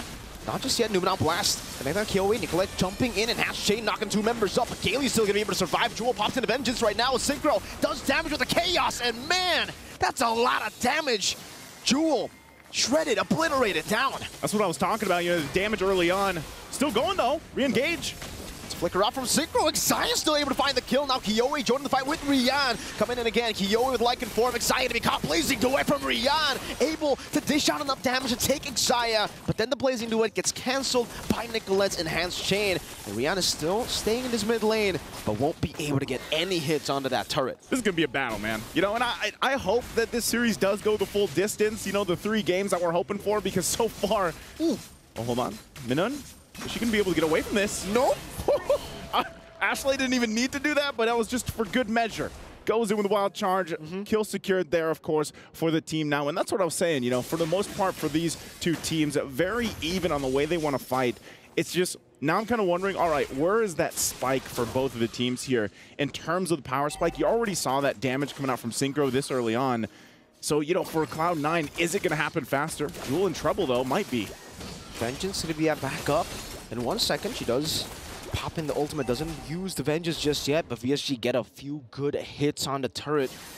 So it's Cloud9, though, who are leading in terms of structures. And we get a good look at the items. That's a Holy Crystal Rush for Nicolette. Holy Crystal Rush going to be there. Golden Staff picked up by Panda. And that's the thing. You got Glowing Wand and then the Arcane Boots. That penetration is what made Synchro hurt so much. There's the Holy Crystal locked in. A lot of this, the first item was being already picked up here. DHS as well for Rian. She's been able to farm up pretty well, you know, for the most part. And we saw her rotate really well up to that fight earlier on in the mid lane. And so that's something that Cloud9 now has to be careful of, especially with those blazing duets. Utilizing the Bulwark when they have it, or even the Guardian's Barrier from Ashley. They have a couple things in mind that they can utilize when it comes to those team fights. But now it's up. Turtle, last one of the game here. If either team does commit to this, but it looks like they're going to go ahead. C9 gets control of the area, but still, look at this, on the way. Rian going to be assassinated. Nicolette finding the solo kill and the assassination onto Rian. That's big. That's massive. That's not just big. A good barrier. Exia rotating forward again. Putting the Bulwark down. Really just denying any sort of retaliation from VSG. Even down a member. Whoa, Ashley. Into the wall, charged them without blast, stunning them in. A good Minions Fury from Gaily turns it around. Kiowe now with Lycan form, deals some damage back again. Has a Lycan pounce, goes untargetable. Jewel walks in. Panda gets the fadeaway kill. And again, Cloud9, they get the better response. Cloud9 gets the response. Now they're going to go for the turtle, but they are quite low. Gaily has the information here, Synchro, and now Rian's joining this fight, but too late, too little. Gaily will get away with her life, but the turtle secured for Cloud9. What a setup in the mid lane from Ashley. Let's take a look at the STC replay here. Keep an eye. There it is. Good wild charge, ultimate, and then even the Numenal Blast. And, you know, either way, when you're looking at this team fight unfold, the same can be said. The same can happen even later on with the lineup that VSG has. That's something that's going to be crucial here. That team fight was definitely saved by Gaily there, because Gaily, she popped in. Hold up. Gaily, just as I mentioned her, you know, I thought the Caster Curse was going to strike instantly, but yeah, Gaily pops into Minions Fury right as the Numenal Blast was going to connect onto all of the members. So if she didn't do that, that would have been probably a wipe for Cloud9. Gaily able to pop into Minions Fury in time, and that's what saved them in that team fight. Minotaur's probably been, I feel like, one of the best heroes so far. Yeah. Not just here in MWI, but even for MSC. Such a crucial pick for a lot of teams to utilize. All-rounder. Minions Fury, the way that it works great here. Mid lane, though, still going to be the focus as both these teams working on the tier 1s. And I'm just wondering, too, if there's enough damage potential already for Panda as she picks up the DHS right on at Q. Oh, hold on. Ashley with a power of nature. Get out of CC, but not out of damage. Good Minas Fury again. Oh, you can see that damage pile up as well from Panda on the carry. Jumping forward, but now without the ultimate. Now on cooldown. Nicolette's doing a good job, by the way. Just in her own world, in her own island up top. But that's good on the Julian. You want to try to isolate some of these members. And the damage is really starting to hurt. You can see even just the chain there. Taking Rian. Taking that much HP from Rian. Yeah, both gold laners pretty much at this point are where they need to be. Golden Staff also picked up for Rian. And, you know, that's where, again, as we get ready for this Lord, it's up in 5 seconds here. The way you utilize these setups with CC potential, once Gailey has it, MWI and Fury, and even the Dragon form, as long as Cloud9 plays against that, and vice versa, as long as they dodge that wild charge setup we saw earlier from Ashley, they're going to be good. But look how fast Cloud9's doing the Lord here. Rian doesn't seem to be concerned there. Nicolette will be able to secure it there. That's a wild charge into the wall, straight as Jewel goes in for a bit of damage onto Minion, but she's able to just sustain. But meanwhile, like I said, Rian up top, taking a page out of Nicolette's book. Last few fights, but now Nicolette will try to match that. Good spot in the bush. Rian utilizing the defensive battle mirror image to escape. Tier 2 turret for Lord. You know, Rian's probably like, oh, hold on. They're all in there. Zaya! Oh, still able to escape. Gailey gets a knock-up, but it's only on 6 seconds. Now Panda jumps in, and now Blast going to be able to connect right there, but the Brilliance gets him out. Kyoe looking for the Lycan form initiation, but knows that it's going to be a bit too risky to dive in all alone. C9 pop in the conceal. Take a look at Nicolette. That was a lot used. I mean, they still have the Lord to take care of, too, by the way. But Cloud9 knows that. They might just go ahead and try to get some turrets, of course, with this first one. Look at this. Nicolette waiting. Oh, she's going to get spotted out. Unfortunately, that's not going to happen for them. But they can still go for the play, at least in the mid lane. Get a couple tier 2s if they can as well. Good thing that Nicolette did the work earlier on the top side. But Lord will go down relatively quickly. Again, first one, it's already being taken care of by Rian. They want this tier 1. Good knock up again. That's an enhanced chain in the back. Wall charge from Ashley. Getting them enough space to go for the tier 1 mid lane. Wow. With the first Lord in the bottom lane as well, those are some big minions crashing down into the turret. A barrier placed down by Ashley. They will not be able to find anything else, but still, that's 2 tier 2s with the first Lord. I feel like in a lot of the games that we've seen so far for MWI, this is the most kind of standard, if you will. It's kind of like this slow burn into that first Lord, because some games end. You know, you're already in the base after that first Lord take. But with these lineups, they got to be kind of more calculated, I say, with how they approach those fights, how they approach those team fights, because it's almost like once everything is used, all that CC potential, then it's kind of like you got to back off. Key item pickup here too for Panda. She gets the Wind of Nature now. She has that online. Divine Glaive for Synchro. So if you thought she hurt earlier, now that she has Divine Glaive, it's gonna hurt even Ashley, as tanky as she is, or Xayah, as tanky as she can be. And Jewel, I mean, even with this Thamus, you know, popping that Vengeance, jumping into the fight, you can see the build that she went to. You know, she's got good defense, but she's kind of like that extra front line. It's like, you already got the Grok there, full, looks like pretty much tank build, by the way. We were wondering exactly where she would go. And you have 3 tanky frontliners. So jump in and then hope that that's enough to keep it together. Nicolette also picks up a Winter's Crown. This is why the Lunox is going to be increasingly more of a threat as we get into the later stage of the game, because you have a lot of tanky frontliners, but hey, the Lunox actually thrives against those tanky frontliners, can go and shred you down, especially, I think, after the Divine Glaive. I mean, she might even go for Holy Crystal if she really wants to go for it. It's very greedy, but if you want that extra burst, if you wanted to get rid... Just go Big Damn.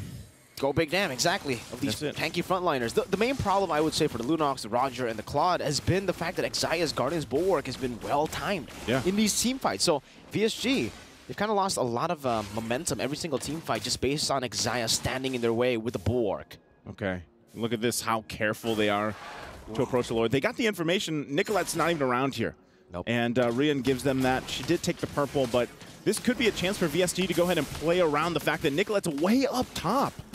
And they might just go ahead and start this as quick as they can here. Let's go wild charge into the back line, finding two members right there as Rian is able to dodge away from them. Now Blast Gailey jumps in with a Miss Fury, but still, it's Synchro who finds the Lord. Rian with Blazing Duet now, but they're all going to be gunned down. Synchro very low, still able to survive as Minion will be the sacrificial lamb to get them out. Okay, they get the Lord though. They get the Lord off with that. That might buy him a little more time. Down two members though. Cloud9's going to go ahead and go for the tier 2, possibly knock on these base turrets. You know, so is that enough? Was that enough value? They're going to have to defend against this, though. Like and Pounce come down to collect very, very low. Synchro jumps with the Brilliance. Widow Crown just right there. Excited to be slain to the bottom side. Tier turret. Panda now going 1v3, scratched away by the birthday girl. Kiyoe with a double, and they still have a Lord. Man, I was hoping Cloud9, you know, they would realize that they still had to deal with the Lord. But they go in, they try to get the turret. They do get the mid turret down, but at what cost? And now it's up to VSG. They're going to run it down mid here. Lord still on the top side. And still, members down from Cloud9 here. They got to wait, try to keep them at bay. It's Jewel and Ashley for now, but it might be too late here. How can they buy enough time? Two base turrets taking down. Jewel in the midst of it all, trying to tank it up. Doesn't have the vengeance. That's Gailey again to knock them up. You can hear the drums once again as VSG secure game 1. It's that victory song. You know, that's that birthday buff right there. And remember, man, like they watched that last Lord kind of dance or tango, so be it. But they knew Nicolette's up top. We can give this a go, grab it. They grabbed the Lord. They lost a couple members, and then it was like, no, guys, they're going to push it down mid. Let's just defend. We still have our key components to turn the tide, to turn that fight around. You can see Birthday Girl feeling pretty good about that, of course, because, you know, honestly, at that point, before that all happened, it could have been anyone's game still. It was relatively even for the majority of it, but great performance there. I know our experts have a lot to say to this, so I'm going to throw it to the Bear Bros out there in the studio. Break down the game for us, guys. The Greens. We'll do our best because there was a lot of action in that one. As y'all mentioned, it is a back and forth. You could argue that there were some moments that really, it looked like C9 was going to take it. This was a beautiful initiation. And then there were times where you say VSG could take it because that Lunox pick is wow. Leo, we were both scratching our heads, but we're very excited to see how this draft would unfold in the game. Any thoughts that you want to mention or want to start off with? My last thoughts for the matchup was all aggression versus a wall. Now we see clearly the sword and the shield. The shield can do so much, right? You're able to work with so much utility, work with so much CC and initiation, but at the end of the day, you gotta find a way to finish the game. You gotta strike that death blow, and VSG did all that beautifully. In under 16 minutes. I could have sworn it was like 14 something because that's where the turning point happened, right at their defense, right when C9 was about to open the gates. And I think it goes to show that so far here for this game number 1 hasn't disappointed. We're already seeing surprises. Lunox in the mid lane. Grok in the mid, paired up with Lolita in the roam. I can't believe this is where we are at right now in our meta game. I love the creativity shown off here. And one of the picks that I want to look more into for VSG is now this Lunox mid. What does a Lunox mid bring to the table up against that C9 composition that we saw? It's just pure, unadulterated damage. There's a little bit of a filter that you got to go through. I'm talking about the early to mid game. But as soon as that early game wherein Synchro felt how aggressive C9 can get, and again, mind you, she started the first 7-8 minutes with already 2 deaths. That was a well-earned power spike that she hit. Yeah, and I felt this, I don't know if you feel the same way, like going up against a Lunox, sometimes you don't even understand where the damage is coming from. Is it from the brilliance? Is it when she's in the darkening mode already? So I feel like there were times for C9, understandably so, would leave the Lunox sort of like unchecked. Yes, early deaths, but in terms of the team fighting, it's hard to track the Lunox with so many things going on, especially with the Yuzong jumping on you. Yep, jumping with you. Yeah. To be honest, C9 did their best. C9 could have won that game, honestly. They could have gotten right then and there, maybe penetrated and took it slow, ended at, I'd say, ideally 18, 19 minutes. Because again, they did not get the Lord. They did win a trade, which was the product of a slow turn. Because if you'll remember, Nicolette was very late to the party, but they eventually did get like a 3 for 1 or 2 for 1. But yeah, just how smart VSG is when it comes to aggression and engaging with the tools that they have. Yes. That's what put them over the top. That's what allowed for Synchro to get out of that early game rut and to turn it around. We're seeing the reactions of the ladies on your screen right now. There was one there. It was that one I wanted to say. A very animated reaction by Rian over there at the end of the game. You can see a little bit of the worry, and then now for C9 just having to talk about how to recalibrate, because that fight in the end was a little bit of an overextend right in front of the base of VSG. That was the moment you were saying they could have ended it, or at least really controlled the game so that they'll be the ones to run away with it. PlayStation MVP. Wonder who it is, because VSG played like a well-oiled machine, but it is Synchro with that Lunox. That's right. A humble 5 KDA with 83% on kills, which is explained by the fact that in the early game, it was C9 running away with the small wins, right? Yeah. I'm looking at the 7-minute, 30-second mark. Scores like 4-6. Yeah. And net worth is relatively close. But this was a time where Synchro had to tell herself, you know what? Rian's also having it hard. Kiyoi isn't exactly getting the kills that she needs to get her stacks on the Sky Piercer. Yeah. Minun is jumping in, but at the cost of her life as well. It's going to come down to this. It's on me, and it happened. Reptar, it happened. Where's the damage coming from? I see the blazing duet. I see Rian a little off. Yeah. But why are we all just melting? That's C9, by the way. Yeah, the collective, whoa, that's cool. I just realized that's Synchro. That's Synchro right there. I like that. I like that nice touch. And oh, hey. Oh, hello. She tried to go for high fives. I think we owe her a high five later on. Lunox. Great Lunox. Yeah, she does.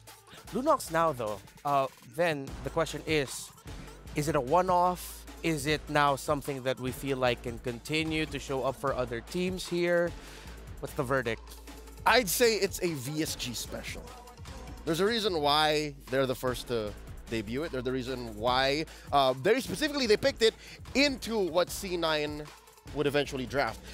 Neither you or me were calling out the Lolita. Neither you or me were, I mean, I think I alluded to it when I say, XP Grok? No, you wouldn't. Nope, mid lane Grok. So I think it was a specific tool for a specific situation that they used beautifully.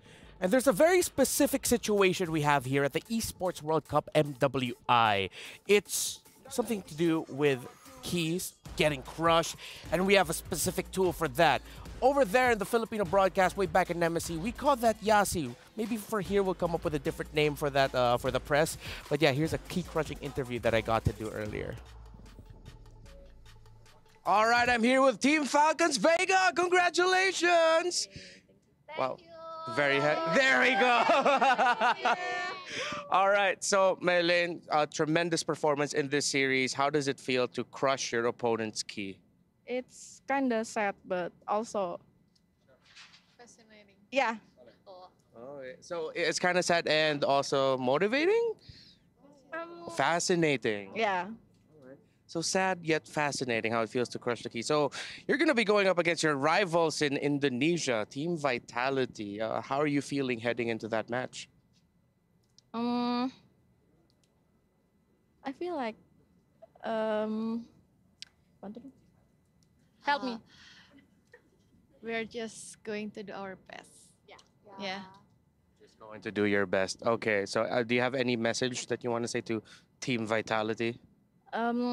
Good luck and have fun. All right.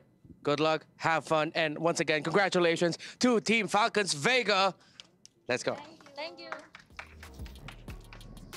Team Falcons Vega, again, congratulations to them. And we're going to be seeing a lot more of that throughout the run of MWI. We'll have, if I'm not mistaken, 2 more today. It is just the nature of the competition. Now, here's something that cool that I love to do, that we love to do here in the English broadcast of MWI. We can go back to a very important moment. Leo got to pick one out. What was that? Let's break it down, shall we? Yes. That's me breaking it down. Let me join you. Let's throw it back to a moment in game about 7:33. This is where the game was relatively close. Check it out. You'll notice that there's a big fight in mid, and this is as scrappy as it gets as a mid-game power spike. You'll notice that Rian just suffered an early death. The aforementioned Synchro taking the 2 early deaths as well. So again, the narrative for VSG fans watching is this is difficult for us in the early game, right? And you'll see that trades are happening. Minun for Ashley. I think that's a trade that you would rather not take because Minun is a Yuzhong. Minun would like to keep fighting, and Ashley's willing to die alongside a roamer, Xia.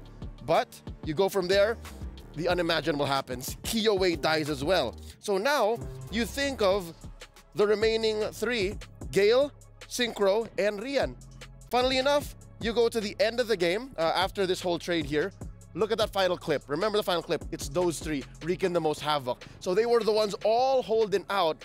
And Kiyowei and Minun understood that eventually, if we got past this moment, if we got past the utility that C9 was playing with, their aggression via the 2-way or 3-way initiation, all will be well. And that's where they got to eventually at 15-11? 15:05, roughly around that time. There you go. So around 15 minutes. Again, despite VSG being a team for just what, a wee 2 months, they know each other's timers, they know each other's pace, and they know that, hey, if we can trust the process and we walk into battle with the equipment and the tools that we need, we can get the dub. And the dub they did get for game number 1. It's match point now, the draft. We are going to be heading into that in just a bit. Let's revisit it. The last 2 picks there were the Lunox and the Claude. So it seems like VSG, they changed things up. Usually when you see a Roger first pick, you say, okay, Roger is the priority. He's going to be the one carrying us. But then, yes, Kiyowei had an amazing game, but VSG switched it up. What happened was they ended up picking their main conditions in the end, and it seems like the first 3 picks ended up becoming just what you do or what you pick up to support those key heroes. Which is deceptive in its own way. These are all high-tier picks. Yuzhong, Minotaur, and Roger. You started with what would seem like your cores, and then eventually, again, it's all on Synchro. She was the MVP, the PlayStation MVP. She was up in there, dual sensing everything, and she knew that, hey, I just need to keep my priorities straight, and eventually this lineup of a Lolita, a Tams, and a Grok will melt before my feet. Lolita Grok already hurts, but even the Tams is like, I feel like that's an official voice line. It could be right That's up in the me, because I used to play a lot of Tams when I was still an XP laner, and whenever there would be a pocket Lunox, you know, that just came up at the last pick. Back in the day, how many years ago was that? About 2 or 3 now. So you're honest about that. Yeah, no, I it's in my past, my distant past. I am a jungler now. What hero? Bane. Let's see if that's going to show up in this draft here, because looking at these 2, I was thinking, I wonder what other picks we might be able to see. I thought, wait, the Bane could have slotted in here somewhere with these 2 teams. And you mentioned Sword and Shield, right? With VSG more of the Sword, C9 being more of the Shield. It makes sense because the last pick, that Lolita last pick for C9, literally was a shield. A bulwark, if you will. A bulwark. And it shifted the entire dynamic of the draft for C9. But now C9 will be on the blue side. The dynamics will shift yet again. Who all can we expect for the first pick now that Jushin and surprisingly Valentino blue side taken away? All right, given how much success C9 saw despite not getting the dub, I think they are on the same mindset. Midnight specifically is we attack Synchro. Yeah. And then they, I would assume, make the adjustment of maybe we don't fall for the Lunox so hard. Oh, all right. Let's see if the Lunox will still end up becoming a factor here. So Angela, the Haya.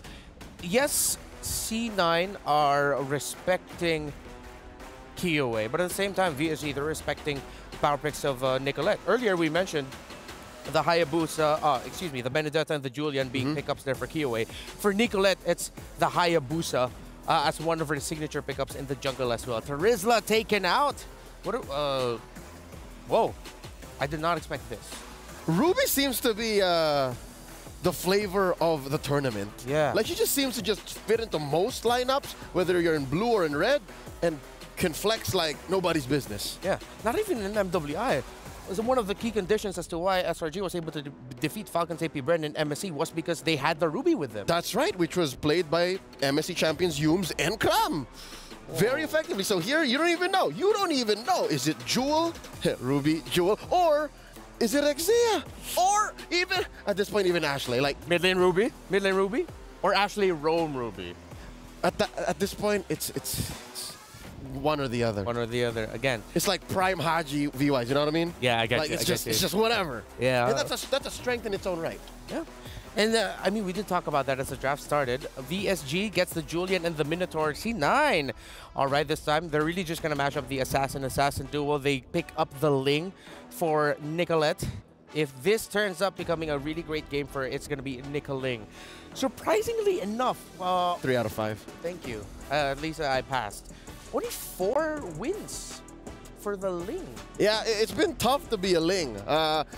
Again, half of the teams in the groups are very damage-centric. Yeah. So when you're a Ling, you're not even afraid of just getting caught up by a CC or a trampoline. You're afraid of just getting blasted. Yeah, just getting caught out. VSG will match the attack type of the carry. They go for dependable basic attack, fast basic attacks. DPS. With the Claude, DPS. So in terms of the bans here, again, you're going to be asking if you're VSG. Okay, the Lolita makes sense as a ban, but I feel like it's a bit of an overthink. It would not be out of the realm of possibility if they could just go Grok ban 2. Just to clear it out. Like, just to really say, no, you're not doing it again. Just to be safe, right? Like, what Coach Ola is saying is that Ruby better go into the roam, but so be it. It's the Fatamis. Odd how these two teams are just willing to let their mid laners stick it through. Yeah. They're just saying, hey, yo, Synchro, well, in this case, Ashley. Just hold it down. We'll get to you. Yeah, just wait up. Just wait up. C9, they can take away another EXP laner option. Loyi's open. Loyi's open. Loyi still is. She is. Loyi, Claude, Minotaur, Julian. Sounds like great picks for VSG, right? How is Loyi getting through? We saw Loyi in the previous series today. Yeah. It feels like C9 saying we have the link anyway, so that whatever split push shenanigans or map presence will get equalized. It'll feel more like if VSG pick up the Loyi, it'll be reactionary to the fact of, oh, it's we need open. something to match it, and it's open. Yeah. C9 wouldn't mind either way. It's just a safe pick at this point. It's not the best, not the worst. Yeah. She's reliable. Oh! Whoa. Haven't seen him in a while. That man is conditional, yet they pick him up. Yeah, no. Who are you finding? Yeah. You can see in the face of his eyes, like, oh. Wait, which? What's the Lapu-Lapu for? Is it a lane duel thing? Are they expecting the rubies going into the EXP? Is it, I don't know, a preemptive attack at the Farsa? I mean, she's still open? It could be. Well, with the entries, all of VSG, Farsa now would seem difficult. Yeah. They could go Kagu or something exactly. like Lilia. No, I think the Lapu-Lapu took it over the edge. Yeah. Like the Julian and the Minotaur, it's a bad idea. Lapu-Lapu, you better not. Yeah. Farsa, forget about it. That's 2 picks. Lilia seems safe. Lilia's okay. Yeah. Lilia or the Kagura is what I'm vibing for. Oh, here it comes. Oh, let's go. Someone finally picked up a high loss. Put a COD and a Thunderbelt on it. Call it a day. All right, that's a DOD once more. Every day we're seeing something new. And this might actually not even be a COD Thunderbelt high loss. There's a chance it might actually just be full defense high loss. Just straight up. Straight up with how annoying he is. So with the way I'm seeing things, wait, is that a mid lane Esmeralda? It is. It is. Might even be a mid lane Ruby. I love this meta, bro. Midnight, what are you doing? Coach Midnight, here it is. Oh, and here it is again. I hate to say it, but Reptar, look, there's 3 solid targets for the Lunox again. Look at the HP pools on the Ruby, the Hylos, and the Esmeralda. Yeah, the Lunox looks, she was happy in the last one. She looks way happier this time around, too. Sword and the shield all over again. Hey, but it almost worked out for the shield prior. So Yep. Maybe. High loss. Esme. Rome, mid, EXP, we shall see. Might even be a mid lane Ruby, as you mentioned, with the swaps. Any last thing that you want to say before we go to the boys? Nothing is beyond C9 right now. My mind is blown. I just want to see some good MLBB. And good MLBB, I hope we get. That's it for us here. Casters, guys, what's going on? What y'all thinking? Wow, I'm thinking we're getting some good MLBB. How about you? You like the high-lows pick? I like the high-lows pick. I've been a fan of the horse. The horse. That's it? That's where That's it. I've been watching a lot of White Horse recently. Okay, I thought you were going to say, yeah. All right. Well, I thought there was more to the horse, but you know what? Let's jump into the game here once again. It's a best-of-3 spot for the semifinals for both these teams. Cloud9, after what happened in Game 1, they bring a very fun lineup, I'd say, with this, especially the fact that you have another debut hero pick with Xayah here on this high-lows pick. Oh, good early poke, too. I mean, they're going to have that. And, of course, too, with Ashley here on this Ruby. A Ruby, typically, we don't see in the mid lane too often, but this is just that dynamic, you know, that C9 has brought to the table for MWI. And the pressure here, though.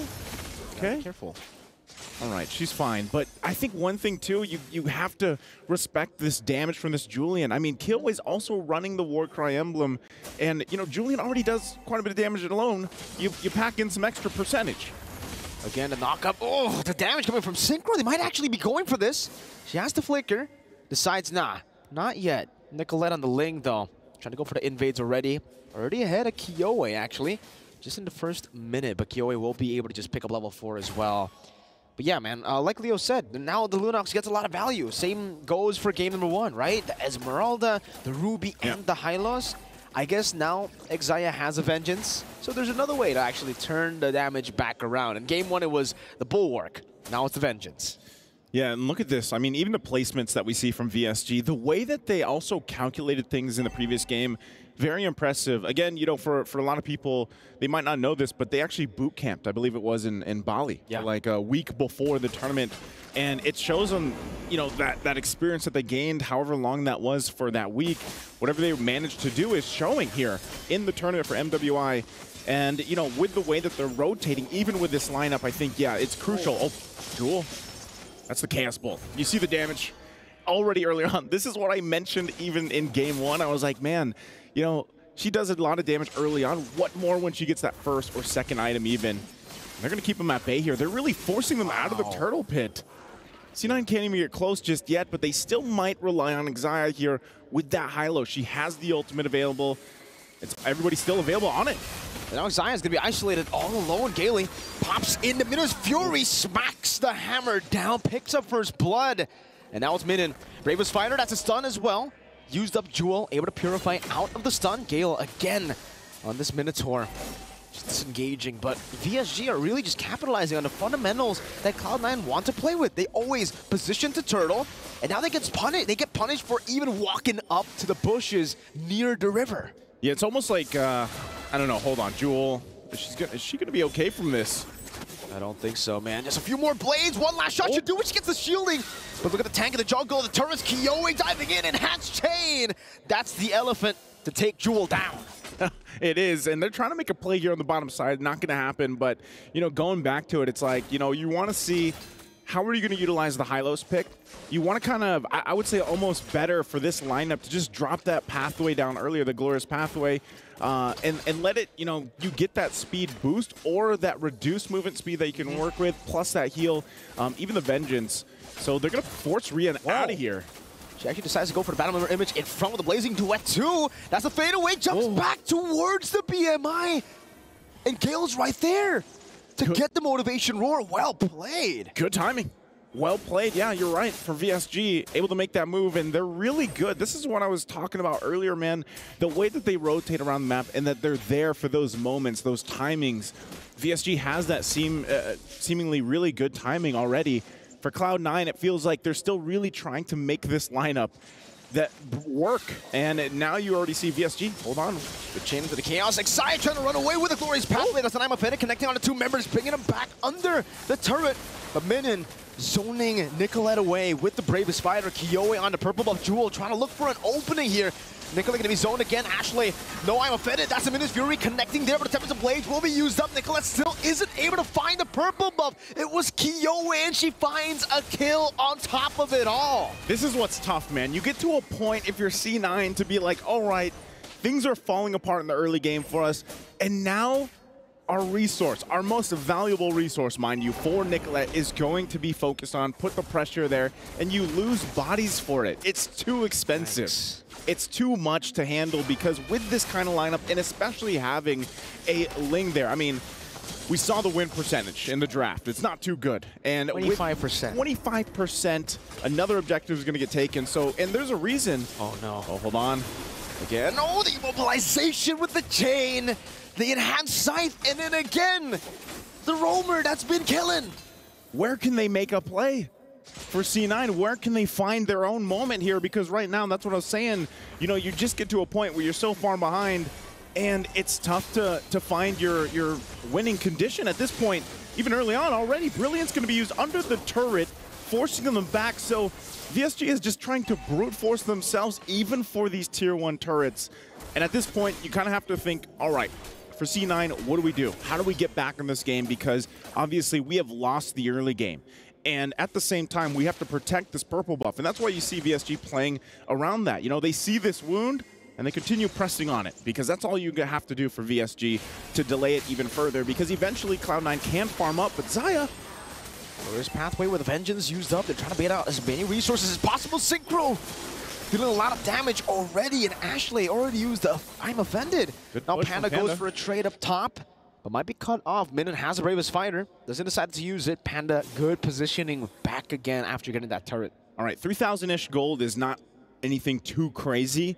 As long as Cloud9 doesn't lose any, you know, bodies here from this point on, they can farm up at least for Panda. She can do what she needs to do because you've only got that Berserker's Fury here for Nicolette. Panda has the Corrosive Scythe working on her next. War Axe there for Ashley. And that's the thing, man. It's just like itemization-wise, firepower-wise, it's not going to be there for a while. Even with the lineup that they already had, it wasn't going to be the case unless Nicolette had a great start, which is why we see these assassin junglers, you know, play their part so well if they get that early lead. Look at this, Nicolette going to be forced even just to fight for these regular camps for her. And a lot of the times, too, now that you have Gailey picking up the Flask of the Oasis, it's even harder to get through that sustainability, to get through that motivational roar, healing, and this is just going to be another turtle taken here. The Chaos now, I mean, at this point, all the neutral objectives are just getting taken out so quick. So fast. The Julian in itself, you know, you can clear really fast with the Enhanced Scythe. On top of that, you have Synchro. Enhanced Chain going to be used up onto Ashley there. Minus Fury again. Gailey finding 3. Even the Vengeance is not going to be enough. Now it's going to be Minden with a Bravest Fighter to the back line. Finding Panda with the last swing. And now it's Rian. Gunning Jewel down. Running away real quick with the last skill one. Gets her. The act of thievery. Stealing away the lives of Cloud9. I'll take that stack. I'll take that kill. And they take everything in that exchange. VSG. I think at this point, they all have the birthday buff, man. They're playing this game so well, so it's our perfectly. Birthday. It's our birthday at this point. And, you know, when you're looking at this kind of, again, they're just planting themselves in the jungle here for Cloud9. No. What can you do? What more can you do aside from just look and have everything taken in front of your eyes? Panda does get a golden staff, but again, every time that this happens, you're looking at adding an extra minute to getting that playback potential from C9 now. Oh, hold on. Oh. Nicolette? Wait. Oh, gotta be careful. She walked into Dexter there. Oh, that looked close. Gailey, though, rotating over. Pinch poised by Nicolette. No one there to catch her, so it's a good assassination up top onto Rihanna as she gets out. It looked close. It looked really scary. She walked over to Dexter, but it's all good. They get something on the board, finally. At least they get on the board. Good shot of what's at stake there, right? The close-up of the keys that have been crushed already, man. For MWI. Cameraman doing work there. But, you know, that's the thing, man. When you look at it, Cloud9, they did make a comeback in their tiebreaker yesterday. Now, can they do that here? Is that something that's possible in this game with this lineup? You have to start thinking about if they get to that mid-game, late-game transition and they get to the late game, what is this lineup going to be able to do for them? I think even yet, they should just give up the first Lord. They really shouldn't contest it because they're just not in position to go toe-to-toe yet. I mean, even look at the level gaps across the lanes here. You know, at that point, too, you have to be very crucial. I mean, Jules only level 8 to Minun's at level 11. And even with an Esmeralda, you're not going to really be able to be up front like you hope. So it's up to VSG. They might even just try to bait this out, you know, for C9 to have some form of confidence to see if they can turn things around. But honestly, for C9, they need to buy as much time as possible. Wait for that moment. Nicolette? Another one with the blazing duet now. Rian able to get the solo this time around. Disaster for Cloud9. Minun, bravest fighter, glorious pathway placed down by Xayah just to disengage. The assassin lost in a 1v1. That's not good. Yep, Nicolette going down there, especially against the gold laner from VSG, is just going to resort to a Lord secured, an objective secured. You know, again, she's really just trying to do what she can. That's you can't count out the fact that Nicolette at this point, especially because she hasn't had a purple buff in a while, she's not going to have the next one either. She's just trying to push the side lanes, trying to get something because otherwise they're forced to get nothing. And for VSG, they're going to continue to put the pressure here everywhere. I mean, again, Synchro getting that purple buff is going to make things much worse. She's already got multiple items that she needs to tear through the front line. I mean, what you can call it a front line from Cloud9 here. And as they get ready, Lord, it's down on the bottom side. They're going to keep Nicolette there, but VSG eyes set here on these other lanes, especially in the mid. Nicolette sent down there without a purple buff. You can see the rest of the members already going to the mid lane, picking up the tier 2. Kiyoe wants to challenge Nicolette into a 1v1. Enhanced chain going to be used up there. Nicolette deciding to just finch poise out away from that Lord. But VSG, they've always been really impressive with how they manipulate these waves. They let the bottom lane push by itself with the Lord, and they're just going to build up a big wave together with the mid lane. Luckily, Nicolette dealt with it a bit, right? It's taken out a half HP, so it might not be able to really crack this base turret open, but it will get the holy defense before even the next minute wave coming down. Xayah again, even with the vengeance, gets melted down. A blazing duet once again as Kiyoe jumps in forward. A good falling star moon locked them down into the turret. Minun is still able to flicker out the safety. Enhanced sword there. They only lose the Minotaur. They traded for the horse. 1 for 1. A cow for a horse. A cow for a horse. You know, good trade. A bull for a horse. A bull for a horse. Sorry, yeah, a bull for a horse. Good trade there. But, you know, you're seeing it, man. And I would say, like, even for this, okay, I'm offended, going to be used. Dash lane. Brilliant. I'm offended. Synchro just says, oh, okay. I see you guys are here, right? But now still, they're actually going to still force C9 to fight for this purple buff. I don't think they're going to get it, though. They know the I'm offended's gone, and they're not going to get it. Nicolette even utilizing the retribution. So this is a very hungry, a very starved, very 25% win rate Ling. It's so tough to be in. I mean, even looking at the damage dealt, guys, you can already see how much of a disparity there is here in terms of fighting potential for Cloud9. Best thing they can do is stall things out as long as they can. We're talking nearly 5+ minutes at this point to get the items that they need. Once they get to that point, then they can hope they can pull a defense off. I think one of the biggest problems, though, is, you know, when you're in the defense mode in your base, what's your clear speed look like? It's not that great. No. You don't have that traditional mage in the mid lane to help clear things out, especially with your marksman. And, you know, you have, it's all about time. It's all about being able to clear things out. You got to carry, but, you know, you're there to shred a little bit. You know, the best thing you can do is shred down some of the minions. Well, let's see. Cloud9 already posturing up. Trying to go for perhaps just the pick off here. Whoever wants to try to 1v1 Nicolette, maybe it's not going to be a 1v1 this time, right? Now with a Ruby down below. It does seem like for PSG, they're just going to go straight for the Lord. They don't even care about the side lane anymore. They know it's just a tier 1 there. Yeah, Synchro. They trade it. They already used the Chaos. Minun jumps in with the bravest fighter. They're going to be able to rush it down. Kiyoe fighting. Nicolette still jumping in. Minun's Fury connecting on the 2. Panda knocked up and obliterated again by Rian with the blazing duet. 2 for 0. An enhanced Lord. 13 minutes in. It's looking blink. Yeah, it's grim here at this point. The STC replay, you saw they were off timing on this. They wanted to push that in the bottom lane, the tier 1, but yeah, VSG doesn't care. They would rather get the Lord, and you know, you were almost thinking, all right, maybe Nicolette could get there in time to try to do some miraculous steal with the Retribution, but they were just too late by a second or two. And taking a look even at the items, once again, look at the difference in gold here across the lanes. Oh no. Even for that, Nicolette, she's gonna get chased down, doesn't have a purple buff too. So they might just leave her to it, but they still have a Lord down in the bottom side. Oh, Minun knows. She's going to go ahead and stop Nicolette. Orange buff still there too, but she's got to get back to the base here. She's got to help the team defend this. She is there in time, but now will they be able to even hold on to the base? Rian going to be engaged upon now with Wind of Nature, able to survive just a bit. Nicolette with an amazing assassination as Panda deals with the bottom lane. Xayah pops in the pathway. Synchro baited out there. The Chaos. Good start over the Jewel, so able to survive under the turret. They're able to defend, but they lose a base turret. Now another one in the mid lane with the Brilliance going to be used up. Again, Panda still able to evade. Now an I'm offended. Bringing Synchro all the way back for Panda to free hit. It's going to be Jewel in the midst of it all. Caught by the enhanced chain slash again. Picking up a killing spree. Kiowe, the birthday girl walking forward. Another chain. That's a double. Looking for a triple right now as Xayah tries to soak in enough damage. Another chain with the elephant coming up. But the Temple of the Blade saves her. I'm offended, bringing her back once again. Winter Crown going to be used up by Kiowe. Now another chain used up again. But finally, Nicolette finds a shutdown. Looking for a double kill herself. Goes over to the Vine Blade. Goes to the Finch Poise. Up top she goes to clear the wave. But look at the bottom wave. Minun on the base, trying to go for the crash down. Xayah going to be knocked out, forced to use the Vengeance now, and that's a fadeaway kill from Minun.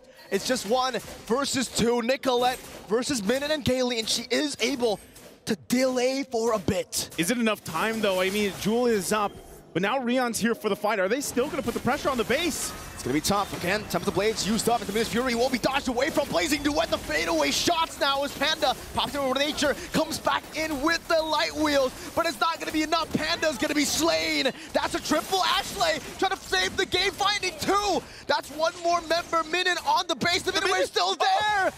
Play the victory song. VSG has done it again. 1 hit, 1 minion left there. But VSG, they don't care. They'll go in together. It's their birthday, and it's their victory. Again, great try there. Great effort for that defense from C9. But it was just too much to get the grounds back. They were too far behind in too many places, and VSG knew how to punish them. Again, tough as competition is. Someone's got to go home. Someone's got to be the loser, and today, it's C9, but they made it here to this point. They made it to this playoff. They made it to the knockouts. A lot there, I'm sure, to talk about, but man, the lineup that they had, it was experimental in a way, you know, to bring that to the table here, and it just, unfortunately for them, it didn't work out. Now Cloud9 have been eliminated out of MWI 2024, the Esports World Cup. The run ends here in the knockout stages. Expected Cloud9 to get out of groups in MSC. Unfortunately, that did not happen, and now they did. They did it here. But unfortunately, day 1 of the knockouts, they have to swallow a bitter pill. Yep. Up against another threat from the West. VSG victory song ringing today. Again, I can't wait to hear what they have to say, because that's going to be it for us here on the desk. We're going to throw it over to the stage to hear from them. Hosts, take it away. Thank you so much, guys. And in true dominant fashion, once more, we have Victory Song Gamers taking the 3rd series right here off the knockout stage. Now, we have Synchro right here beside us. Now, question to Synchro is she has selected Lunox twice. And this is a not so meta pick right now. So is Lunox a Synchro special, or tell us broadly?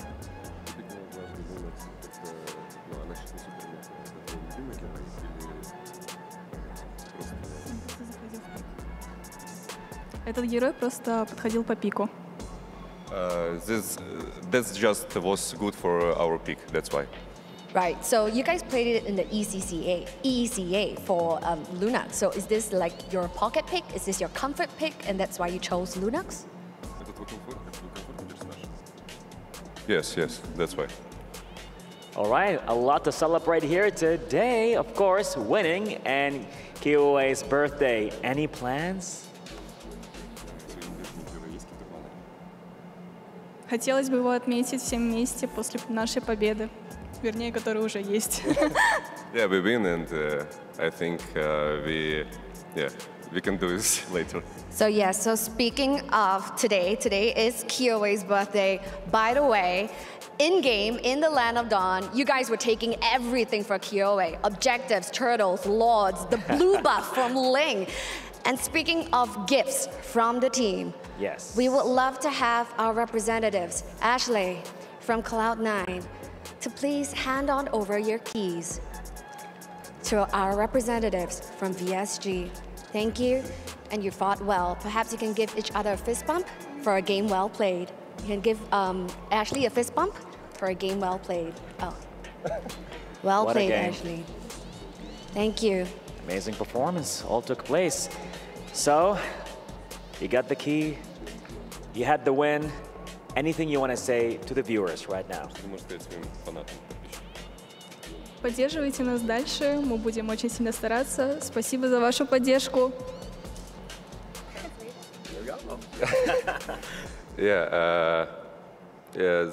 My followers, thank you for everyone. Just trust for us. We can show you later what we can do. We can win. They can win.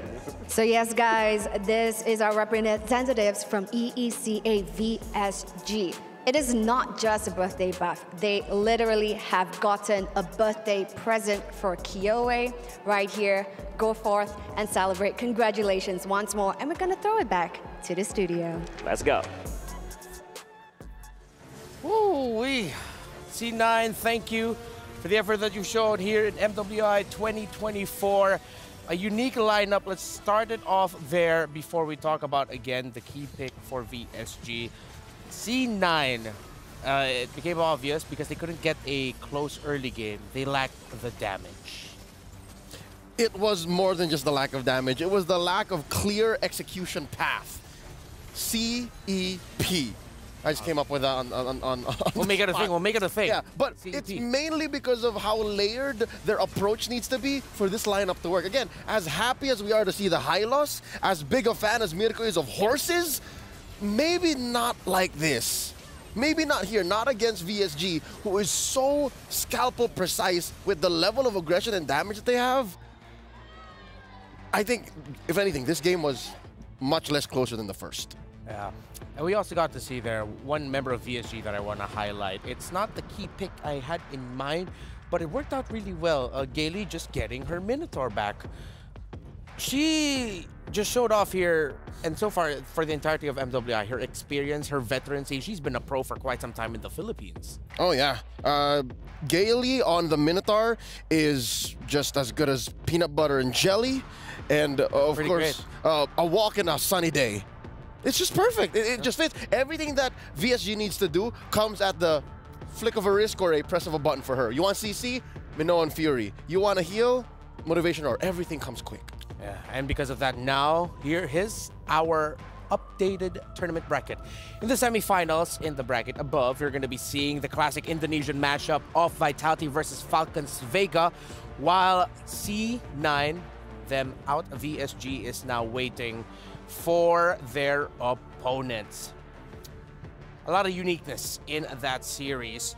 Before we go off, though, I kind of want to hear what any other things that our casters want to say. So maybe with the picks, the heroes, how are you guys doing? You guys look handsome, all of that. What's on your mind? Joseph, Frederick. Well, you know, I don't know. I guess we were surprised, too, with some of the picks, obviously, that came through. The Hylos didn't work out, I feel like, the way that C9 wanted to, but good effort, I would say. You know, they made it to knockouts, and happy to see them at least get this far. Yeah, I mean, it was still a good run by them. I am a fan of the horse, but I agree with Leo. I think there's a time and a place for the horse, and unfortunately, this time, that glorious pathway wasn't too glorious. The Julian was, though. The Julian was inside? Yeah, you know. Well, I don't know. I think either way, when you look at that lineup, it was like Nicolette couldn't do anything, too. I mean, how many times? I don't know if you guys were surprised, by the way, the 25% win rate on a Ling.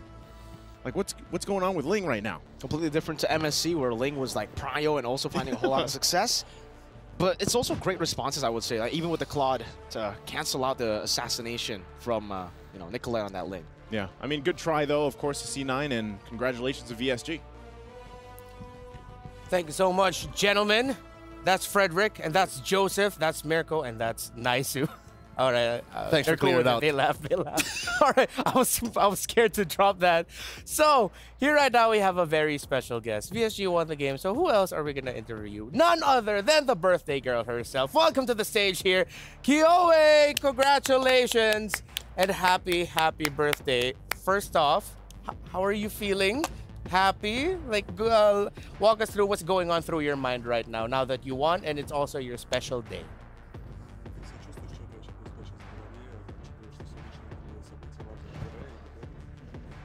Я не знаю, у меня ощущение, как будто игр не было.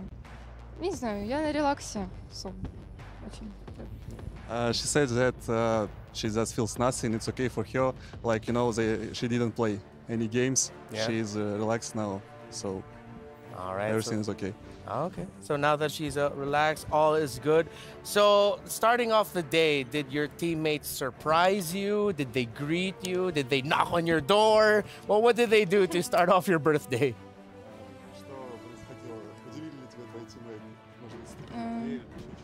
Меня поздравили с утра все мои тиммейты и коуч, и подарили подарочки милые, так что, да.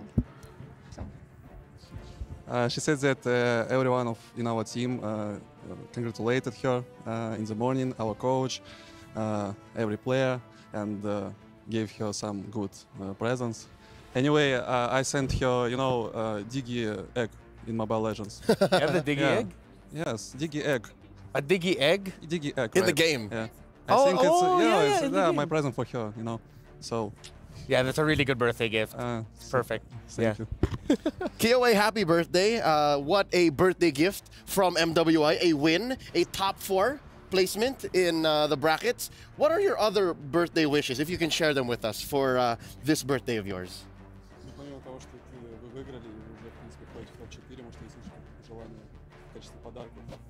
Себе? Занять первое место на турнире. Вот. И все. И вернуться скорее к своим родителям. Вот. She just wants to get the first place, and also she wants to come back to her family. Oh, so that's all. Now we're seeing your highlights here. At any point in the game, were you nervous that you might lose? Not just in game 2, but maybe even in game 1. At any point, were you nervous?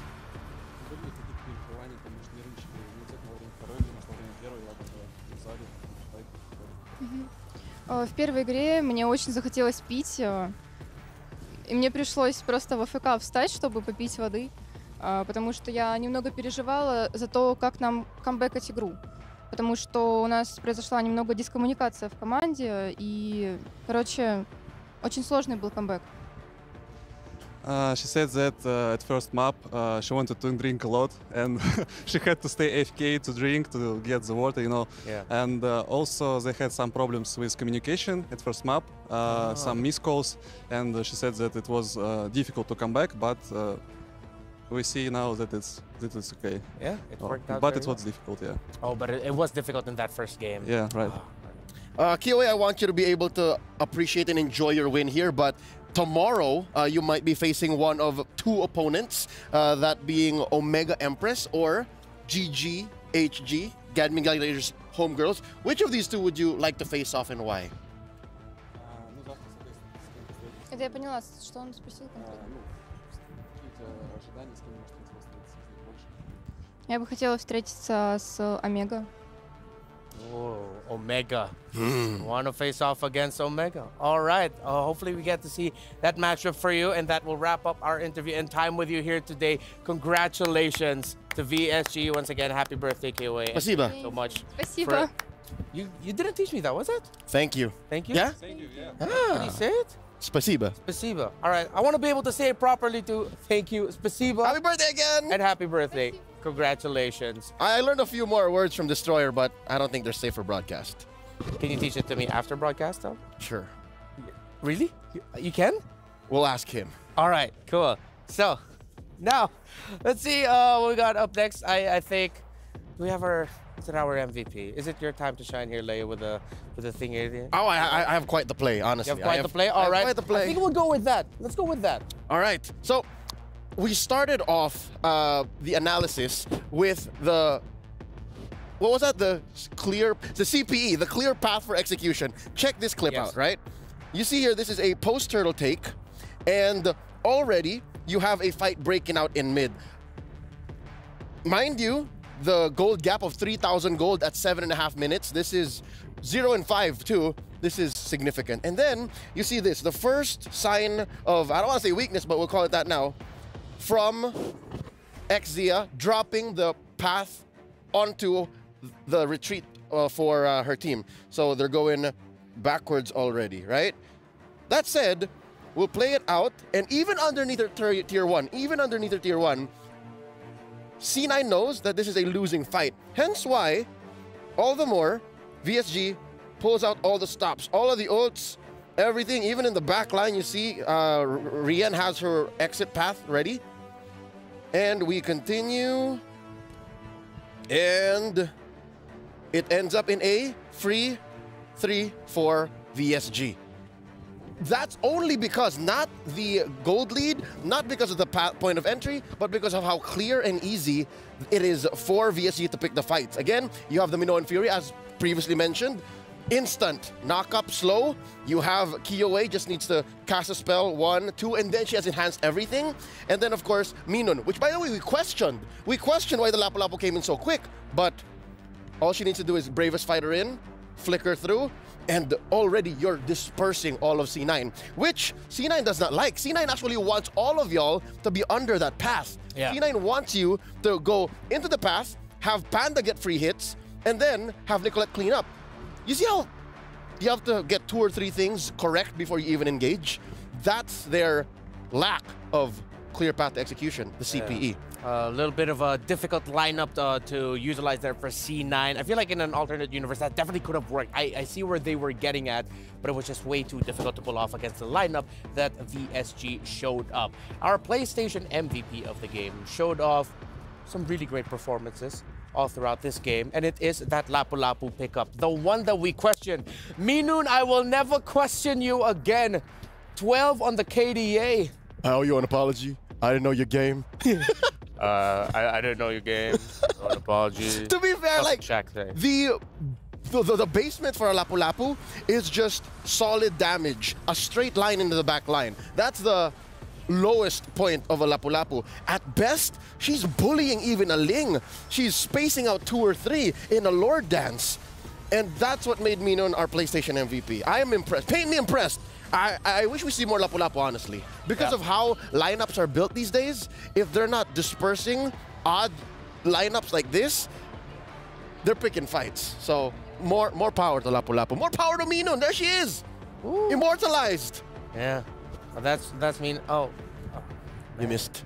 All right, here's the STC Play audience predictions. 32% are for Cloud9, 68% for VSG. Seems like a lot of people are winning are getting their hearts won by VSG. Kumusta Lapu-Lapu? Mabuhay ka? He's from Cebu, bro. I don't speak Bisaya, right? You don't? Oh, all right. Namit, no, that's not Bisaya. Yeah, but no, you know what? It makes sense though. Looking at the STC predictions, that is a whole region, ECA, with a few Filipinos on the back of versus NA. Well, step up. It matters. Step up. Vote for your country. Vote for your representatives. Vote for your favorite players. These ladies are modern-day gladiators. Yeah. Make it count. And we're seeing a lot of tremendous action so far here on the first day of knockouts for MWI. We have one more match today. Smart Omega Empress from the Philippines. Gaming Gladiators Homegirls from Malaysia. We talk about PH versus ID, PH versus PH. How about a good old-fashioned PH versus MY matchup? More MLBB action will come your way after a short break. Don't go anywhere. MWI 2024 at the Esports World Cup. We'll be right back.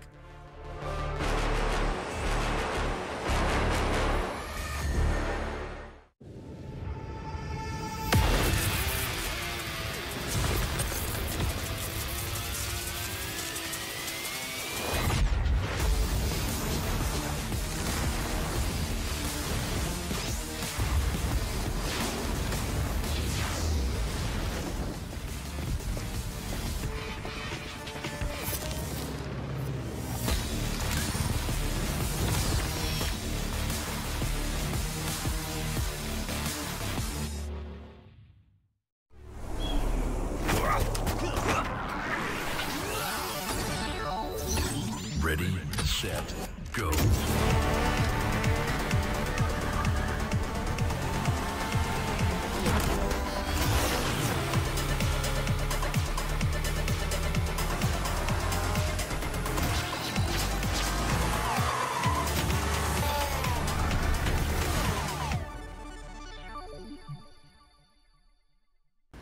لحظات البداية عاشت معنا. كنا نحسبها وقت للتسلية بس. نحسبها بس ذكريات.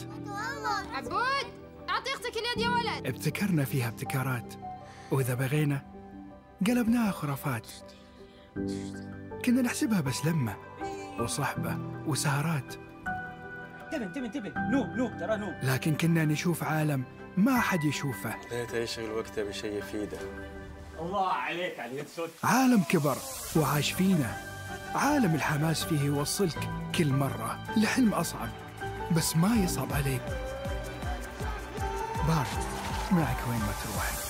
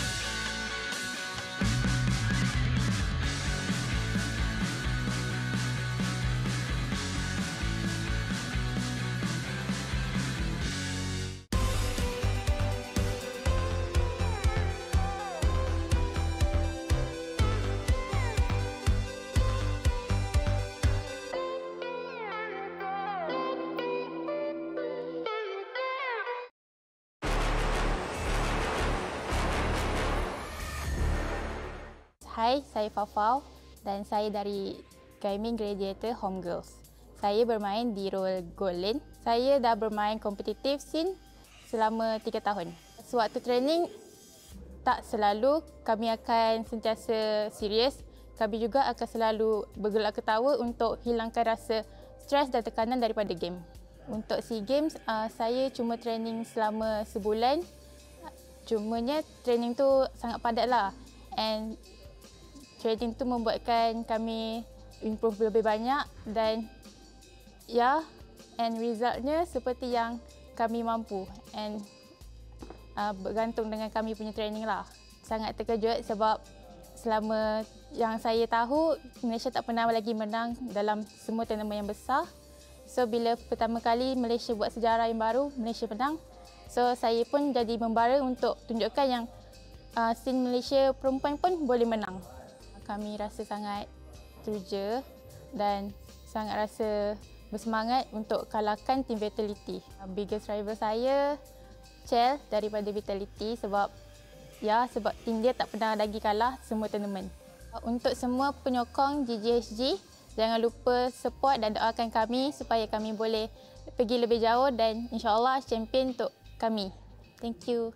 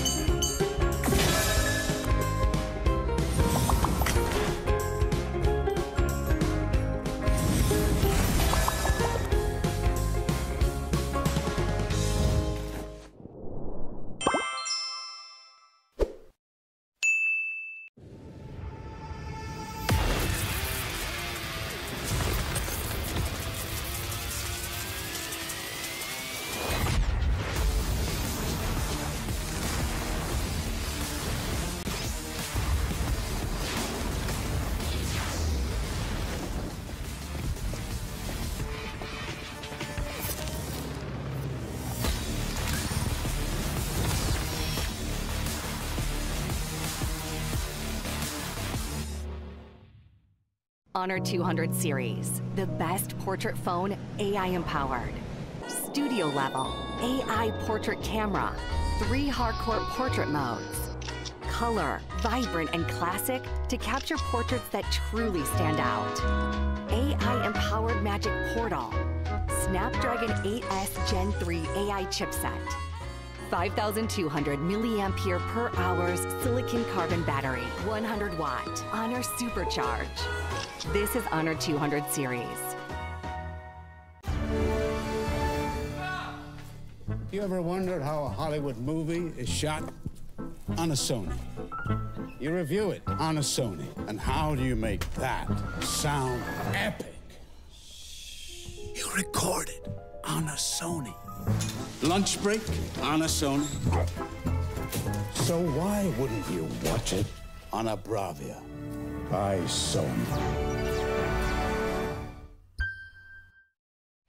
Have you got what it takes to get to the top? It doesn't matter how high you climb. To reach the top, even the biggest champ needs a break. So you can recharge, dive back in, and dominate.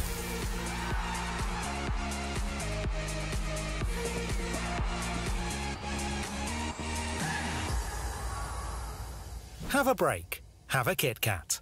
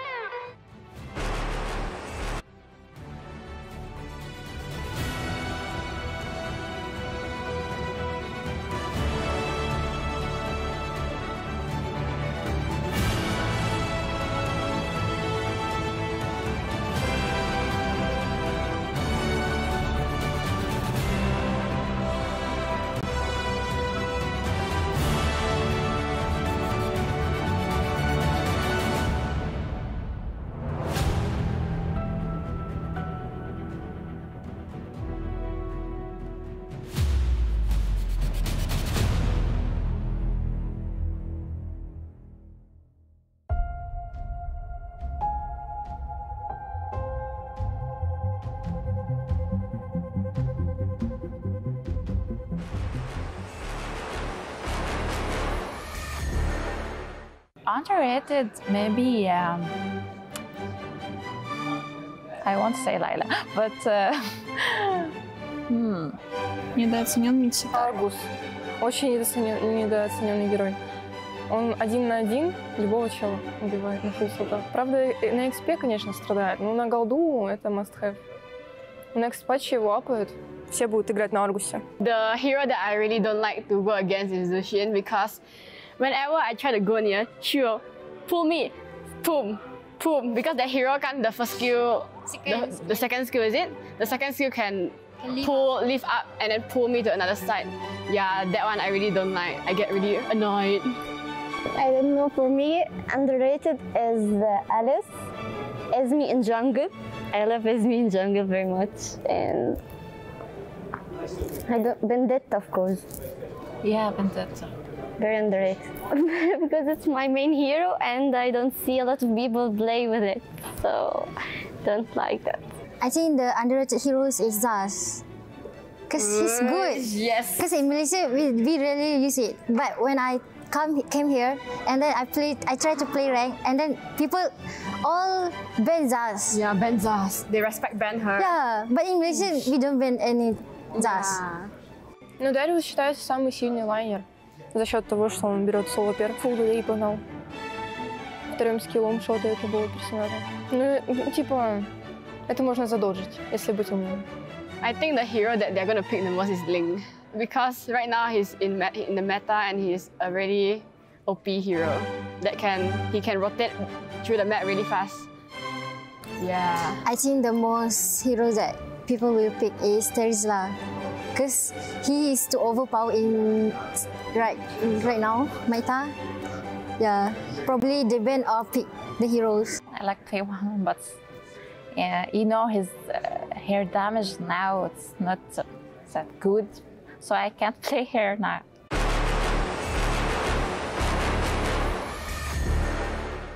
There was an event where they show us the hours that we played, and I think I has more than 4,000 hours. 4 года и 451 звезда.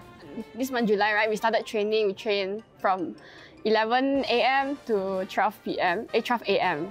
Я не играю на ранг. My rank is Mythic Glory. Мифический бессмертный. Highest Immortal.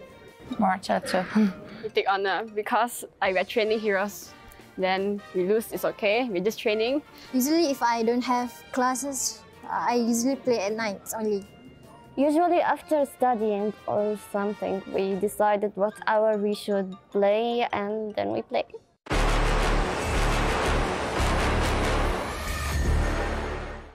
Mia. On the first day. Mia. That's Xavier's ulti. No, that's Mia's Mia's second skill. It's an item. The Blood Wings. Это крылья королевы. Blood Wings. Крылья королевы. Крылья королевы. Blood Wings. Yes, Blood Wings. Atlas second skill or first skill? First? Lalo second skill. Atlas. It's второй скилл Атласа. Второй скилл Атласа, да. What is this? Atlas ultimate. Even I don't know. I'm a wrong one. I don't know. I go with. Yeah, but we forgot the name. Paquito. First Paquito. I think first Paquito. Maybe. There's. Ой, это Paquito. Второй скилл усиленного. Paquito. Paquito third skill. And the item that gives HP, I don't remember its name, but it's half immortality. Ой, это пояс, да. Защитный пояс. Защитный пояс. Arizbell. Oh. It's the new emblem. But I can't remember his name. Temporal region. Yeah. Это перк. Какой-то перк. Кубик. Quantum charge. No. This is the new talent. But I don't know what's the name of it. Florian. What about Florian Bessep? Yeah, это Флорин? Пассивка Флорин. Yes. Пассивка Флорин. Oh my goodness. Florin. Burst is Fury. Brisker Fury? Yeah, Brisker. Крит Берсерк. Я Берсерка. Bazooka Fury.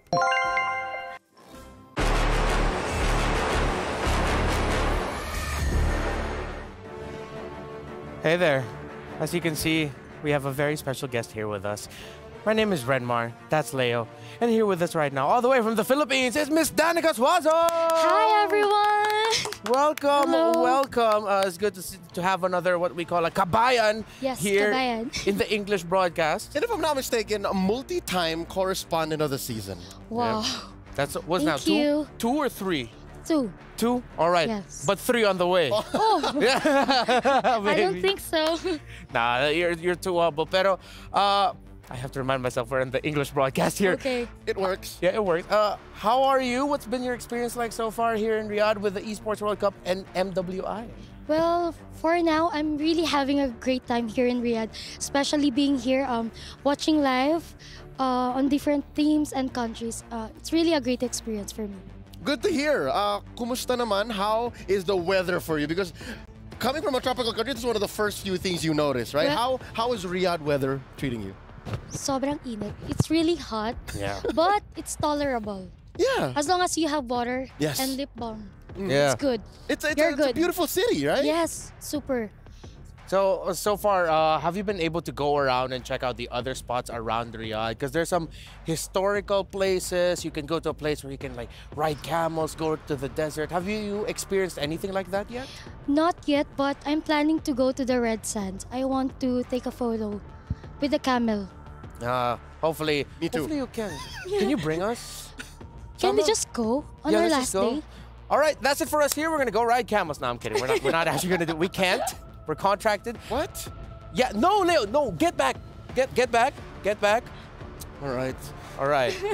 But then, anyways. Okay. You're here to experience the EWC. Of Yep. course, you're here to experience MWI. Have you met any of the teams? Yes, I met a lot of teams like Homegirls, Team Vitality, of course, Omega Empress, our Philippine team, and yeah, some of them. Okay, having seen the matches so far and having spoken to our representatives, Smart Omega Empress, what do you think of the chances? What does it look like? Who do you see winning the whole thing? Whew. Well, last time I watched the Homegirls and they won against Team Vitality. Oh, wait. But I watched the Omega Empress yesterday. Yeah. And they're really good. And I think, wait. We fell short last MSC, right? We fell short. But I think this time we can get the victory. All right. Okay. So that's the Danica stamp of approval with that prediction. It's Smart Omega Empress who's gonna take MWI. Yes. And who said it? Danica Swazo. Yes. Well, it's really been great to have you here. Do you have any quick message to your fans and your supporters right now before we go? Thank you so much to everyone who's supporting us, and of course, I just want to say that let's support the Omega Empress on today's match, and hopefully, we can make it to the grand finals. All right, thank you so much, Danica. Hopefully you enjoy the rest of your stay here with us in MWI, EWC, and of course in the beautiful city of Riyadh. Yes. Because coming up next, we're going to be having our match of the day. It's a big one. It's the Jamil Motorsport match of the day, GGHG versus the prediction of Danica Suazo to win it all, Omega Empress. Just to be fair, it's not just the lovely Danica who wants to see Smart Omega Empress move on. Even the birthday girl, yes, likewise. But even Kiowe sees it that way. I wish that we were able to ask her more about that. But hey, let's never count out GGHG. They started out rocky in their groups and then eventually cleaned house. So I think in this case, without having to jinx it and just to, cut it down the middle, keep everything fair, Malaysia Bole. Yeah, Malaysia Bole. GGHG has a special place in my heart, I will admit, because there was a day during the media day I got to do interviews with them, and all I can say about GGHG is that they are an absolute vibe. They're fun to be with. The Romer, G-Boy specifically, and Fafao together. That's why you saw them in those contests that we had.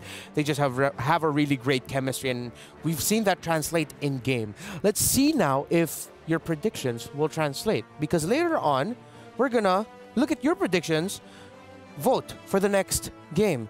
GGHG, Smart Omega Empress, Philippines, Malaysia. Well, Philippines for Smart Omega Empress, but y'all already know that. stcplay.gg. Don't forget to predict there, because you get to see the reaction of the players when they get to see your predictions. All right, special mention for the Kabayans, whether you're back at home watching, it being currently almost 9 o'clock. Yeah. And to everyone watching, whether you're of a Filipino blood or supporting Smart Omega Empress, and I'm saying this specifically for them, because GGHG, they're good. Again, Malaysia is on a high right now. They just won MSC. But to the Filipinos, so far, it's been a disappointment. Nobody's predicting for Omega Empress. What's going on? What's going on here? We it's gotta, always like 20%, 30%. We gotta know. We gotta know. But before that, let's see the players, the ladies roll up. The Jamil Motorsports are rivals, and you're seeing here right now. That is the great jersey. I love it in pink and green. I never knew, I thought would be a colorway that I would love. Froy is making it happen. This young man in front, his name is Froy. I went to high school with him, believe it or not. And he's making it work. And of course, the lovely ladies, Miss Rian and their players, and Coach King Salman. Coach King Salman.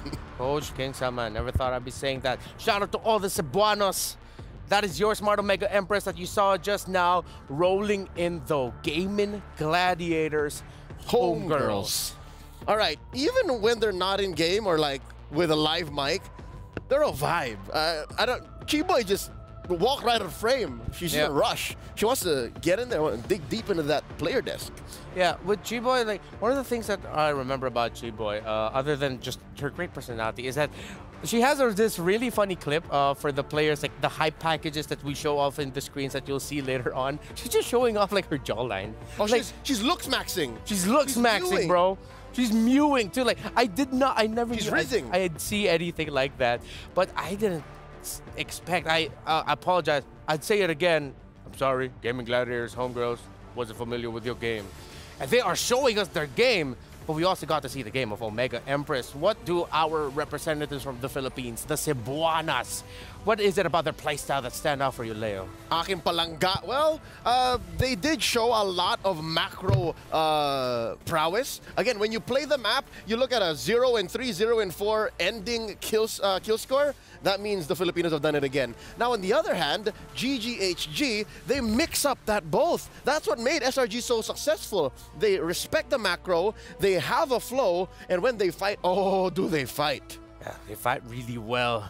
Omega Empress, those are their strengths. Again, they come from a region that is oftentimes underrepresented within the Philippines itself. But here they are, all of them, a group of friends from Cebu in the Philippines, flying off to a country so far away to hope to raise up that trophy in glory of the Philippines and in glory of their region. MWI up against them, though, another pride of Malaysia in Gaming Gladiators Homegirls. This should be a really great one.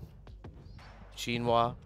I was thinking of quinoa. Shinoa, Fafao. Yes. I'm looking forward to that matchup. The gold lane matchup is something to look forward to. Again, Shinoa developing year after year. Fafao is someone we expect to really show up. So what else can they provide us? How deep do their strats go? Maybe now you bring it out in the best of 3. This could be another chapter in what is a growing story of Philippines versus Malaysia. We saw Falcon Sapi Bren versus SRG. Now we're going to see GGHG versus Smart OMG. In 4 and 3, here's Cheryl and Bara. And we are back again at the Amazon Arena. Queen, after you, of course. Thank you. Well, this is it. We've reached to the final match. We've seen all the queens battling it out right here, this very own arena for the MWI 2024. وأعزائي المشاهدين وصلنا معاكم لآخر مباراة لليوم. So this is it, the completion of this bracket. It is definitely gonna get all on with our last match here for the day. That's absolutely right. Now, this particular matchup, ladies and gentlemen, blast from the past, a matchup that we have seen in the grand finals of MSC just last week, the clash between Philippines as well as Malaysia. Now, unlike the MSC, we are seeing this matchup right here in the quarterfinals itself, where only one team will emerge victorious and head on over to the semifinals to live the dream of hopefully taking the championship, and that is MWI 2024. Now, with that being said, all the way from the Philippines, presenting to you Smart Omega Empress.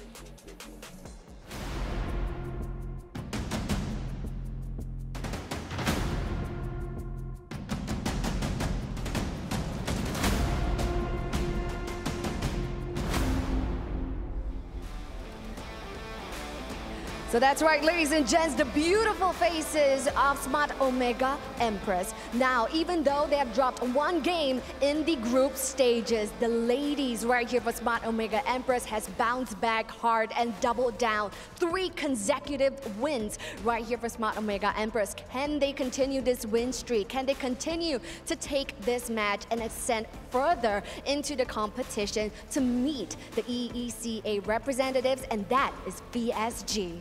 And now for their opponent taking place right here, let's go with Gaming Gladiators Homegirls.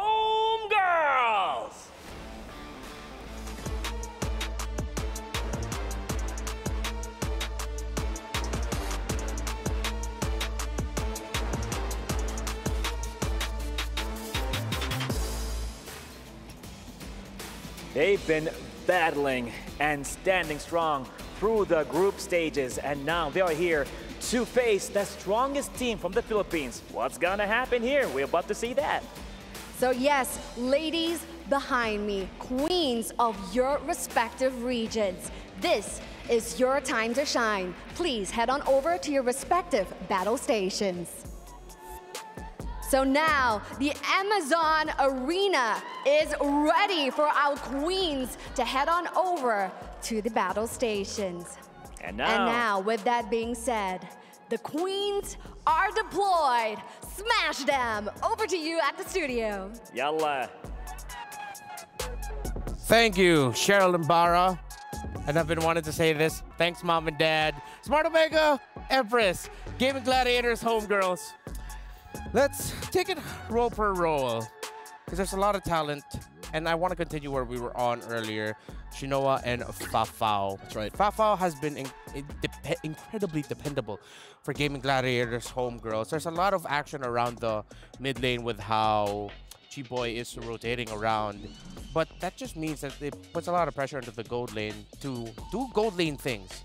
Get your gold and don't die. Where this leads me to think, when you're trying to break down what the matchup might look like, is the jungle matchup. This young lady on the screen right now, Keishi, has stepped up.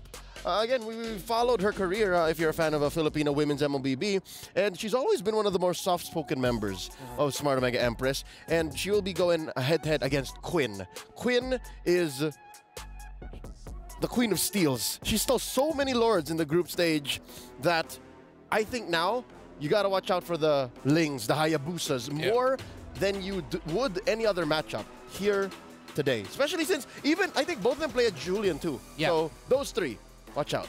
It's been proven that Omega Empress can be a slow to warm up type of team.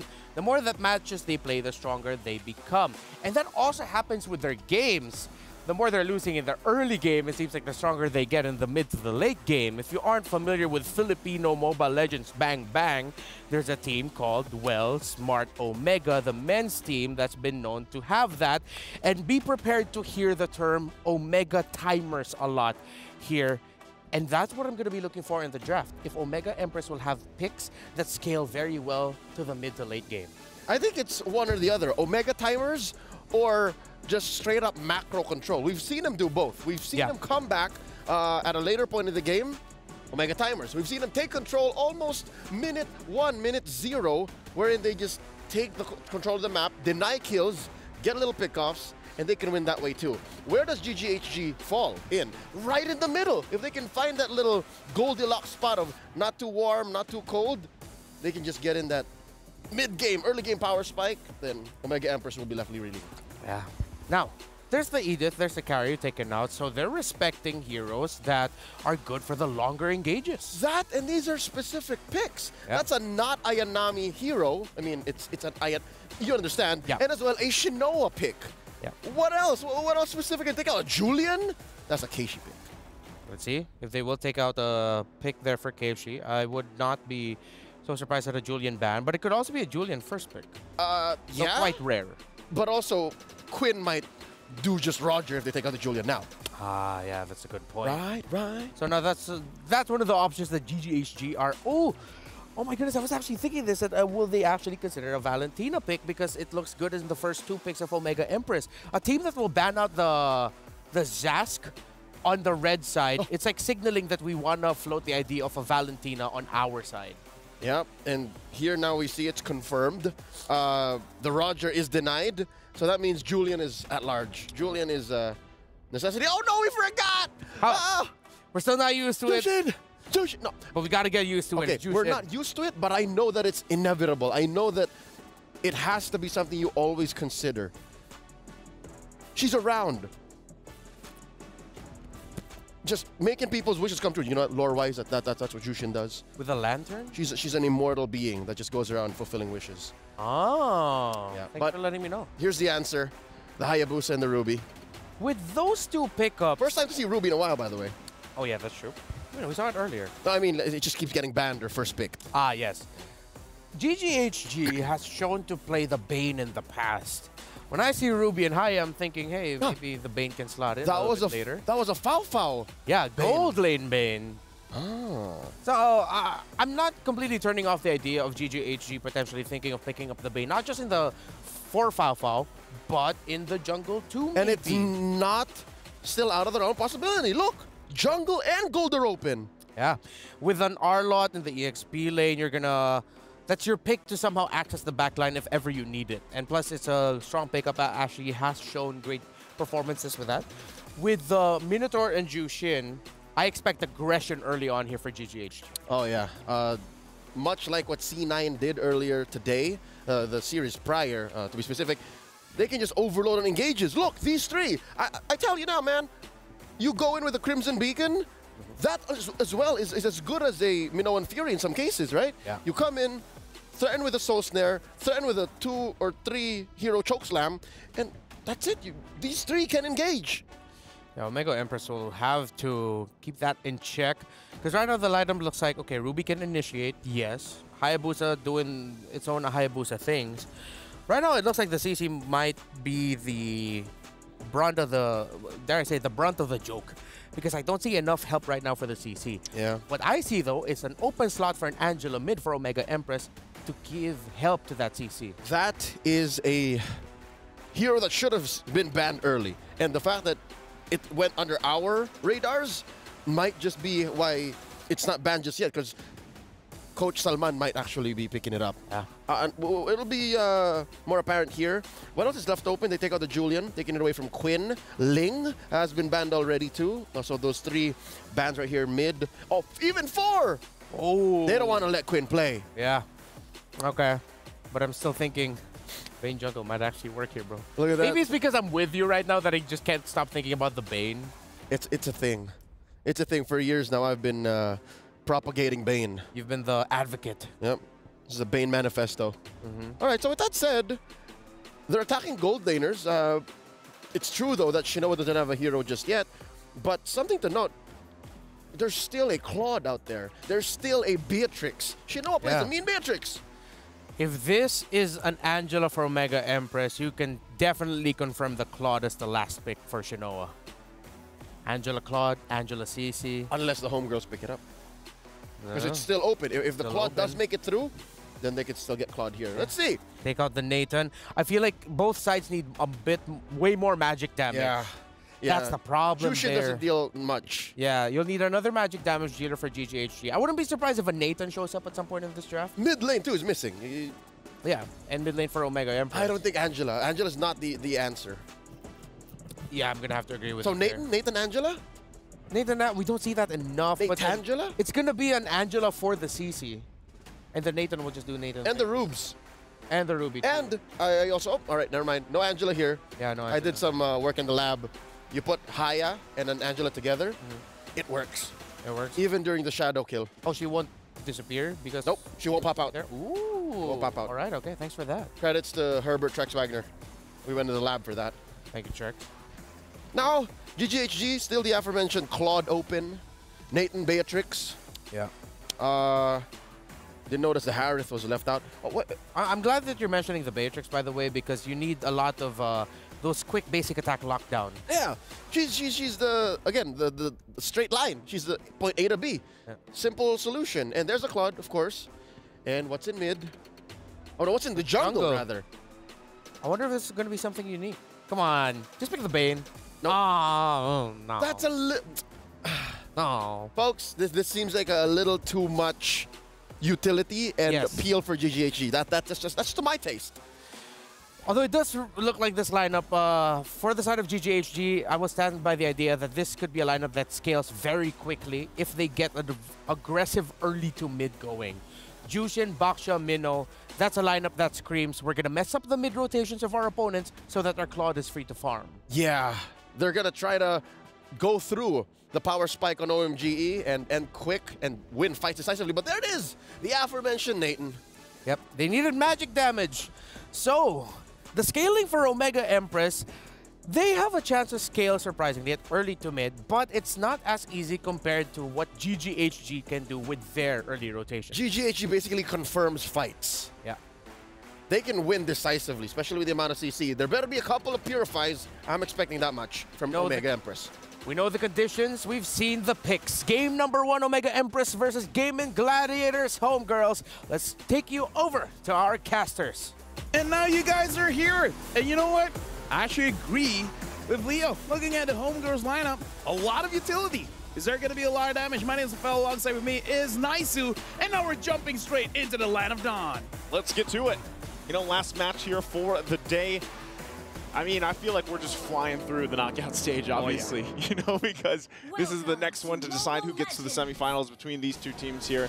And already, you know, I think a lot of people, I know Redmar mentioned the whole audience predictions. I feel like a lot of people might even be split amongst this because of what's happened with Malaysia lately. Like, even for MSC, like Leo mentioned, they are on a rise here. And we'll see if the female team can replicate that success going forward. Because if they do beat Smart Omega Empress in this best of 3, that'd be great for them. That'd be great for the region and the story here. But I think they have a lot to kind of handle here, Lafel. I feel like for this one, it's going to be difficult to call because, again, even though I'm Malaysian and seeing what Red Giants did in MSC, even I can really say that Gaming Gladiators Homegirls can really take this one. Now, I want to talk about the draft here. I kind of feel like the draft is kind of good going up against the Hayabusa because you got the healing coming in from the Minotaur, and mostly all of them are pretty tanky. Like, even the mid laner is going to build up a Clock of Destiny. Yeah. So this Hayabusa, the real target is going to be Fafao on this Claude. And as long as Fafao is able to take care of herself, or Chiboy is able to hover around here to make sure that whenever she does get Ogi Shadow killed, she'll get healed up. Once the Flash of the Oasis is done, it's going to be difficult for this Hayabusa to really do anything. Yeah, I think Minotaur has just been, he's been the pick. Yeah. He's been the guy. I was going to say the guy, but he's been the animal, you know, to bring to the table. He's the, well, as Mirko said, he's the bull. He's the bull. He's the bull to go, and he fits in so many different team compositions. I think that's what makes him so good, but also the healing. Like you mentioned, even pre-Flask of the Oasis, like you still can't count it out. We've seen it so many times actually save, you know, members that were running away, especially when it comes to these first objectives, the first turtle even. But yeah, once that Flask of the Oasis comes online, it's very helpful for the overall sustain of a team. As everybody pretty much tries to get this level 4, we still have Keshi, of course, working on her buff. They might have to give this one up. I don't think she's going to get there in time to contest this turtle here, as it looks like it's going to the hands of Quinn. Just like that, gets the objective. Let me just say as well, while Chiboy is running away, for our analysts, honestly, for Gaming Gladiators Homegirls, this draft is a very comfortable draft for them. Fafao can carry with the Claude. The Baxia is basically Queen's hero, and Chiboy on this Minotaur, like you said, it's the pick. So honestly, besides the Jushin, this is basically what Homegirls has been using for months, maybe even years now. You know, we haven't even talked about the elephant in the room. It's Jushin. Like, so many times when she's picked up, it's like, how do you handle her? How do you handle playing against the whole flare concept, being dragged back, you know, getting those stacks off really easily? There's the pull, though. And the Eternal Guard going to be dropped down, and now Chiboy could be in trouble, but with the heal, she gets away with 1 HP, and now still going to be going for the fight. Amore could be in trouble with this one as she gets dragged back by the flare, and the first blood now secured here for GGHG. And there we can see a bit of the strength coming in from the Jushin. Using her Crimson Beacon, she's able to move around quite well. Noble, Keishi built up the Sky Piercer here, but I'm not so sure whether it's usable for this one. I kind of prefer it for something like a Hunter Strike or even a Blade of Hephaestus, just so that you have a little bit more damage in the early game here. I feel like, you know, it's just such a cheap item. Yeah. 1,500 gold, you might as well grab it early on and see how that goes, because you can see she's going to work on the next, but I think you kind of rely on the fact that you can pump out some damage. Already, look at this. I'm Offended going to be landed too, and now they're going to try to keep this tier 1 turtle alive, but the flare brings Murray back again. It looks like she's going to be okay. She's able to survive the exchange, but man, talk about escaping just by a thread Smart Omega Empress, they gotta respect the damage that's coming across from them, you know, but they're still keeping it relatively easy. Going back to the point, even with Keshi picking up the Sky Piercer first item, they should have relatively good capabilities of managing the damage, you know, early on, especially with Amore. She died earlier on, she was the first blood, but you can't count out, too, the Eternal Guard utility. And that's why they're going to go ahead and start up this turtle. Second objective for Smart Omega Empress. They'll go ahead and try to cap this one out, even it out, but the fight is going to go. But Keshi will already secure the turtle. I'm not sure if they still want to fight this out. Eternal Guard going to be dropped down. Look at the damage and the knockups. Quinn able to get a kill, but Chiboy also on Amore. It's only 2, make it 3 that fall for Smart Omega Empress. They couldn't get anything out of it. GGHG might have lost the objective, but they win the team fight. This is where they really use their utility. I kind of feel like that's really good because right now we're going to look at the STC replay and look at Honey throughout this entire fight. This is so rare that we see a mage being the pick-off hero. She's the one that can isolate a target. Like, look at this. She was even able to go to Keishi and take him down. Like, the amount of crowd control coming in from the Jushin as well as the Minotaur makes it so that Smart Omega Empress, they don't want to commit to the fight, but they didn't have a choice. This is just like, I don't know, Odette 2.0. Yeah. You know, a different kind of Odette. Odette deals damage. This one deals stacks. Yeah. And utility. Utility, yeah. Like, I mean, the way that you play kind of Chow. It is. And the fact that you can even flicker forward and then, you know, get those stacks faster and then drag them in. Because you can drag multiple targets. Multiple targets, yeah. As long as they're in that little radius of the flare. And also Flask of the Oasis was just picked up by Chiboy here. So she's got that now. A little more extra sustain that we talked about leading into this. You can see, I mean, the good kind of gold lead that they built up all just based in the last couple seconds or last couple minutes. Gotta say as well, despite having a Hayabusa, honestly, Fafao has been having an amazing time in the lead. I wouldn't necessarily say it's a gold lane experience because I kind of feel like she didn't really have the time of her life, but still, not yet. Good. Not yet, no. She's getting there, you know, but turret is going to go down. First one there for Smart Omega Empress to get. There's the drag with the flare. This is what we're talking about. Not Ayanami could be in trouble. She pops the Vengeance, though, returning a lot of that damage back. She's trying to escape. She's going to get dragged again. What do you do against that? Time and time again. And now bring it to the mid lane. Not sure if they're still going to re-engage this, but yes, you're seeing this, the power of the Jushin pick. It makes it so that you don't have a choice. Where do you go? That makes it unfair. It's like, legit, I don't want to. No, Mom, no. No more. No. I want to pause the game. No, you can't come here. It's like, yeah, it's unfair. It's one of those catching mechanisms where it's like, for example, catching heroes, they can do it once every, say, 20 seconds. This is like, what, 3-5 seconds? Okay, pull back then. Okay, pull back then. Pull back then. There's probably going to be a change on that. There's got to be. It's probably going to be a nerf. Yeah, maybe a little bit longer until you can activate it again. I'm not sure because it's just more mana usage. That might help. Yeah, that might help. Because I mean, how many times have we seen whatever team does have to play against the Jushin, them trying to escape from it? I mean, looking at the items. Hold on, the fight though for this purple buff territory. GGHG could have forced them back. Smart Omega Empress on the retreat a little bit, already using that Eternal Guard as well. She's even going to throw the Eternal Guard around, but they're low enough. They have to back off Chiboy with the heals for the motivational roar, and that's going to be it there. So again, as we were saying, you know, the power of that pick is showing here. The thing is, I feel like the Hayabusa can deal with it. It's just the Minotaur. The minute, like, having this this Jushin alone, you have answers for it. Maybe something like a Yuzong, a Ling, a Hayabusa, but when you have this roamer that is pretty tanky and give sustain towards the mid lane, and then eventually Honey will build up more defense. So yeah, this just feels like a double roam setup, honestly. What is the answer for the Jushin? Honestly, for me, I think it's the EXP. A diving kind of EXP that can tank a lot of damage and actually deal a lot of damage, especially an EXP laner that has a War Cry or a Hunter Strike. I kind of feel like you can deal with the Jushin that way. The only thing is that it has to be able to move around, because if you're just in her face too long, she's going to pull you anyway. So it's kind of like once you use everything in your kit, you just kind of have to accept the fact that you're going to be thrown around. Exactly. Like, you're not going to be able to run away from it unless you have a flicker, unless you have a dash or something that you can gain some space, you know, or distance between you and the Jushin. But so far, it seems like Smart Omega Empress hasn't been able to handle that, hasn't been able to solve it just yet. Honestly, the CC, I feel like if have maximum stacks on the Warcry, she could try. Not sure if she will succeed, but maximum stacks on War Axe might be enough to do with the Jushin. Okay, well, right now she's going to be the focus here under this tier 2 turret. You know, trying her best to keep it under wraps, and now the rest of the team, there's the Shadow Kill going to be used already. Gets a couple health bars down there, but nothing too much. Smart Omega Empress, I feel like they just really need more time to get the items. You know, Shinoa, she's been farming up.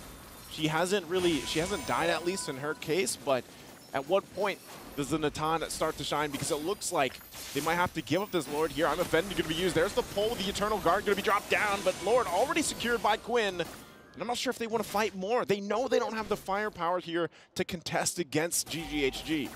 Nice. While nothing is going on here, I actually have a quote here coming in from King Salman. Our big problem is that our first game is always down. Yeah. And they said for this knockout stage, they got to work on that.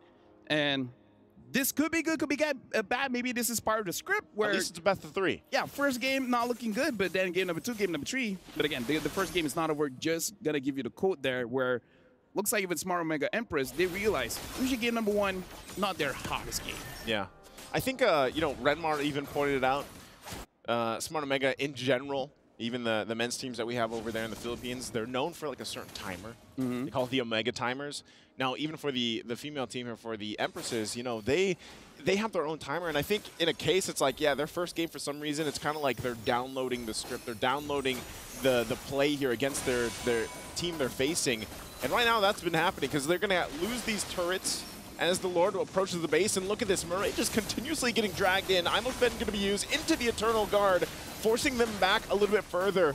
And still down in the mid lane, Quinn's going to be able to get away. But they hold on to the base turrets for now. Honestly, that's probably the best thing Smart Omega Empress can hope for. You know, when you're down like this, at least get that defense. Hold on to your base turrets. How you deal with the Minotaur is isolate him away from his team and then kill him first. The thing is, they don't have a way to do that here, especially when you look at the lineup. You have an Arla, you have the Minotaur as well as the Jushin. They can actually protect the Minotaur. Looking at the itemization here, his full item is just the Flask of the Oasis. The rest are just the second tier items just to have a little bit of stats. It's like a Chop Suey. Chop Suey? Chop Suey build. Yeah. And then honestly, the Arla as well has been stacking up with the Thunderbelt. So this lineup is a little bit too tanky. That's why I was a little bit worried about the Hayabusa, especially the first item, Sky Piercer. I kind of feel like Sky Piercer is okay if you can confirm the kills. If, say, in your opposing side, there's 3 squishy heroes, like the mid, the jungler, as well as the gold laner. But when the opposing side is tanky for everyone except for the gold laner, I think it's not that great. Oh, this might be a moment to proc that Sky Piercer, and there it is. Cheapboy's going to be the one to fall into the Shadow Kill once again, but the Blazing do it on the backside, forcing them back a little bit further. The flicker out from Murray, too, will keep her alive, but look at this. Final Slash going to be used, and not Ayanami will fall as well. Again, it's a 1-for-2 trade here. Smart Omega Empress does get Chiboy, but man, talk about a tough fight in the mid lane. Like I said, this is how you deal with the Minotaur, right? You have to isolate the Minotaur. This one is more on Chiboy. Her positioning was a little bit off, and that's how they got the kill. But then afterwards, just because the difference in terms of gold as well as EXP made it so that it didn't look that big of a mistake. Homegirls was able to initiate a fight and still get something out of it. So a bit of a mistake coming in from Chiboy. But Smart Omega Empress, now they seem to understand they got to deal with the Minotaur first, and then start thinking about the rest of the team. I think that's part of it. Once again, they're going to go. I'm offended, already going to be utilized, and this should be another kill. Cheapboy will go down again right before this Lord is going to be the focus. So down a member. I'm wondering if Smart Omega Empress can go ahead and play with the advantage they have. They still have to keep an eye on these side lanes as well. You can see what Fafa is trying to do, trying to put pressure there on the bottom side. Like I said, at least for Smart Omega Empress, they held onto the base turrets. They can keep it kind of under control for now. They might be looking for Asha here. She goes in. Look at the damage coming out from Hani, though. She gets the flicker out from Amore as well, and now she's going to be looking to drag in more members, and you can't escape from this as Murray goes down as well. The power of the flare, dragging them back and forth. Now Smart Omega Empress might just have to watch this Lord take. Oh, hold on. Keishi wants to go in. Keishi wants to make a play, but they're too tanky. It's not going to happen here. And it looks like the Lord is going over to Gaming Gladiators Homegirls. This Justin is not going to see game number 2 or game number 3. I don't think so. And maybe that's what it takes. You know, maybe that at that point you let it slip through game 1. But I don't know, man. Like at this point, you've seen it so many times. Have so much success throughout MWI alone. We didn't get a glimpse of her, you know, at all during MSC because she couldn't be played. But here for MWI, it's been a nuisance for any team to go against it, because even when you have a good initiation, you set things up, once she joins the fight, someone is going to kind of have to be that sacrifice. Someone is going to have to be the one to get dragged around and stay back and just pretty much die, you know, because at that point, how do you escape it? Even a Winter Crown here picked up for Quinn. And now this is a big play. This is a big moment for Smart Omega Empress. Can they stay in the game here? The Lord making its way down the bottom, nearly 15 minutes in. We'll see how they play this out. Yeah, honestly, this Jushin can force out mistakes, but Mireille probably could do something with the Unoffended. Maybe could force an initiation coming in from Gaming Gladiators and make them make a mistake. I mean, right now, taking a little bit of damage coming in from Not Ayami, as well as the Lord comes in, but they're focusing on mid. Okay. Turret's going to go down finally. Mid as well. Still the top's up there. Blazing Duet going to be used, and then the Winter's Crown. Keshi couldn't get the shadow kill off that she was looking for as Amore falls, and Lord's still up here. Murray's going to be next, and she can't escape Ash. And now it's just a few members left of Smart Omega Empress. They want to fight back. Keshi waiting for the shadow kill to be back online, but she's going to find Ash, and now looking for Quinn as she picks up the kill there. So far, so good. It's a double for Keshi. Good news, bad news. Good news for Homegirls, they were able to get all of the inhibitors. Bad news is, honestly, there were moments where the minions was already in the base. They could have just ended it there, but not Ayanami pulled them away and able to delay the game, which is something that Smart Omega Empress really need, because once Natan has his items, which looks like is delaying the Holy Crystal, maybe that's why we're not seeing a lot of damage coming in from Smart Omega Empress. Oh, 12,000 and 9,000. You know, you said she didn't have the gold lane experience earlier. I think we can say, you know, she had it in a way at this point now, even though she hasn't any kills, I think Fafao going in with the Blazing Duet and then just popping the Winter Crown is enough of a distraction to worry and then be like, oh, wait, we have to also worry about Hannah. Yeah. At this point, it's the Blazing Winter. Blazing Winter. Yeah. Crowning that one. Blazing Winter. But either ways, right now 11-4, because Shinoa is delaying that Holy Crystal, instead opting for a Divine Glaive as well as the Wind of Nature. I don't know about the damage output of Shinoa at this point, and not Ayanami is going to get caught out, and you know she's going to get pulled. Oh, that was some distance on that one. She brought her through the wall. And that's what I'm saying, LaFell. What do? How do you escape it, right? Even with the Vengeance alone and some of the itemization that not Ayanami has, look at this. I mean, that was after she got sent through the wall. If it was me, once I'm caught, I'm just going to spam the emotes. I know I'm going to die anyways. It's like, well played. Yeah. You know. I don't know. Again, there's got to be something done, but right now that's another Lord just going in the hands here of GGHG. And with a fully exposed base, this is going to be even more difficult for Smart Omega Empress. How do they do this? How do they approach this defense here, LaFell? Okay, try to imagine this. I'm imagining. Right? 5 men, I'm offended, right? That's first step. Wait, why are you starting there? I thought it started with mindset. Mindset. This is where the real game happens, all right? 5 men, what did I say again? I'm offended. And then 5 men, Eternal Guard. And then at that point, Shinoa uses her ult, and then first kill, and then bam, bam, boom, bam, bing, Savage. That's how you do it. We'll see if you have the foresight here for this one, if it's going to be a 5-man or not. But I thought you were just going to say it's all in the mindset, as now the Lord is in the mid lane, looking to close out this game number 1 here. GGHG goes in full force doing their best to keep it together. It's not going to be a full 5-man setup, but there's a Minoan Fury, but on the backside, Keshi's going to find one Immortality, gets the flicker out, but it's not enough as Keshi's the one to fall. Meanwhile, the rest of the Empress team will go ahead and keep the Lord at bay. They have to clear it out. Quinn is also quite low. Not Ayanami trying to escape. Pops the Vengeance. Murray one hit away, still has the Immortality. So far, so good. Can they keep it together? The base is going to be worked on. It's at half health. They clear the minions out, and on the backside, once again, they find them all. But not Ayanami will not be enough as she falls into the base, and a couple more hits on the crystal. But they can't find it, but they finally get the hit. They get the game, and it's GGHG. Well, Honey looks pretty happy with that one, but I gotta say, if I got a Jushin and I had that kind of protection, I'd be pretty happy too. I mean, like, in that game, she's pretty much untouched, and the moment she is, it's like, I got Clock of Destiny. Get me down below 50%, I'm regenning back up. Yeah, it's it was a good, valiant effort, I would say, to go ahead and defend at that point, almost the 20-minute mark. You know, almost 19 minutes in for that one. But it just, again, 6-0-9 for Hanny. There was no answer for this Jushin. The answer is going to be next game, just ban her out. Either ban her out or maybe draft to take it. I don't know. Honestly, in this game, I feel like Smart Omega Empress kind of lost the draft. The first pick, Hayabusa, was heavily countered, man. Like the Batsia, the Arlet, as well as the Minotaur. I don't know. We're going to pass it to our experts. What do you guys think?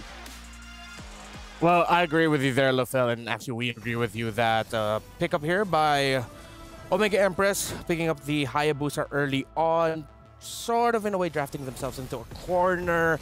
They were lacking, and it was a little bit easier for the side of Gaming Gladiators homegirls to make their lineup work. It feels like I'm saying the same kind of script or narrative that we had earlier with the matchup of C9, but it is what it is. This is sort of like a mix of old and new.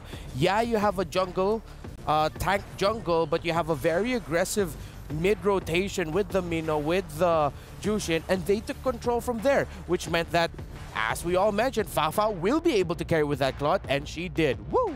More than just Fafa, I think, I hate to be the one that says, I told you so, but I told you so. The Jushin is such an impactful and significant pick. Like, besides Fafa carrying, right? All the roses and flowers for the Claude. I think the Jushin almost single-handedly, starting as soon as she got the choke slam, as soon as she got the soul flare, she was demanding attention and just the same claiming space like nobody's business. A mage has no business doing that. I don't think there's any hero in MLBB right now that has that capability under that role. Now, let's see if that was enough to get the PlayStation MVP honors for this game number 1. Was it the Jushin or was it someone else on their team? Yeah, of course, it's going to be the Jushin. 100% kill participation, 15 KDA. There's a reason why this hero, once she came out, it took some time, but just like her kit, it takes time until you feel it, but then people realize you don't need time. Just be aggressive early on and make sure you maximize Lantern Flare. You know what the time is? What? About 3.5 seconds. That is from 0 to a choke slam. That's what it takes. Like, if you have no stacks, and then you get that Lantern Flare on, yeah, not even using Crimson Beacon, without the ult, it's 3.5 seconds.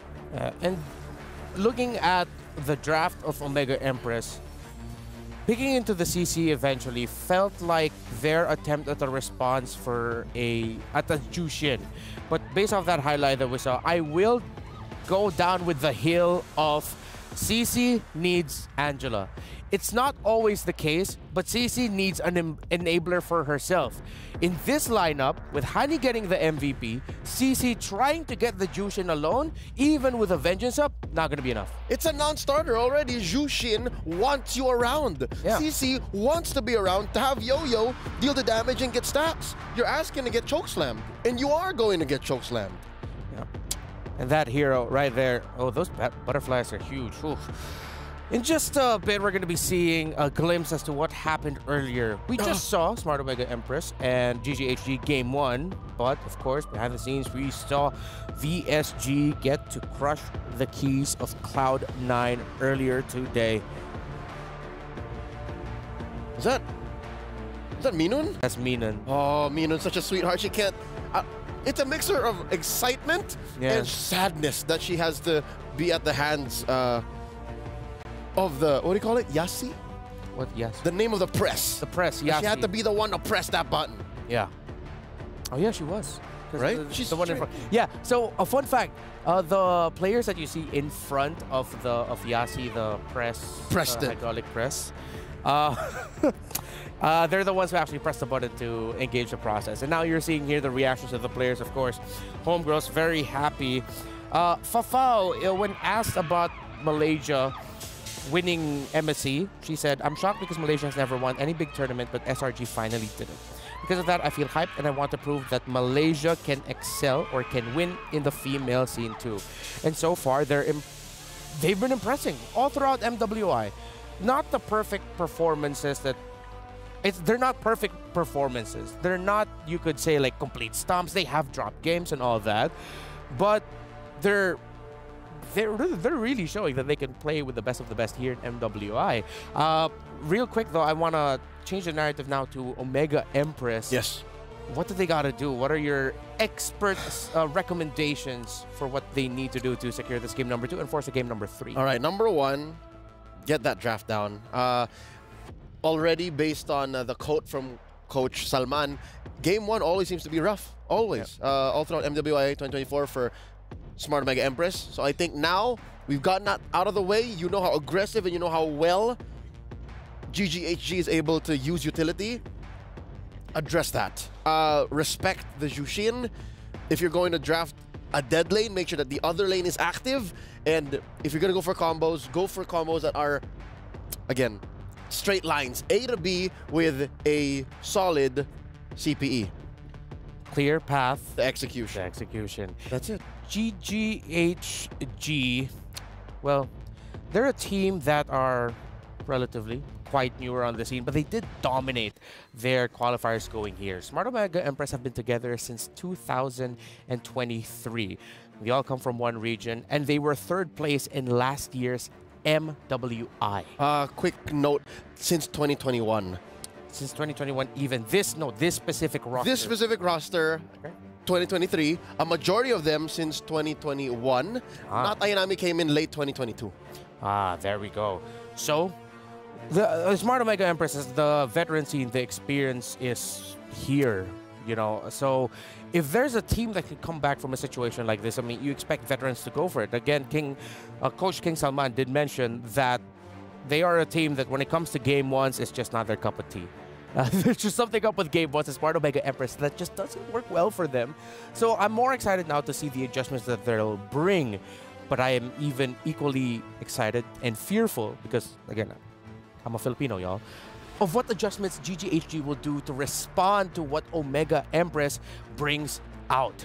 So there's still a lot of questions up in the air. Let's put some cool things up on the screen because I think we're ready for you to revisit a key moment during the previous game, Leo. Just to make my point clear, not just was the gameplay relatively mum for Smart Omega Empress. I mean, this is a draft that they were ready for. This is a draft that they had a plan for in the late game. But in this moment, 1647, this is a sign of them being a little scrambled all throughout the map. You have a bare base. You've left it clearly. You want to farm up on Shinoa, and you're leaving Amore in the center right there. You have the farm up on Shinoa there, waiting for that wave. But the question is, how did not Ayanami get in this part of the map? How far was she? I'm sure they had a shot call for this. I'm sure they had a play. But already you have the nagging issue of Miss Hani right here. I'd like to apologize prior that a lot of the clips I'm showing you guys are very crowded clips. But you'll also note that based on the positioning of the CC, based on the position of Not Ayanami, this was a choke slam through the wall. She went from this point to this point, right there. Is that not maximum range? Is that not a ridiculous range? Even a heavy spin could not take you from that point to that point. That is one of the strengths of the Jushin. She could have done it through here, But if that is what happened, I think Keishi would have a better exit plan. See? Keishi would be able to respond. But instead, put her there, just shows you the mastery of Hani on that hero. There you go.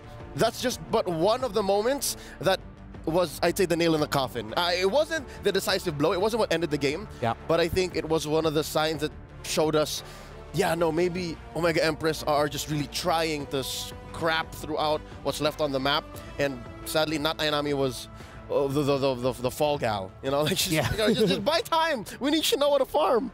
Yeah, and Naisu did mention it in the game itself. During the cast, he pointed out, well, you don't expect that range, like with how far it went. And even LaFell pointed it out. So it seems like everyone here is really just in agreement with the impact that the Jushin brings to the table. The fact that it's diagonal makes it worse. Yeah, it wasn't a direct line, it was a diagonal line. And again, we go back to that point of CC. Yes, CC is expected to go to places like that if she has help.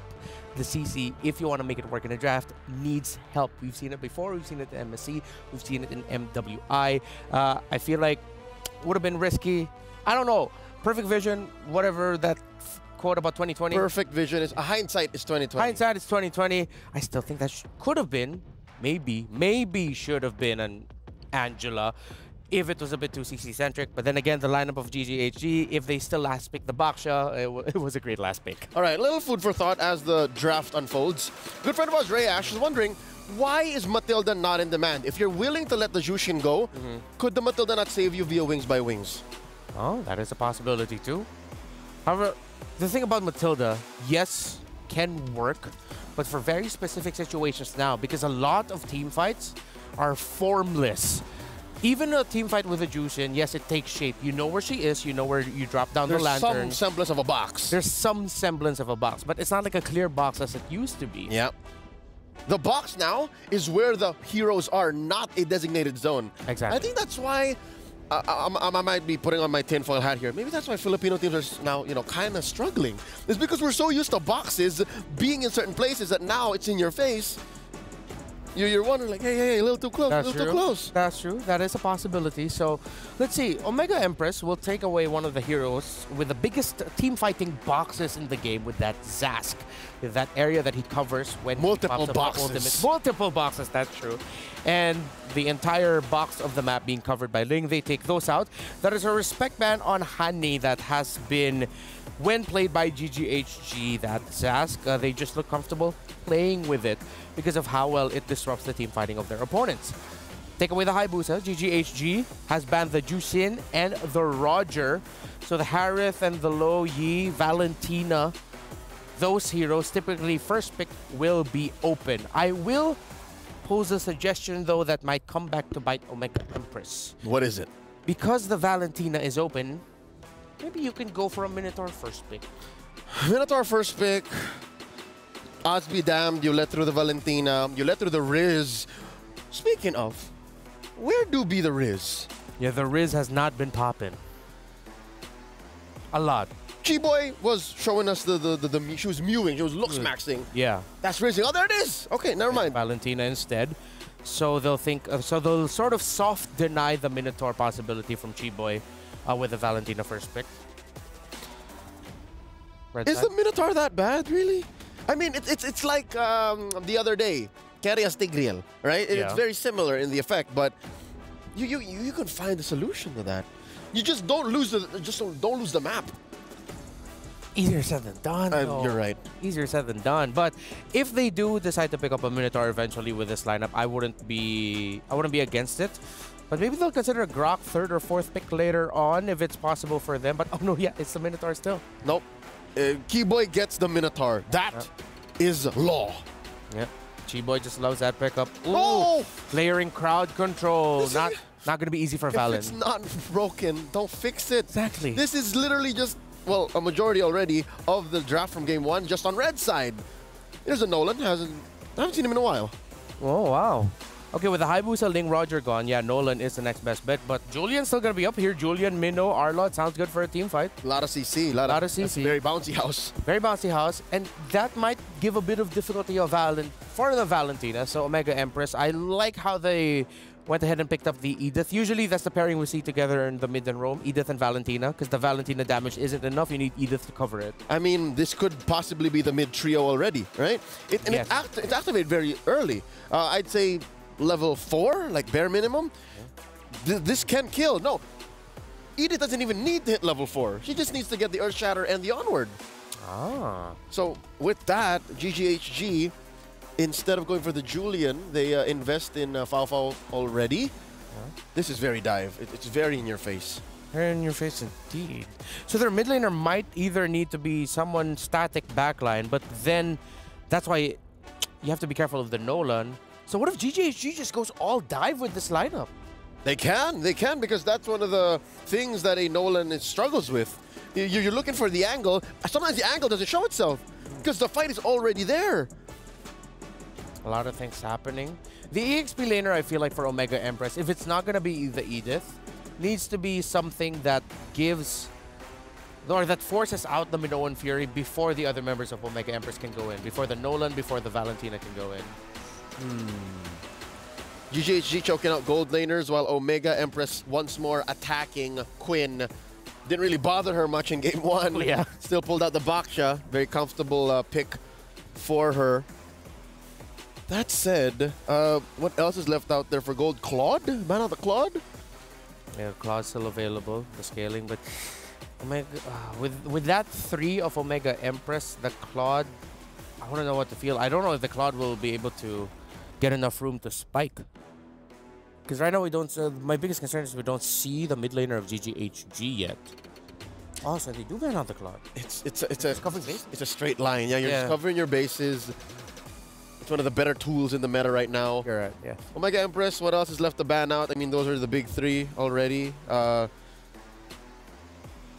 assassins left.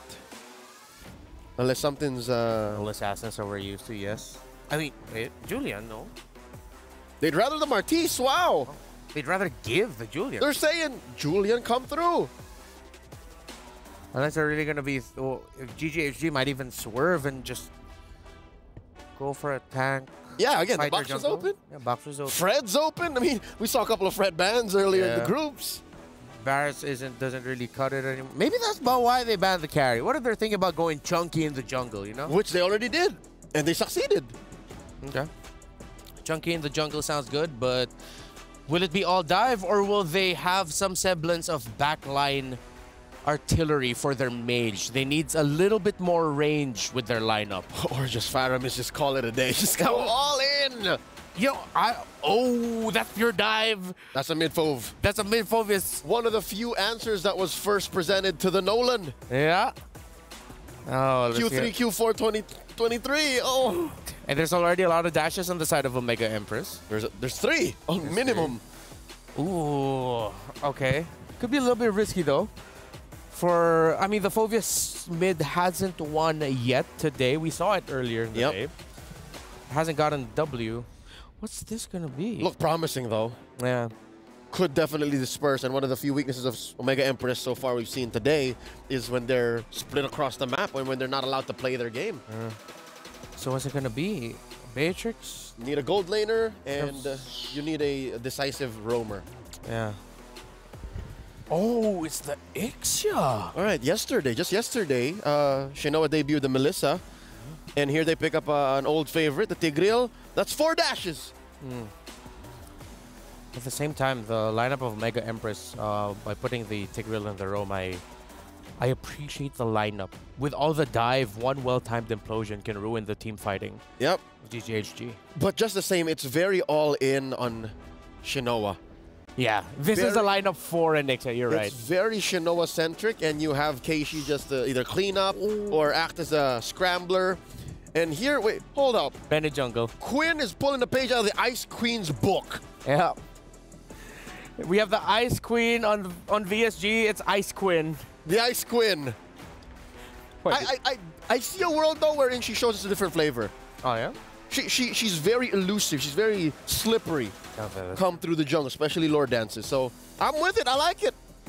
Yeah, there's a lot of The Phobius I'm thinking of right now, it's not a direct pick, but it feels like it covers so many bases. They're two very different lineups. Yeah. Neither going all in one, save for the Ixia for Smart Omega. That's it for me and Leo here. GGHG is at match point. They can eliminate and end Smart Omega Empress's run now, or will the Omega Empress force game number 3? LaFell, nice. What do you guys think? Well, I think GGHG, they have so much dive. If someone tries to run away, Phobius will chase as well. But for Omega Empress, you got to look at a Tigreal, man. Yeah. That Tigreal could be the game changer. Welcome back to the game. Welcome to the Land of Dawn. My name is LaFell. Alongside with me is Naisu. And yes, like our experts say, this is going to be game decider. Either it will end here or we're going to game 3, which today there's been no game 3 so far, Naisu. This could be the one, right? Especially when you look at the lineup. I'm on you with that, LaFell. I think this Tigreal from Murray could be a game changer. We've seen this so much, you know, such a valuable pick for any of the lineups that do go with the Tigreal. And even on that note, the Ixia, come on. Like, this is the most glass cannon, gold lane, Hail Mary pick that you can pick up for that. Again, going back to the draft, so many gold lane options were banned out. Speaking of, Shinoa going to take quite a bit of damage, but here comes Kashi looking for that first blood kill and will be able to find it on Fao and now gets the flicker out from Chiboy. Good start for the Empresses. I would say if Homegirls had their mid laner as well, maybe they could have done something, but the mid laner is a Phobius, and now the Phobius is getting chased down. 1 HP left, Keishi not going to go for it. Okay. I didn't know if she would be able to get away, but she does. So you can tell, definitely this early on, LaFell, Smart Omega Empress wants that game 3. They want to take this lineup, start fast, start strong, and then get to the next one. You're the one that mentioned, you know, that quote from King Solomon, their coach, that, yeah, the first game, they kind of use that as I don't know if it's an opportunity for them to just learn their opponents or what, but always by the second game, they come out swinging like this. Well, we got to remember as well in an interview, they said that they know that they're very strong in the early game, right? So why don't we just play for that and then just end the game as fast as possible? And it looks like game number 2, they're already starting well with that kind of mindset. And then you're right. It's all about the mindset. There it is. It's all about the mindset. I've literally heard you say this for days now. At this point, for a month. Actually, yeah. Yeah, for a month. It started a month ago. And, you know? And Eterna's the one who's like, yeah, no, positive mindset doesn't work. That's not the mindset you want to have. She's always so negative, man. She's like, oh my God, I'm so worried about these people. That's how she sounds like. Oh, that's why she's not playing here like these women are, because, man, they have to have the mindset to win this matchup. And Amore, you know, she's got the Minoan Fury. She's holding on to it herself. She could actually find the setup. Final Slash going to be used right on target, trying to keep it from happening. Amore jumps out of the fight, but they're still going to go. Fracture already used from Keshi, too. They get forced back. Looks like they wanted more with that Ashe going in, but I think with that, GGHG just gets control over the turtle pit. Yeah, it looks like they were able to sustain way more than Smart Omega Empress expected. And again, I kind of feel like it's a combination between the heals as well as all of the dodging, because you got to remember that when the Phobius is jumping up and down, I don't think it's a full iframe. It's like a semi iframe where there are instances where you avoid the damage, and I don't know if it's real. I just felt like it. And first item C Halberd for the Ixia. Probably for the Minotaur.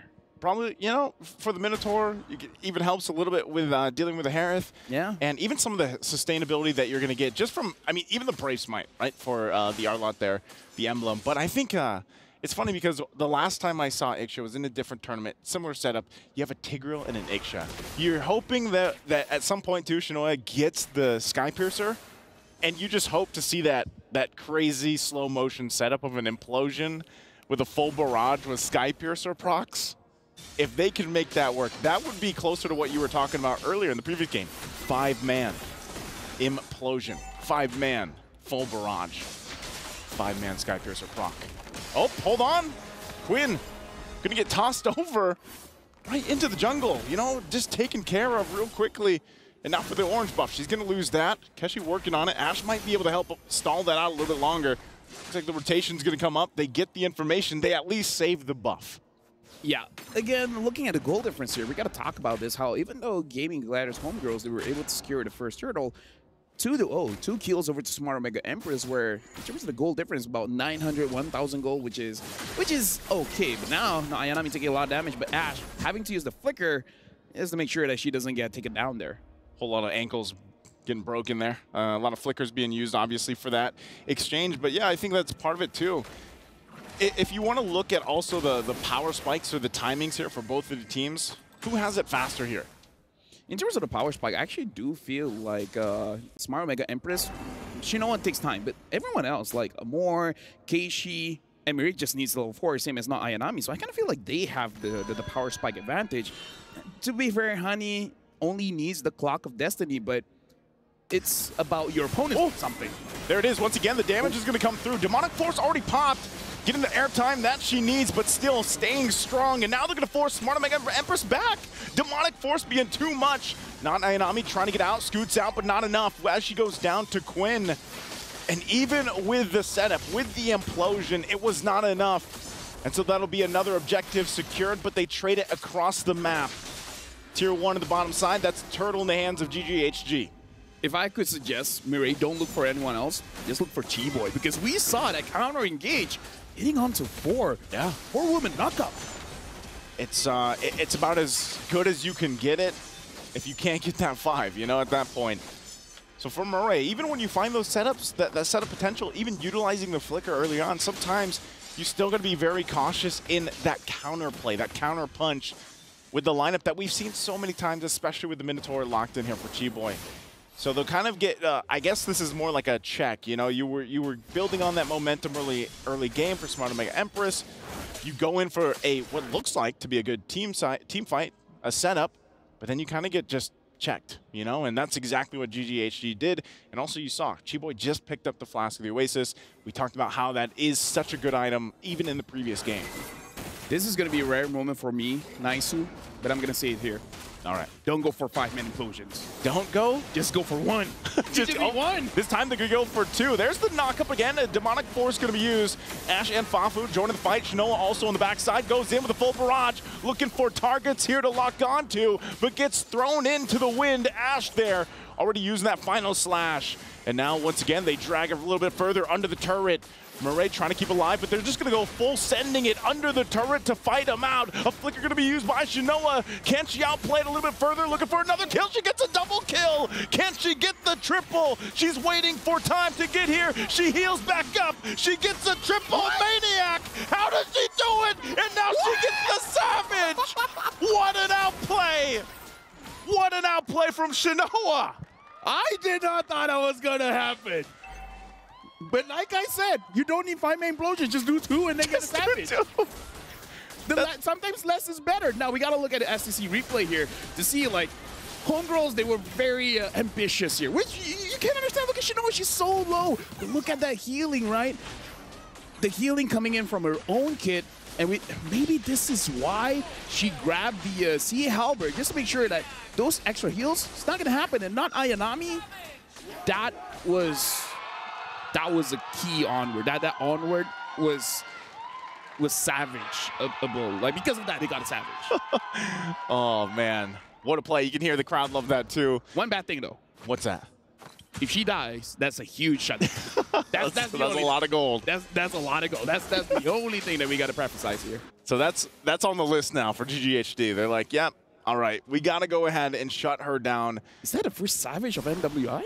I think so. Right? I mean, I know we've seen Maniacs. We've seen Maniacs. I don't think we've seen Savages. I think that's the first. So there it is. And also with that, like, she gets the Corrosive Scythe. I'm wondering what the next item she's going for, too. Demon Hunter Sword? Yeah, Demon Hunter Sword. But even with that, I mean, now they're going to... This is the thing. Mid lane, they're going to find it out. Full barrage already going to be dropped once again. Demonic Force might not be enough for this one. They're trying to get the positioning. Final Slash going to be used, too. They finally get Murray, but look at this in the mid lane. They're going to be shut down a little bit further as she does fall. And Demonic Force from Hanny is too much. But here comes not Ayanami. The shield is there, the stun. And now Ash will help disengage. Talk about a swing back. Momentum continues to go back and forth, but GGHG wins that team fight. Okay, she went for the 1-person implosion. Okay, get two. Get two. All right, no, we see the middle line, right? Don't do 5, don't do 1, do 2. But again, that's the big shutdown goal, right? We just said it. We literally just talked about it. You're on desk, LaFell. You got to be careful what you say. I would like to give my apology towards the management of Smart Omega Empress. I only have one thing to say. I'm just doing my job, man. Hey, you're stating the facts. That's what they had to do. They knew after the Savage, we got to get the kill. They got it. Now the gold's there. Obviously, also Skypiercer being picked up here by Kashi. So all this leads into a relatively even take for the Lord. You know, itemization-wise, it's pretty evenly distributed. They're pretty much neck and neck in terms of economy, but right now, who's going to get the advantage, the upper hand? And I would still say something that GGHG has to be careful of is that full barrage. Once they see that laid down, someone has to put the pressure on Shinoa and hopefully cancel it out early because it's a lot of damage that can be pumped out. But as we're seeing, man, Hani on this Phoveus. This Phoveus mid that pops up. Hold on. Speaking of, Demonic Force could be used once again. Quite tanky herself, and also in the bottom line, Shinoa going to be the one in trouble under the turret. They're going to dive in. Ash goes in, takes a ton of damage, but will go and trade it out. And it's a 1-for-1 trade. A 1-for-2 trade, actually. Conceal going to be used as well, pushing them back a little bit further. GGHG on the run here. This might be the opportunity for Smart Omega Empress to take the Lord. I see what you did there. Yeah? You talked about Honey, and then Honey died. Sorry, I threw it back to you. Yeah. This really is Malaysia against Philippines. More than one way. With that being said, now we're kind of going back to equal here. Every member is alive, and now they're fighting around the Lord. I would say slight advantage to Homegirls just because they have the healing coming in from the Minotaur. But with that being said, there's honestly a lot more engaged coming in from Smart Omega Empress because Amora has the Minotaur Fury. So Miri can pick people off. Just do 2 Implosion, and the rest of the members Amora can handle. So now you honestly have the perfect setup. You have 2 roamers, and both roamers can initiate the fight. So 1 for engage, 1 for disengage. So on one hand, you have healing. The other hand, you got a lot of good ults. Oh, plus the Edith. That's part of the it Edith too. As well, yeah. And Edith not only provides a lot of that CC available, but even damage once the Primal Wrath form is popped. Holy Crystal, though, picked up. Speaking of damage for Foul. Quinn here now, getting eyes set on Kashi, has the information. Also, a little more defense for Hanny. Flicker going to be used. Not sure what the play is here, but they're going to force Quinn back a little bit further. Neither team could actually start up this Lord as both junglers putting the pressure elsewhere. And it looks like they're just trying to get the space advantage to work around with. Now, if GGHG gets this mid turret in Tier 1, they'll have a little more space to work around with because theirs is down. And now this might be the moment that they both get set up for the Lord take. I feel like they definitely want that mid, but they also understand they will not be able to get it without a fight. And right now, Quinn is having to do cleanup duty. She has to handle the top lane. But we've seen this before. The moment someone is seen in the map, that's where you can see a team getting aggressive. Kind of feel like for Smart Omega Empress, they already found Honey. Yep, again with the Demonic Force, the rest of the team trying to make their way. Goes in, there's the jump in, but look at the damage. Full barrage going to be dropped down. You can see the Skypiercer proccing as well. Ash will be able to get away. Now Quinn amongst them all will go under the turret, but she finally gets taken down. Double kill for not Ayanami. 3 down for GGHG, and so now this could be that moment. Smart Omega Empress only down Murray. Do they take the Lord here? Fafa waiting patiently. Rest of the team need to go heal back up. Shinoa's going to go ahead and start this one up. Still working on it. Keshi does have the Retribution available, so this should just be a Lord in their hands. You know what's the game changer there, Naisu? What's that? Mireille. Yeah. You know what she did? What'd she do? Implosion only to Chi-Boy. Only to Chi-Boy. Chi-Boy was so late getting that Minotaur Fury off just because Smart Mega Empress, they initiated the fight with not Ayanami with the onward, able to catch out Honey. And then Chi-Boy, of course, she wanted to help the mid laner, right? But because the implosion was there, she couldn't do anything. And by the time she engaged, it was a little bit too late. Honey was not there anymore. And then at that moment, Homegirls went in a disadvantage because all the timings were not right. Yeah. So shout outs to Mireille. That was an amazing play coming from her, making sure that Chi-Boy didn't impact the fight as she wanted to. And you know, with that, it's kind of like if Murray does just catch 1 or 2, actually, in reality, it's okay. Because like you mentioned, they have so much layering of ultimates that they can take, especially if Amore continues to take the Minoan Fury. She might be searching for that now, too, to set up for this Lord push as it makes its way down the bottom side. GGHG trying to keep this together, trying to keep as much of their base together as they can. The Earth Shatter are going to be used still at any moment. Not Ayanami could force a situation with that onward. She has the flicker available too, but they're just going to get that one turret for now. Might take the discipline route. Everything, again, what they're facing is this match point from GGHG.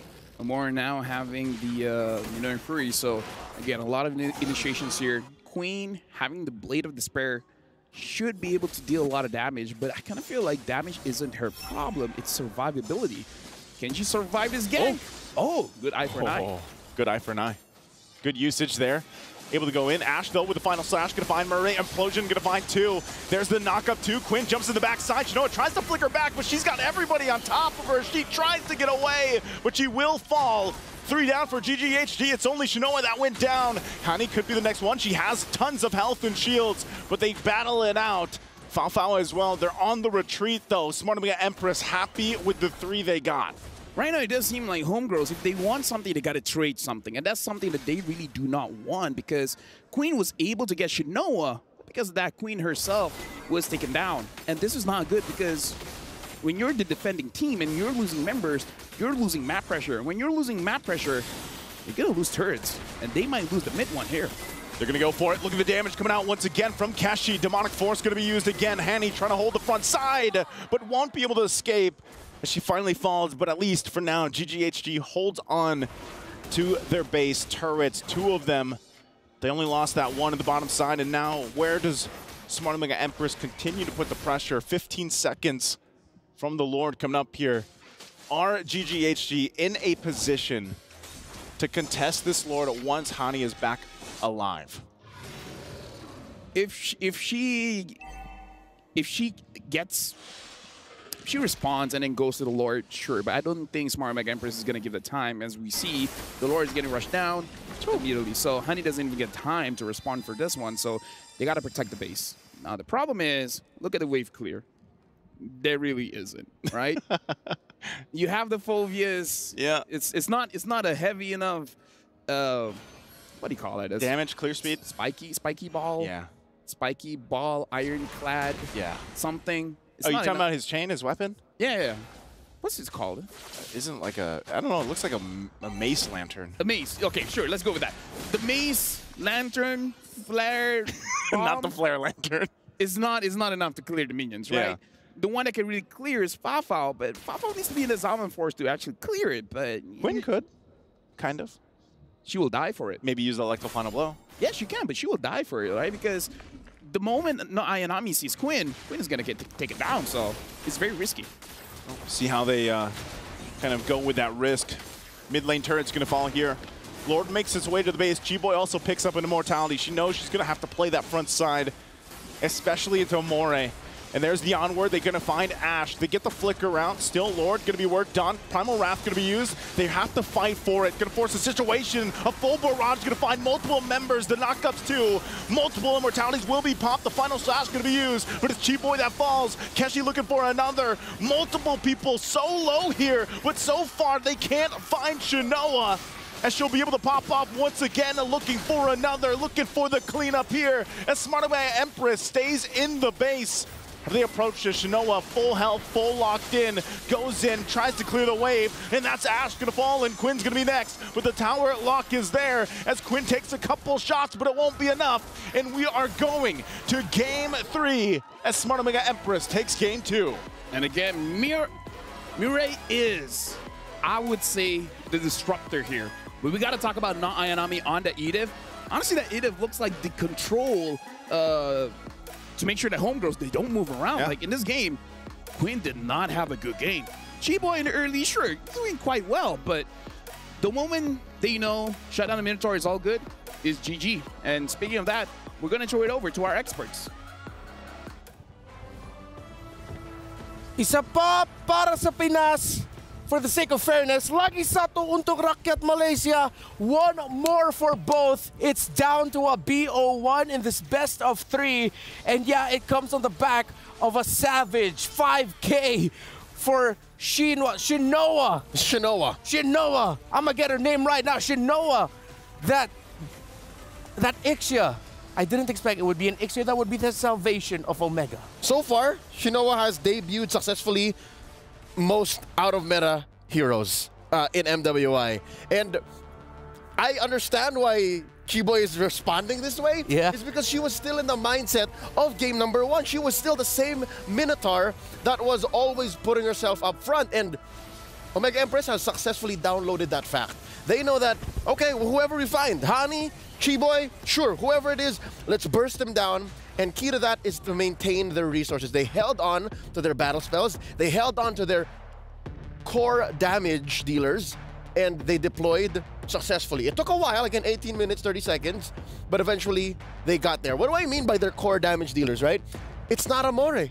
It's not even Ayanami. Sometimes it's Ayanami, but it's not Ayanami. Yeah. It's mainly Shinoa and Keishi, which, by the way, makes it such a lethal back and forth for GGHG. The aforementioned Savage, yes, but also the fact that Keishi is such an inevitable force. Nolan gets to places much faster than you expect. Yeah. She can go through walls much faster than a Hayabusa can with the Quad Shadow. So if you're smart in your placement, which I think Keishi is, because she's so disciplined in controlling the map, then you end up with this kind of formula. Again, it's not just a one-woman show, not just Shinoa. Keishi did amazing as well. Battle spell conservation, that's one thing that you mentioned there that stood out for me. And maybe it's because she was able to conserve her flicker at the right time that the PlayStation MVP is Shinoa. You needed that flicker for this Ixia, and you needed to maximize it. The draft that GGHG had with the Phoveus, the Minotaur, the Arlott, and the Benedetta, I really thought that would be it for this Ixia, but it wasn't. Yep, this is once more a replay for, honestly, a nomination for Play of the Day. I'll say it now, a savage for Sheen Perez. Shinoa here. We'll break it down later, all right? We'll break it down on a more cerebral level, but she used her kit so well, and I think key to that was, I don't know if you agree with me, but her first item, Sea Halberd, it allowed for that fight to be much shorter, and that's what they needed to do. They needed to shorten the time that the members of GGHG would fall so that Ayanami could follow through, and there would be windows of doubt for GGHG for the Savage to eventually unfold. Yeah. And one thing that... Oh, hey there, Ixia. How you doing? Hello. Hey. One thing that Lafel mentioned was the play of Mirai on that Tigreal, where eventually she readjusted her priorities of who she would be catching with her ultimate, with that implosion. And there was a moment we saw early on where the first major play that GGHG countered was the implosion strictly just for the Phoveus that has Purify. Eventually that was adjusted, that Mirai said, all right, I'm really gonna conserve my implosion and make the most out of it. Once those Purifies are gone, once that Nolan has bursted this Phoveus, I will be able to use my implosion. And it helps that there are literally 4 sources of CC that could pull out the Purifies. Yeah. Again, battle spell conservation. If you're able to force out the Purify from Hani early so that she can continue demonic forcing, then all the more Keishi and Shinoa's job becomes easier. If not, then that's when you force out the implosion, and then it comes through, and then you layer it with maybe another Earth Shatter, another Onward, because I think some people forget there is a stun in Shinoa's kit. There's a stun in the Ixia. Yeah. So if you're able to get that through while you're in full barrage mode, then even a Zaman-forced Harith, even a Harith hopped up on time magic will have to lay down and take a dirt nap. And that is it. One more game to decide the fate of these two teams. Omega Empress and GGHG have taken each other to the limit. But before we continue the story of these two squads from the Philippines and Malaysia, let's go on over to Eterna, who's with Maria. Hey everyone, it's Eterna here with Maria once again. We're backstage. It's nice to see you. Nice to see you again. Rachel Malati. Rachel I Malati. love her name. Yeah. Beautiful. Yeah. Yeah, that's my real name, guys, for those of you who don't know. Surprise. Anyway, yeah. I think earlier on you mentioned that you met GGHG before, Yes, and yeah. you had a small talk with them. Do you know what the overall vibe is right now with them? Anything that we should know on the broadcast? You know, after they won against, not one, draw, against Team Vitality, at least they scored one game. Mhm. It feels like they win this tournament. It feels like they are really confident they can go through anything. But when I asked them, like during the post game press conference, okay, how to avoid this overconfident thingy, because you just scored 1-1 against the best of the world, the best team in the world. They said that, okay, we know that this is a game that we just won and we made it to the playoff, but then we don't want to overconfident. We respect all. Oh, okay. Yeah. Okay. That's the vibe. Like, we can win against the world, but we need to respect everyone. Yeah. So morale is high. Super high. Okay, that's good. Like because super high. after Vitality, it's Smart Omega Empress. And people like to say, Smart Omega Empress is the vitality of the Philippines. Okay. Right? How do you feel about this matchup? Do you think that they can go through? Oh, obviously. Like super confident. Super confident. Because this is, okay, MY is a short name for Malaysia, right? Yeah. I want to start hashtag campaign, this is my era. I love that. Yeah. This is I the love beginning that. of my era. I mean, technically, it still could be possible here at MWI. Yeah, they just show us against the Vitality. And yeah, and you just said Smart Omega is the Philippines version of... Yeah. That's true. That's interesting. Oh man, because that could replicate the same story as MSC. It's scripted. Right? Guys, it's not scripted. She's joking. Just to clarify. She's joking. No, you're joking, right? No, I'm joking. Yeah. Yes, So yes, I'm she's joking. Anyway, do you have a Hmm. message for GGHG for their Yeah. next upcoming battle? Just do your best, believe in yourself. Like all the Malaysians supporting you, even right now because of your recent winning. The government also stated that they're gonna give all supports to the MLB team. So just be yourself with boundaries, not like Lafel, and yeah, just have fun. Just be like you, homegirls, and this is our era. This is my era, and thank you so much for the hard work. Yeah. Okay, and thank you so much, Maria, for this interview as we're heading over back to the studio. Hashtag, this is MY my era. Wow, thank you. I really love that Maria there put the Lafell on glass. I didn't expect that. Thank you so much. Out of pocket. Kind of out of pocket. Thank you so much, Rachel Jasmine, excuse me, Eterna, for the lovely interview with the lovely Maria. It's looking like, this could be the potential my era or the MY era, but there is still one more game for the Malaysians. They have to play up against Omega Empress. Looking back at what we saw here, the Phovius in the mid made sense. But it was responded to well by Omega Empress. Still, I really feel like Phovius mid is so risky. It's a acquired taste. Your lineup has to have agreed. Your team has to have agreed from a player to player and even to a coach level that, hey, this is not your traditional artillery mage, not even your utility or support mage. Yeah. So there was some semblance of promise here, right? Like you almost saw its full potential, and I may or may not be putting Reptar on blast here, but at some point he had his hands in his head, his hands in his head in his hands. It was miserable because there was a 3-for-1 trade, if I'm not mistaken, mid-game. Even after that Savage by Shinoa, which hopefully we can break down very soon, and that's when it could go well. That's when you can time out the stolen ult, you can time out the stolen the stolen angles, and if that works out, then yeah, the Phovius mid is beautiful. I think we can go back at that moment specifically. Will we be able to go back to revisit the Savage that Shinoa was able to show off? Again, these are the members of Smart Omega Empress behind me. The woman of the hour. He's on the line. That's her right there. Shinoa. Get the name right, Renmar. It's not Shinwa. Yeah. We also did sing the praises of Keishi.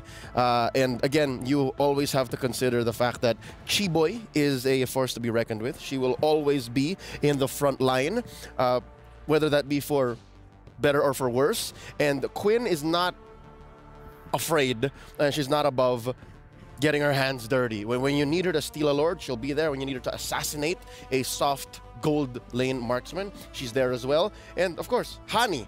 Hani can pick up a Phovius and still show up. Again, a gold lane Phovius isn't for everyone. Or rather, a mid lane Phovius isn't for everyone. I think I can count in my hands, I don't want to say in one hand, but in my hands, how many times a mid lane Phoveus was picked across many different leagues and regions that here now, even Hani, I gotta tip my hat off to her. Well, there were times where I really was feeling like looking at that Phoveus, wow, Omega Empress has to spend so much just to take one pick down. But okay, going from Shinwa, let's go on over to another player I'd want to focus on the side of Shinoa. Sorry about that. Shinoa. Continue. Look at Keishi this time. In person, when you get to meet her, she's quite very low-key. Soft-spoken. Soft-spoken. And her playstyle is somewhat similar. Excuse me? Drafts up. I don't think this is what we should be seeing. Yes. We'll be repairing this. Yeah, we'll be repairing this. This might be a... It will be amended. It will be amended. That isn't the actual draft, but we can go back to Keishi. Yes, sir. Talk to me about Keishi. What she I'm does, a big fan. I'm a big fan of Keishi too. Like when I got to interview her, she really is the type that she just goes with the flow. Literally, I asked her, who are you looking forward to face? It's like, I'm looking forward to face anyone. I thought they would mention everyone. I thought she would mention Vitality, Vega, of course, but she didn't put a lot of focus on the Indonesian teams, and she just said, you know what, just give me anyone. I'm ready for anyone. Truth be told, anyone includes GGHG. Yeah. And currently, they are who stand in the way of Smart Omega Empress from breaking through 3rd place. But take this as well. Talk about GGHG. What if they snap into a different mode? What if they get a brand new laser focus and they show us something else? Because it's one thing to take the to have the momentum taken away from you, right? After winning game 1, oh so dominantly, and then suddenly, you know, losing to a Savage. So I hope and pray that GGHG have something left in the tank. I'm sure they do. I mean, a pick that can rock Jushin really well, a pick, team, excuse me, that can rock a gold lane Bane, that has excelled with Zask, tells me they are a team that is ready for this current meta. And for this current meta, heading into today, if I'm not mistaken, some of the top picks that we've seen, the Terizla, Claude, Edith, Julian, and Ruby, those are our top 5, with the Minotaur, Harith, Valentina, and Roger very close by. So with these picks that I mentioned, are there anything there? Is there any pick there that you feel like would be a respect ban for either of these two teams? Let's start with Omega. What would Omega want to take away from GGHG? Oh, Minotaur. For sure. Unless Valentina's open, because we saw that works now, right? Yes. But to hone in on what you're trying to get at, I'm gonna cut through A and B, jump to Z, or maybe should I say T. Yeah. The odd lack of the Rizzler. Group stage was all about the Rizzler. We saw teams first pick in Terizla, left and right, and now suddenly, save for Smart Omega, they actually love the Edith. Where's the Terizla? What if Edith gets banned out? Maybe they should consider that if it doesn't get banned out. I agree with you. And I really agree with you with the Minotaur. At one point in this tournament, I think this was the updated stats from yesterday, heading into the knockout stages. Please correct me if I'm wrong. He had close to a 70% win rate. That's how effective Minotaur has been for MWI. Edith with 62%, Valentina 66, almost 67. Terizla, because with how much he's been used, is teetering around 47-48%. But then again, it's just because he's been used so much. Yeah, the sample size will do the stats dirty, especially if you pick it high enough. As well, Roger, if I'm not mistaken, like Roger should also have like a close to 50-50. Roger, surprisingly enough, is usually banned. There you go. So he's just that much of a priority in the pool that he's protected. Yes. If I'm not mistaken, out of the most banned heroes at some point, okay, he's not the most banned, but he's in top 5. The top 5 most banned alongside Ling, Chip, Jushin, Angela. Roger is there at the number 5 spot. At this point, I think you're really just thinking of banning one hero per side, because there's always 2 that's automatically taken out, and then you just get 1 that you can adjust and modify. Here we are, the draft. One of the heroes that you mentioned earlier was Edith. Instead of that, maybe pick up the Terizla. Maybe that will be an option for GGHG as they first ban that. Omega Empress, if there's a pick I would like them to respect, it would be the Claude of Fafao. but they will also respect the Zask that we mentioned earlier for GGHD that they rock in the mid. Second band now for HG, I would like to see them consider taking out the Angela, maybe the Valentina. I think they're just going to start attacking Shinoa here. But here's the thing, attacking Shinoa is most likely an exercise in futility. You know she has a Melissa, you know she has an Ixia. Very rarely do they have to kind of set up around her. There's the Lingban, still at large, the Roger, still at large, the Jushin, the Chip, the Lo Yi. There's so many heroes out there. Oh, and of course the Valentina. So we're gonna see a Lu Yi or a Chip, or Lu Yi these days just kind of gets snubbed. If I'm Omega Empress and they, okay. Chip's open! Good thing they Would you banned out the rather deal Jushin. with a Chip? I mean, if they go Chip here, you obviously go Arlo. You gotta go Arlo. And I feel like Omega Empress could potentially... Ooh, they don't go for the Chip. So Chip, LY, Arlot, all open. Yep. Harith still open. Would Mirai do Chip? Would you get two power picks with one pick right away? You rush Chip Harith? Lo Yi Harith? Okay, Lo Yi Chip. Lo Yi Last Chip time I saw that, it was a little disgusting. Yeah, but I still lean towards the idea that it can be a little bit overkill. So they go for... Whoa! Do they just snub it entirely?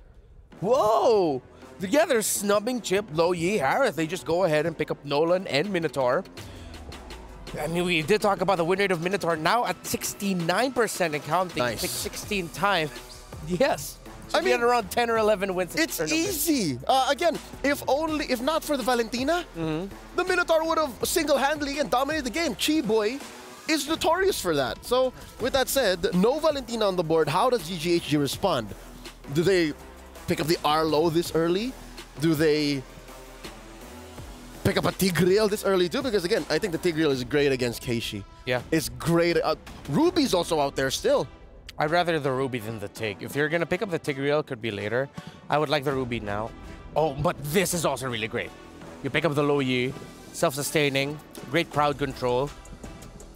So this needs to be a lineup by Omega Empress that isn't so honest. It can come from different angles. They have the Nolan, but their EXP laner or... No, yeah, their EXP laner needs to be coming off, needs to be able to come off from an off angle so that you get the Lo Yi out of position to maximize her rotation dispersion. All right, there's the Arlo going into the hands of not Ayanami, which is a solid answer to Lu Yi as he is an answer to the Chip, right? Yep. Like, as long as you know where the angle is coming from and you're able to relocate, you can just final slash whoever comes through. And what's scarier about this is there's no way out. The shortcut, you can kind of go through the portal. With the diversion, it's all in. So for Omega Empress, are you gonna commit the last ban now that you've taken out the Tigreal into the... Commit the last ban on Ruby or commit the last ban on Tigreal? On Terizla. Or the Chip. Or the Chip. Still possible. Part of me is still okay with giving the Chip though. Don't know why. Both teams too. Both teams too. This is... Yeah. What is this? Bizarro world? Are we Twilight Zone? What's going on? Claude is gonna be open for Fafao. If this Roger... Oh, wait, no, excuse me. Roger will be going into Confirmed. lane. Confirmed. So, this is a clear green light for Omega Empress to go, hey, let's give Shinoa a winning lane. Actually, no. It's not. It's because they have a great babysitting roamer. Yeah. So they can go for like at least a 50-50, a 40-60 at worst. So Omega Empress are taking away backline divers. Oh, they can steal... Oh, wait. No, they cannot steal the Terizla. Yep, no more. Oh, wait. GGHG can still play it. Yeah, that's why I was thinking that Omega Empress might consider taking it away because you have the Hayabusa already in the jungle. The Terizla would be great unless they want to go full aggro and just pick up an EXP laner that can clear waves pretty fast. Which I think they won't need because they have Lo Yi. Lo Yi clears waves pretty fast. And here's a nice deep cut from about 30 minutes ago. Yeah. The Ixia, the Savage earning Ixia. Oh, Omega Empress might be stuck with a Nathan here. Beatrix or Harith. But up against a Lo Yi. Yeah. Might be tough for a Harith, yeah? Up against you can just Purify. Just pick up the Purify. Okay. As long as you... I think mid lane is going to matter too. You want to have a vision enabling mid lane. Like, you want to make sure bushes are clear. So what, Nova? Huh? Nova? Or Faramis. Oh, okay, yeah. Or Nova. There is a Nova. They go for the long range instead. Gold laner here. Excuse me. EXP laner for GGHG. Is Rizzler making sense? Rizzler's still open, yeah. Yuzhong, oh no! Oh, Yuzhong, Lo Yi, Haya. Hunt down the Nova. Come through with a diversion from an odd angle. Oh. Yeah. So if it's going to be a Yuzhong, what's the roamer for GGH3 then? It's a Crouching Roger Hidden Dragon. I like that. I'm here till Saturday. We're here till Sunday, technically. Well, I mean, on the broadcast. Okay. Okay. You're welcome. I got scared. I thought my flight was scheduled a different time. All right. Roamer, what would it pair with? What's on Chi-Boy? Chi-Boy is such an impact player for GGHG, and it looks like they're taking their time. 5 seconds left on the clock. He's thinking. Don't tell me she's gonna Kufa or something. Atlas? Nah. Kaj! And the Rizzler. Oh, right. How could I forget to mention this? A classic combination of Kaja and Lo Yi a la Rebellion Esports in MPL Indonesia. All right. Crouching Roger Hidden Garuda, I guess. What's it gonna be now for the gold lane? No, Kai was taken out early. Tough. I don't think you want a Bea here. No. All the more it's dangerous. Claude entries will be difficult. You need a bit more magic damage. It just can't be the Nova. You're both burst. You need a lot of sustained DPS. Is Harith that sustained DPS? Not in the traditional way that I would consider it.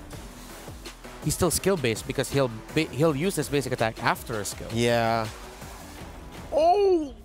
This works! This works! This works! Get away! This works! This works! But again, still, you have to get it in the practice. And if I'm not mistaken, if you time the getaway well, Shadow Kill can't even get to you.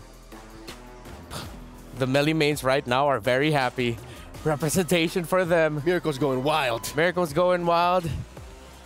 There's a caster named Vey as well who'd be very happy about this game. But let's see if those melee mains will be happy being represented.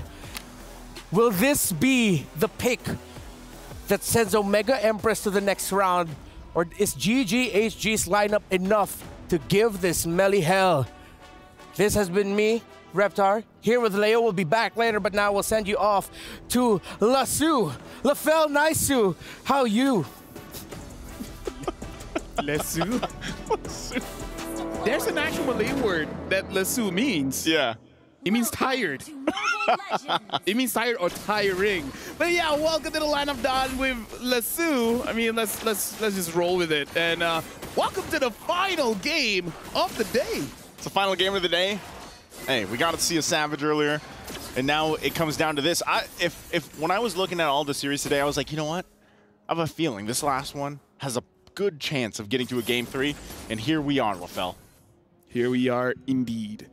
And honestly, looking at the whole composition here, really, I gotta say, MWI has its own pocket meta. Like, this time we are seeing the Louis against the Louis alongside with the Kaja. It's gonna be pretty interesting here. But again, the thing about Kaja is that sometimes you can make a mistake when you're trying to force and engage. So, I don't know. Going up, basically what Chi-Boy has to do now is do a Marais. You have to catch the roamer, actually. You can't, yeah, I was gonna say. And then kill the roamer as fast as you can. Because if not, the Minotaur is gonna be like, you want to engage? Who decided that? Yeah.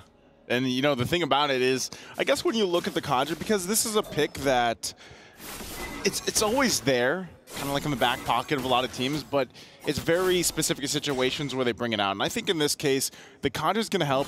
You're really just trying to get the numbers advantage early on, but you have to make it happen fast. And I think part of that is utilizing the fact that this is a Lo Yi. You can go in with a diversion, make some surprise picks happen. But if it doesn't happen, then you have a response, especially from Marais, especially with the final sash.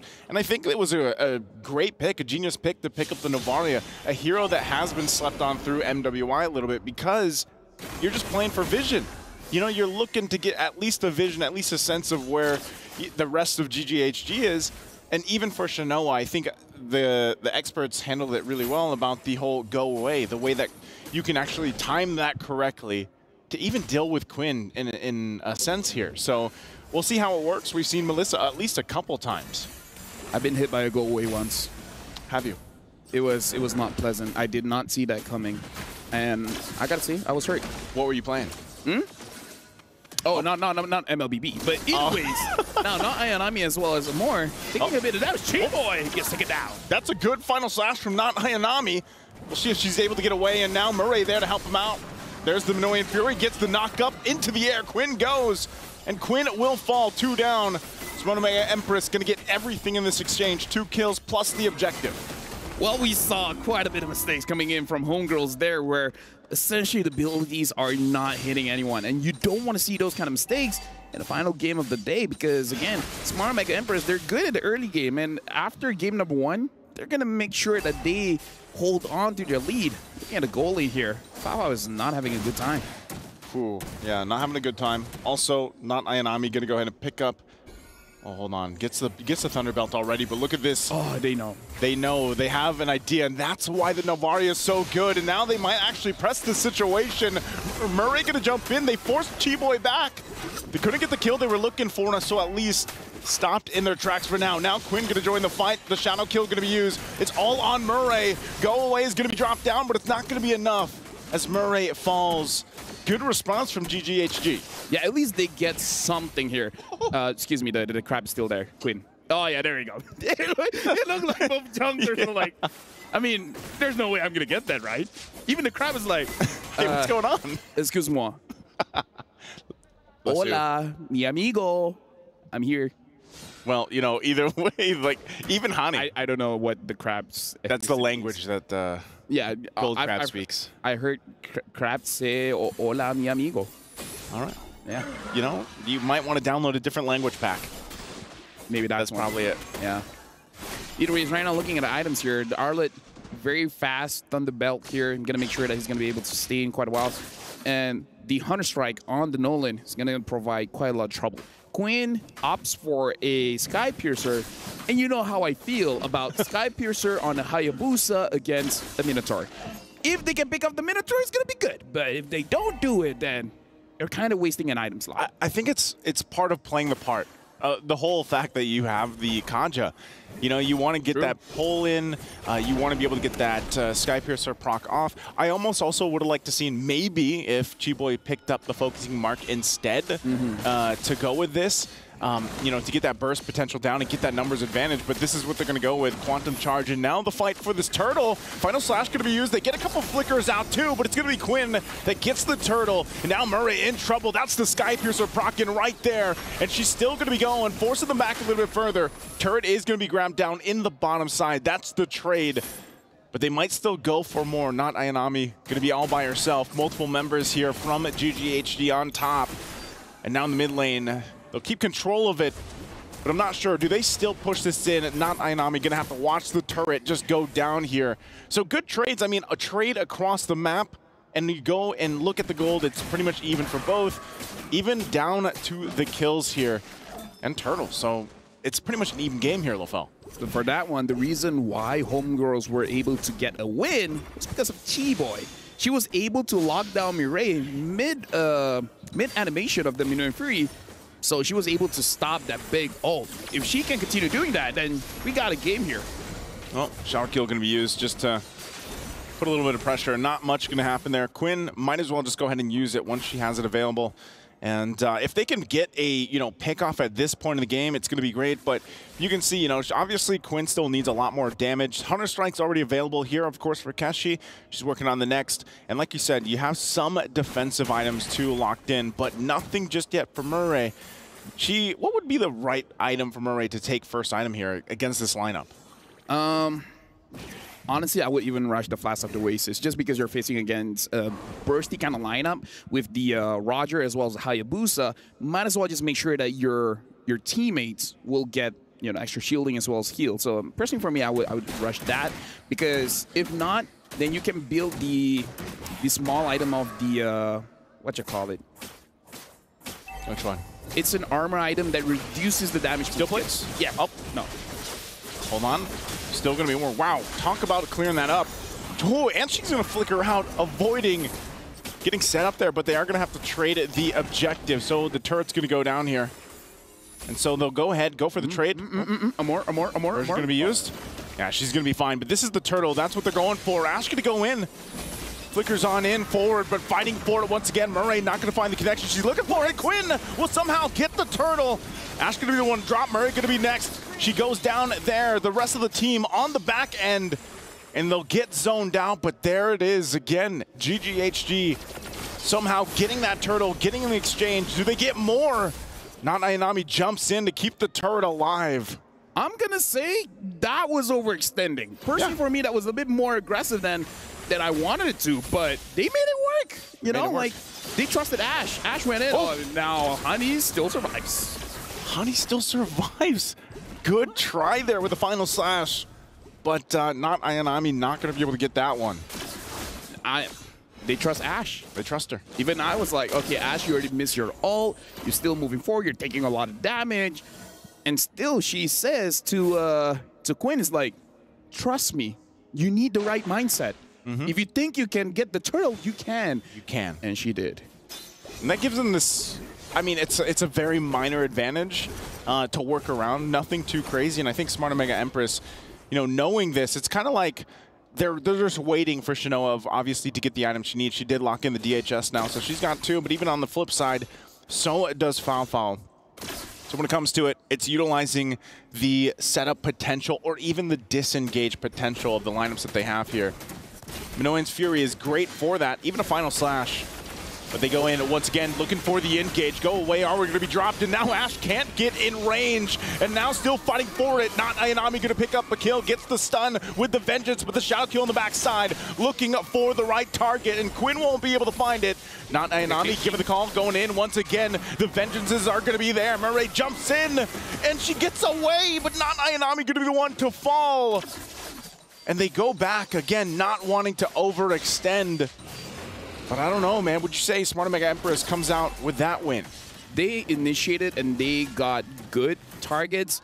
It would be better if Homegirls did not trade, but the fact that Homegirls did trade, I would say it's pretty even. We're going to look at the STC replay here where we see Marie able to catch 2, and because Ash understands that she's not going to get away anyways, might as well try to engage. And Quinn tried to go to the back line, try to get Keishi or more, but again, because everyone's so clumped up, they're all looking good. Not Ayanami tried her best. Foul, I feel like she wanted at least 2 kills there, but again, there was not enough damage just yet. Endless Battle is great, but it's not enough just yet. Right now, what could be great and enough, more than enough, is whatever team gets this Lord here. This is where you always start to see the Novaria especially start to shine. Once you get those shots in, the damage is going to be there. There's Ash jumping in with a flicker, forcing Shinoa back a little bit further. Could be a trouble as Ash going to be the fall, but also not Ayanami will be going down in the exchange. Murray could be the next target, goes in with a quad kill. The quad shadow won't be able to go in any further. Once again, fighting for this space, fighting for the Lord here. Chi-Boy in the front of the fight, but it's going to be a reset. Yeah, definitely, because Homegirls, they got to be careful because the Minotaur is still there. The Minotaur is still healing. Shinoa as well as Keishi can deal a lot of damage. So I feel like for Homegirls here, you don't want to overextend. You got your advantage. You get away. If you get a catch, that's amazing. Looking at Chi-Boy still having the ult, you can pull someone in, preferably pulling in the Mireille. The thing is, do they have enough damage? Fafao just completed her... Okay, looking at items here, having Wind Talker, Endless Battle, as well as the Malefic Roar, you have enough damage to take down Mireille, especially when Mireille does not have any armor at all. So it's a good time if you want to catch her out. So it's really on both roamers at this point. Whoever engaged first has a higher probability of winning. Yeah. Quinn also doing top of the damage here. You know, she's doing work on this Hayabusa, and I think anytime you see the Hayabusa drafted for these lineups, for these compositions, it's such a... You really have to be able to use the mechanics really well. You know, the shadow kill timing, a lot of times we've seen her just use it early on for the pressure, but even her placements with the quad shadows has been really good, playing against the amount of crowd control that this lineup has for Smart Omega Empress. So, you know, this is just a showcase of how close this game is. Again, it's come down to this one game for both these teams to move forward to the semifinals, and it's going to be Smart Omega Empress that just gives it a go, but here comes the diversion. They're going to be too late as the Lord is secured. Unless something can happen, Conceal going to be used. Chi-Boy might pull, not Ayanami. Is that the right target? They're going to force them to fight. A final slash going to find 2 targets. And now still working at she's going to fall next. Keshi trying to join the fight, but Murray falls as well. They still have the Lord. Do they want to fight this? Foul can't get the kill on Shinoa. She's trying to run away, but it'll be too late as Foul falls. So it's a 1-for-2 trade, but the Lord goes to Smart Omega Empress. Yeah. I feel like, yeah, just a little bit too late. I feel like Smart Omega Empress, they saw Quinn down at bottom, and then they just called it. It's like, we got to do this now. While all of this is going on, STC replay here, I feel like the targeting coming in for Homegirls is a little bit off because it looks like they're going for different targets here. Fafao is going for the damage dealers. Everyone else was cutting back. Not really their fault because all of their HP was so low. Yeah. It's more on Fafao being a little bit too aggressive here. But something I do have to say is 30 minutes in, and I don't know why. Ash only has one item. Kind of doesn't make sense. I don't know why Ash only has one. Like, I feel like we've seen the item pop up quite a few times. I don't know if it's a bug or something, but why does she only have one? I feel like at this point, the minimum you should have is two because you're the EXP, you're not a robot. Yeah. Interesting to point it out. Yeah, just one item. Yeah, she's only got the Dominance Ice. I mean, she picked up the Fury Hammy probably early on just for the lane. The thing is, their gold is not different. 5.4, 5.9, 500 difference, but looking at the Arlet is going to finish the third item first. Right? Yeah, interesting. I mean, it looks like they have, what, 2 conceals, too? Oh, Quinn, wow, she just deleted. Diversion going to be used, but they won't follow up on that. So with this, once again, it's just going to be put the pressure on the bottom lane. That's the game plan for Smart Omega Empress. Want to get as much territory as they can. And now eyes set on the base turret here. 4 members for GGHG. Is it going to be enough to hold on a little bit longer? Base turret still standing for now. Not Ayanami on the front side. They're going to jump in. Murray there too, looking for this kill on Ash.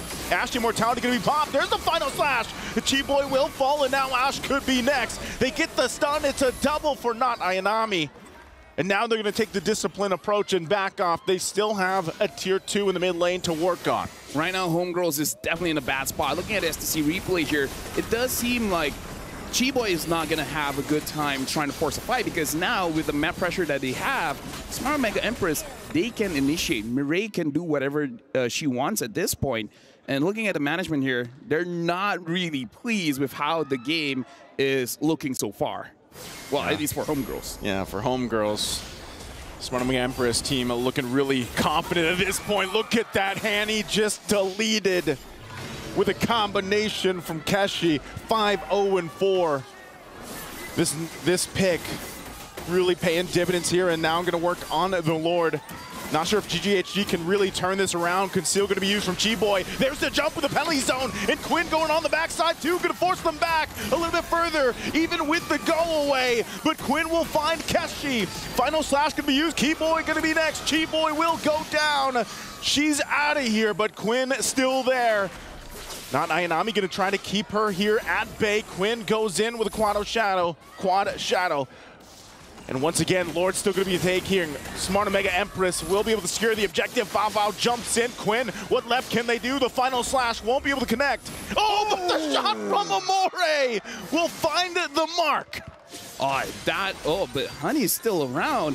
Homegirls, they really don't want to let this Lord go. They're like changing shifts at this point. It's like, okay, now it's my turn, now it's your turn, now it's my turn, now it's your turn. Make sure they don't get the Lord, but looks like they don't have much say for this one. The Lord is going over to Smart Omega Empress. It's going to be the trade right there. Again, a very messy fight for them to go ahead and secure this, and Hani really trying to do her best. She has quite a bit of damage too. A little bit longer if she could have, but Quinn will get a kill on not Ayanami. So once again, Smart Omega Empress, they get the objective. They get ready for this push into the base for GGHG. Could this be it? Could they defend? I feel like they can defend one more time. Just a feeling, but the moment they're able to take down Fafao, I feel like that's it. Because I feel like Fafao is the saving grace for Homegirls right now, even though her KD is 2, 2, and 3, but she's been able to juggle this team fight quite well. Going in and out, dealing enough damage to make it so that Smart Omega Empress doesn't fully commit to any kind of engage. But again, that Minotaur is a problem. Mireille, 0, 4, and 12. Again, Chi-Boy hasn't been finding the right targets, having to force to pick up not Ayanami instead of Mireille or even Keishi. Comes down to this. At this point, this could possibly be a game-ending Lord for Smart Omega Empress. They went through it in Game 1. They had a game for themselves with a Savage in Game 2, and now for Game 3, looking to clutch this one out. Ash on the front side, trying to keep it at bay. The mid turret's going to be the focus.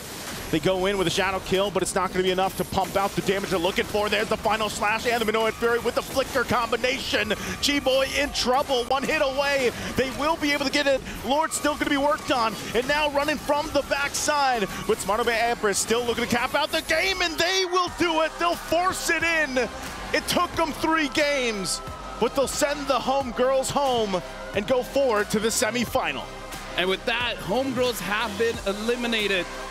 Good job for making it this far. But again, we heard people talking about it. This is basically the vitality of the Philippines. Pinas lang Malakas, they're moving through. That was good. Very well said. Thank you very much. What a game. What a series. I'm glad that when we got to get to this last match of the day here at LaFell, for us, LeSue, we got to see 3 games. Because with everything at stake, of course, this is how you want it. You want it to go to the distance. You want to see these girls put their best showing on, and that's exactly what they did. Even for GGHG, man, they held up a good game. This was a relatively close game 3 even. Oh, yeah. And SmartOmega Empress just comes out on top of it. Again, there's no other way to end the knockout stage. And we got to put this into, just think about this. Tomorrow is the very last day of MWI. This is the second last day. By tomorrow, we have 3 best-of-5s. And tomorrow, we'll find the real queens of MWI. So, honestly, thank you very much, Naisu. I would say thank you for everyone watching. I'm going to say thank you to all the casters for today. You guys have been doing an amazing job during the knockout stage. All the winners you guys have seen are all going to play for tomorrow, and it's going to be intense. Tomorrow we'll find, for this year, the queen of MWI. With that being said, thank you very much, and we're throwing it over to stage with Cheryl Yao as well as Bara. It's on you guys right now for the interview. Ladies and gentlemen, what a way to wrap up, the final day with a full best-of-3 series. Now, I have beside me, so are you or are you not Ayanami? I am not. Not Ayanami.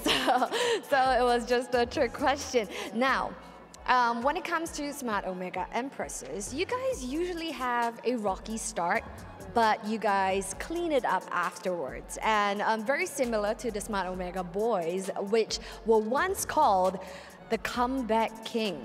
What happens?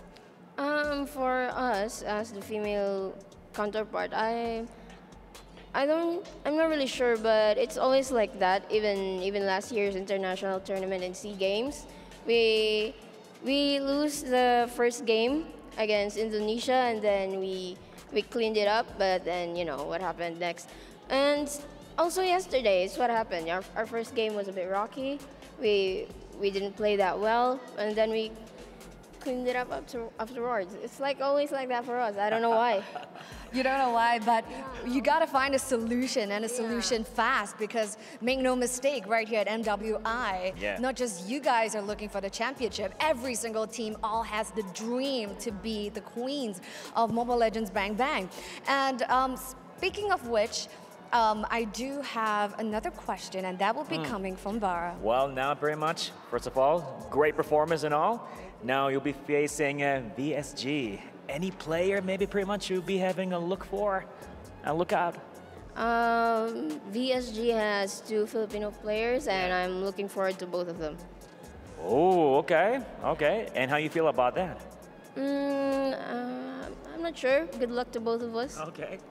Good luck to all, definitely. All the queens shining beautifully here. Yes, so let's not forget the prize after taking this full series of a best-of-3. We would love to have our Malaysian representatives from Gaimin Gladiators homegirls to pass on your tournament key over to them. Beautiful sportsmanship. Let's hear it, everybody. Come on, let's hear it, everybody over here. Amazing game. GG, well played indeed for homegirls. Now, not Ayanami. We do have anything you want to say to your fans a full series, it could go either way. You know, what do you have to say to all your supporters back in Philippines? I know there's a calamity happening there right now, but we just, like us guys, we had a rocky start, and let's just fight. Let's just fight. Let's just do the best we can to get over the obstacles that overcome us. Let's go. Let's make it happen. That's incredibly humble. Now, whoever comes your way will happen. Just like in the game of Dawn, in the Land of Dawn, where we had 5 people going after Shinoa. And she ended up with a savage over at the Land of Dawn. And this is Smart Omega Empress. Over to you guys back at the studio. Thank you so much, Cheryl, Bara, and of course, not Ayanami, but she... Not. Confirmed. Ayanami.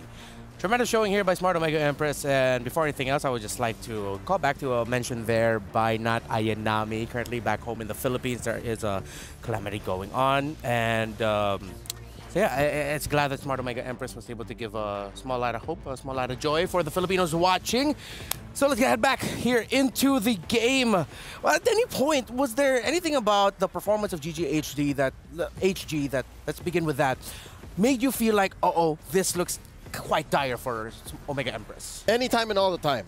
All 3 drafts throughout the series were legit threats. They could eliminate Smart Omega Empress throughout each one. But here in Game 3, very specifically, all the Filipinos are going wild in the Amazon Arena. Here in Game 3, it was a very singular draft. It was, we're going to pick off, we're going to win fights, and if we can't do that,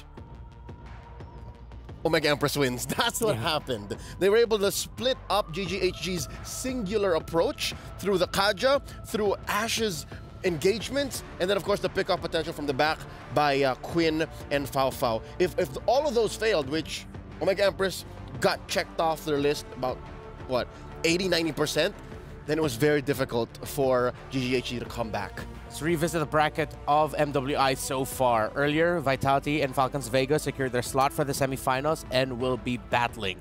Now, Omega Empress will face off against EEC Ace VSG. The top 4 of the tournament have been locked in. 3 teams there were expected to make it to this point. Now, they have a wild card amidst them, VSG. But let's focus now on what we just saw here. Smart OMG getting the W over their opponents, GGHG. Lots of G's. Let's welcome our MVP. It's Shinoa, the goal laner of Smart Omega Empress. Shinoa, how are you feeling? Getting a savage here in MWI? I'm feeling great, and actually I was expecting it to do good in Iksha Hero Pick. Ah, okay. Why Iksha specifically? So did you prepare the Iksha for MWI? Have you been spamming her a lot? Oh yeah, there's so many there are so many using Harith, and I think it's a counter. Ah, yeah. So you think that Iksha's the counter to most of the gold laners we have now? How about the Melissa? You've shown the Melissa twice now to great success. 100% win rate now on your Melissa. How did that come about in your training? You prepared for Melissa too? Yeah, I was spamming Melissa and Iksha. Of the 2, I'm sure meron ka pang tinatago. You're keeping more heroes. Are there more? Are there more for top 4 in finals? Yeah, just there are many. Okay. There are many. The secret. The secret. Shh, y'all, it's a secret. Okay, I have a question for Sheen. Sheen, during that savage moment, I'm sure it's fresh in your mind. What were you thinking? What was the play? Because there was, what, 3 or 4 members? Almost 5. Oh, well, literally 5 members of GGHG on you. What was going on in your mind? They're coming at me. They're all coming at me, and I was calling my teammates that hey, come here, I can do this. And actually, I was feeling great. It was savage. Yeah, and who came to your rescue? That was Ayanami. Yeah, it's Ayanami using Edith. Yeah, you tricked Quinn. I saw Quinn sent her the Benedetta attack the other way. Yeah. So Ayanami confused GGHG well enough that you scored the savage. Do you say thank you to Ayanami after? Yeah. I say salamat. Salamat. How do you say salamat in Bisaya again? Salamat lang. Salamat also. lang pala. Trick question. It's a little trick question. All right. So we know now you're going to be going up against VSG of EECA. What do you think is the biggest strength of VSG right now and why they made it this far? They're all good in mechanics. My team just said it. And also, their gold and tank are good. That's why they make it. And also their jungler. And their jungler. So a lot of them are just really solid individually. So real quick, yes or no, will Omega Empress get the win tomorrow? Of course. All right. That's Chinoa, the MVP of our game number 3. And real quickly, do you want to say one last thing for the fans watching at home? Is it okay if it's Tagalog? Yes, of course. Even Bisaya if you like. Yeah. Salamat sa nitanaw namo, especially sa akong family and sa mga friends. Thank you so much for supporting us. We will make you proud and we're gonna win this tomorrow. Thank you so much, Chinoa. Congratulations to Omega Empress. And now I think would be the perfect time to check out who our MVP is actually for that game number 3, and it is none other than Amore. The Novaria. You mentioned, Leo, in the draft, they needed vision and they got it in spades. It was an all-in vision. The alternative was the Faramis, because again, there was a lot of team fights wherein Smart Omega Empress came this close to death, but apparently they played well enough with space that they didn't need that. What they did was lean hard into vision and the inevitable scaling of Novaria, wherein she got maybe, what, a couple of from downtown shots. Like, definite 3-pointers from Amore. Yeah, there's that one death that you see on Fafao. That was on the hands of that Novaria. That's her. And that's her. And that was a moment where Fafao actually needed to survive because that meant that DJHG could have come back for a fight. But that one stain, that one death, that continued the turnaround for Omega. And in a way, it made the diversion a non-starter. It made going into weird angles almost impossible because, yeah, you could check this bush. If no one's there, throw the Astral Echo the other way, and it's almost as good as it goes, right? That's all Novaria. That's all Amore. Are those rocks around Novaria? I've always wondered.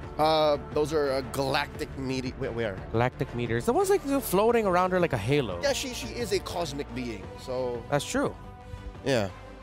That's part of her, I would say, her costume. Yeah. it's not organic. That's not her body. Yeah, I get you. And that hero was the PlayStation MVP hero pick. It's time to check out the El Gudia MVP or plays of the day, because it's now time for the play of the day where we review some of the top clips from today's action. We're going all the way back. Here we have Vitality versus Xeno Zenith, Xeno Lilies rather, and there were promising moments here for the Lilies actually. Yeah, and this was the Alice Angela pickup of the great counterplay actually coming in from Team Vitality. You know, that about this series, especially Chell. Chell is an incredibly solid gold laner. If she's not popping off, she's just like not dying. She's so stable. Yeah. She is stable is the right word. There you go. She is giving just rock solid, just building vibes. Yeah. And it was just a great effort by the entire team to make it work. Countered it. Thought it would be over for them, but now let's revisit Falcon's Vega. One of 2 mid-lane Foviai? Fovias. But of course, you can't count out Falcon Vega's understanding of the metagame and fundamentals. So despite all that, here we go. If I'm not mistaken, you know, you say Chinchaw, damn you Chinchaw. Like, this was a good fight for Net Angels, but look at the base. The split push there coming in from upper left corner. Chincha. There it is. Go. What a split push end there for Falcons Vega, and you could actually see the heartbreak when that happened for Net Angels because that looked so competitive for them. They could have won that. Look at that beautiful smile. She was devious. Yes. She knew what she was doing. The energy I got was, oh my god, I can't believe that actually happened. Or all according to plan. You'll never know. We'll have to ask Chincha. Yeah. You're seeing C9 go up against VSG, and as much as you'd like to see C9's shield go up against VSG's sword, all it takes is one little crack, one little just turn around, and that's what happens. Yeah, it'll be great to see VSG. There's a bit of history also between like Rian, Gailey, and the members of Smart Omega Empress. So it's going to be a reunion battle of sorts for them. And this was just from the series that we watched. Game number 3 of Omega Empress versus GGHG. Of course, with that Melissa. The Melly mains are well represented. That's 2 victories already for Melissa, undefeated. And last but not least, from game number 2, the aforementioned Savage by Shinoa. Can confirm now, she was actually calling for help. And here comes Ayanami, enough of a distraction to make Quinn want to go for the Edith instead of Shinoa, who would then just kill everybody. And from that game number 3 play that we saw before, this beautiful Savage by Shinoa, it was the 4-man Minoan Fury knockup by Mirai, which led to a double kill there for not Ayanami, which allowed Omega Empress to continue their momentum and control in that game. What a day, man. And throughout the day, we've been asking for your predictions. And I'm pretty sure we already have the results of the latest predictions from that previous series up. Let's bring up our STC predictions. And it was quite even. Finally, someone has acknowledged Smart Omega. Thou hast heeded my request to show love for our kabayans. Now it makes a difference. See, like, if you guys show support, whether through the STC play predictions or through just watching and sending well wishes to the teams, you see amazing things. You see Savages happen.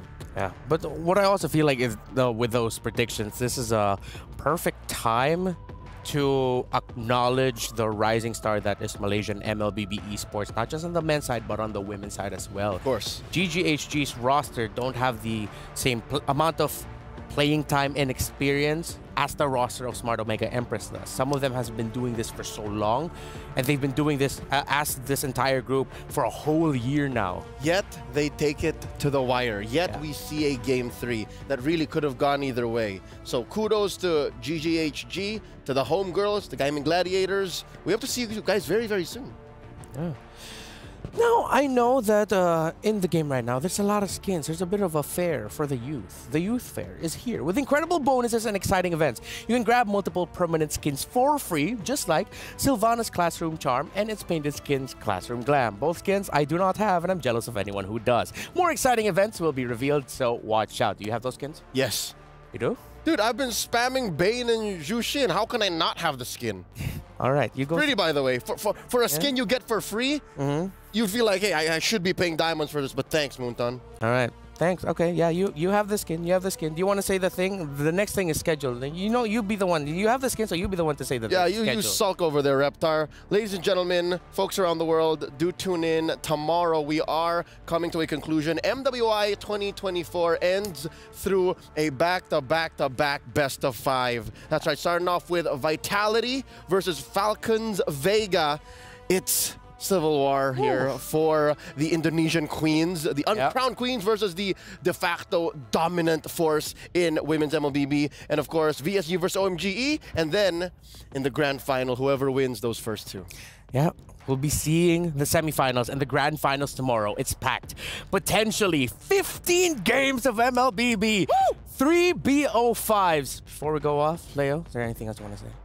Thanks to everyone who tuned in. Thank you to the Filipino fans, the Malaysians, those from ECA, from Indonesia, from Myanmar as well. None of this would happen if you did not show much love for the ladies competing here on the grand stage. I'll see you guys tomorrow. Thanks again. It's been an honor to be at your service. On behalf of Lafel, Naisu, Eterna, and of course the other casters, everyone who has graced the stage, your ears, and your screens today, our production team, we thank you. Our journey here in MWI is about to end, but we have one more day of action ahead of you tomorrow. Tomorrow, we will crown the new, or maybe still reigning and defending, Queens of the World. If you want to find out who it will be, then watch us. That's it for the second day, or not second day, first day of playoffs. Everything will culminate tomorrow. Join us. We will see you here at the Amazon Arena. Stay safe, good night, and good fight.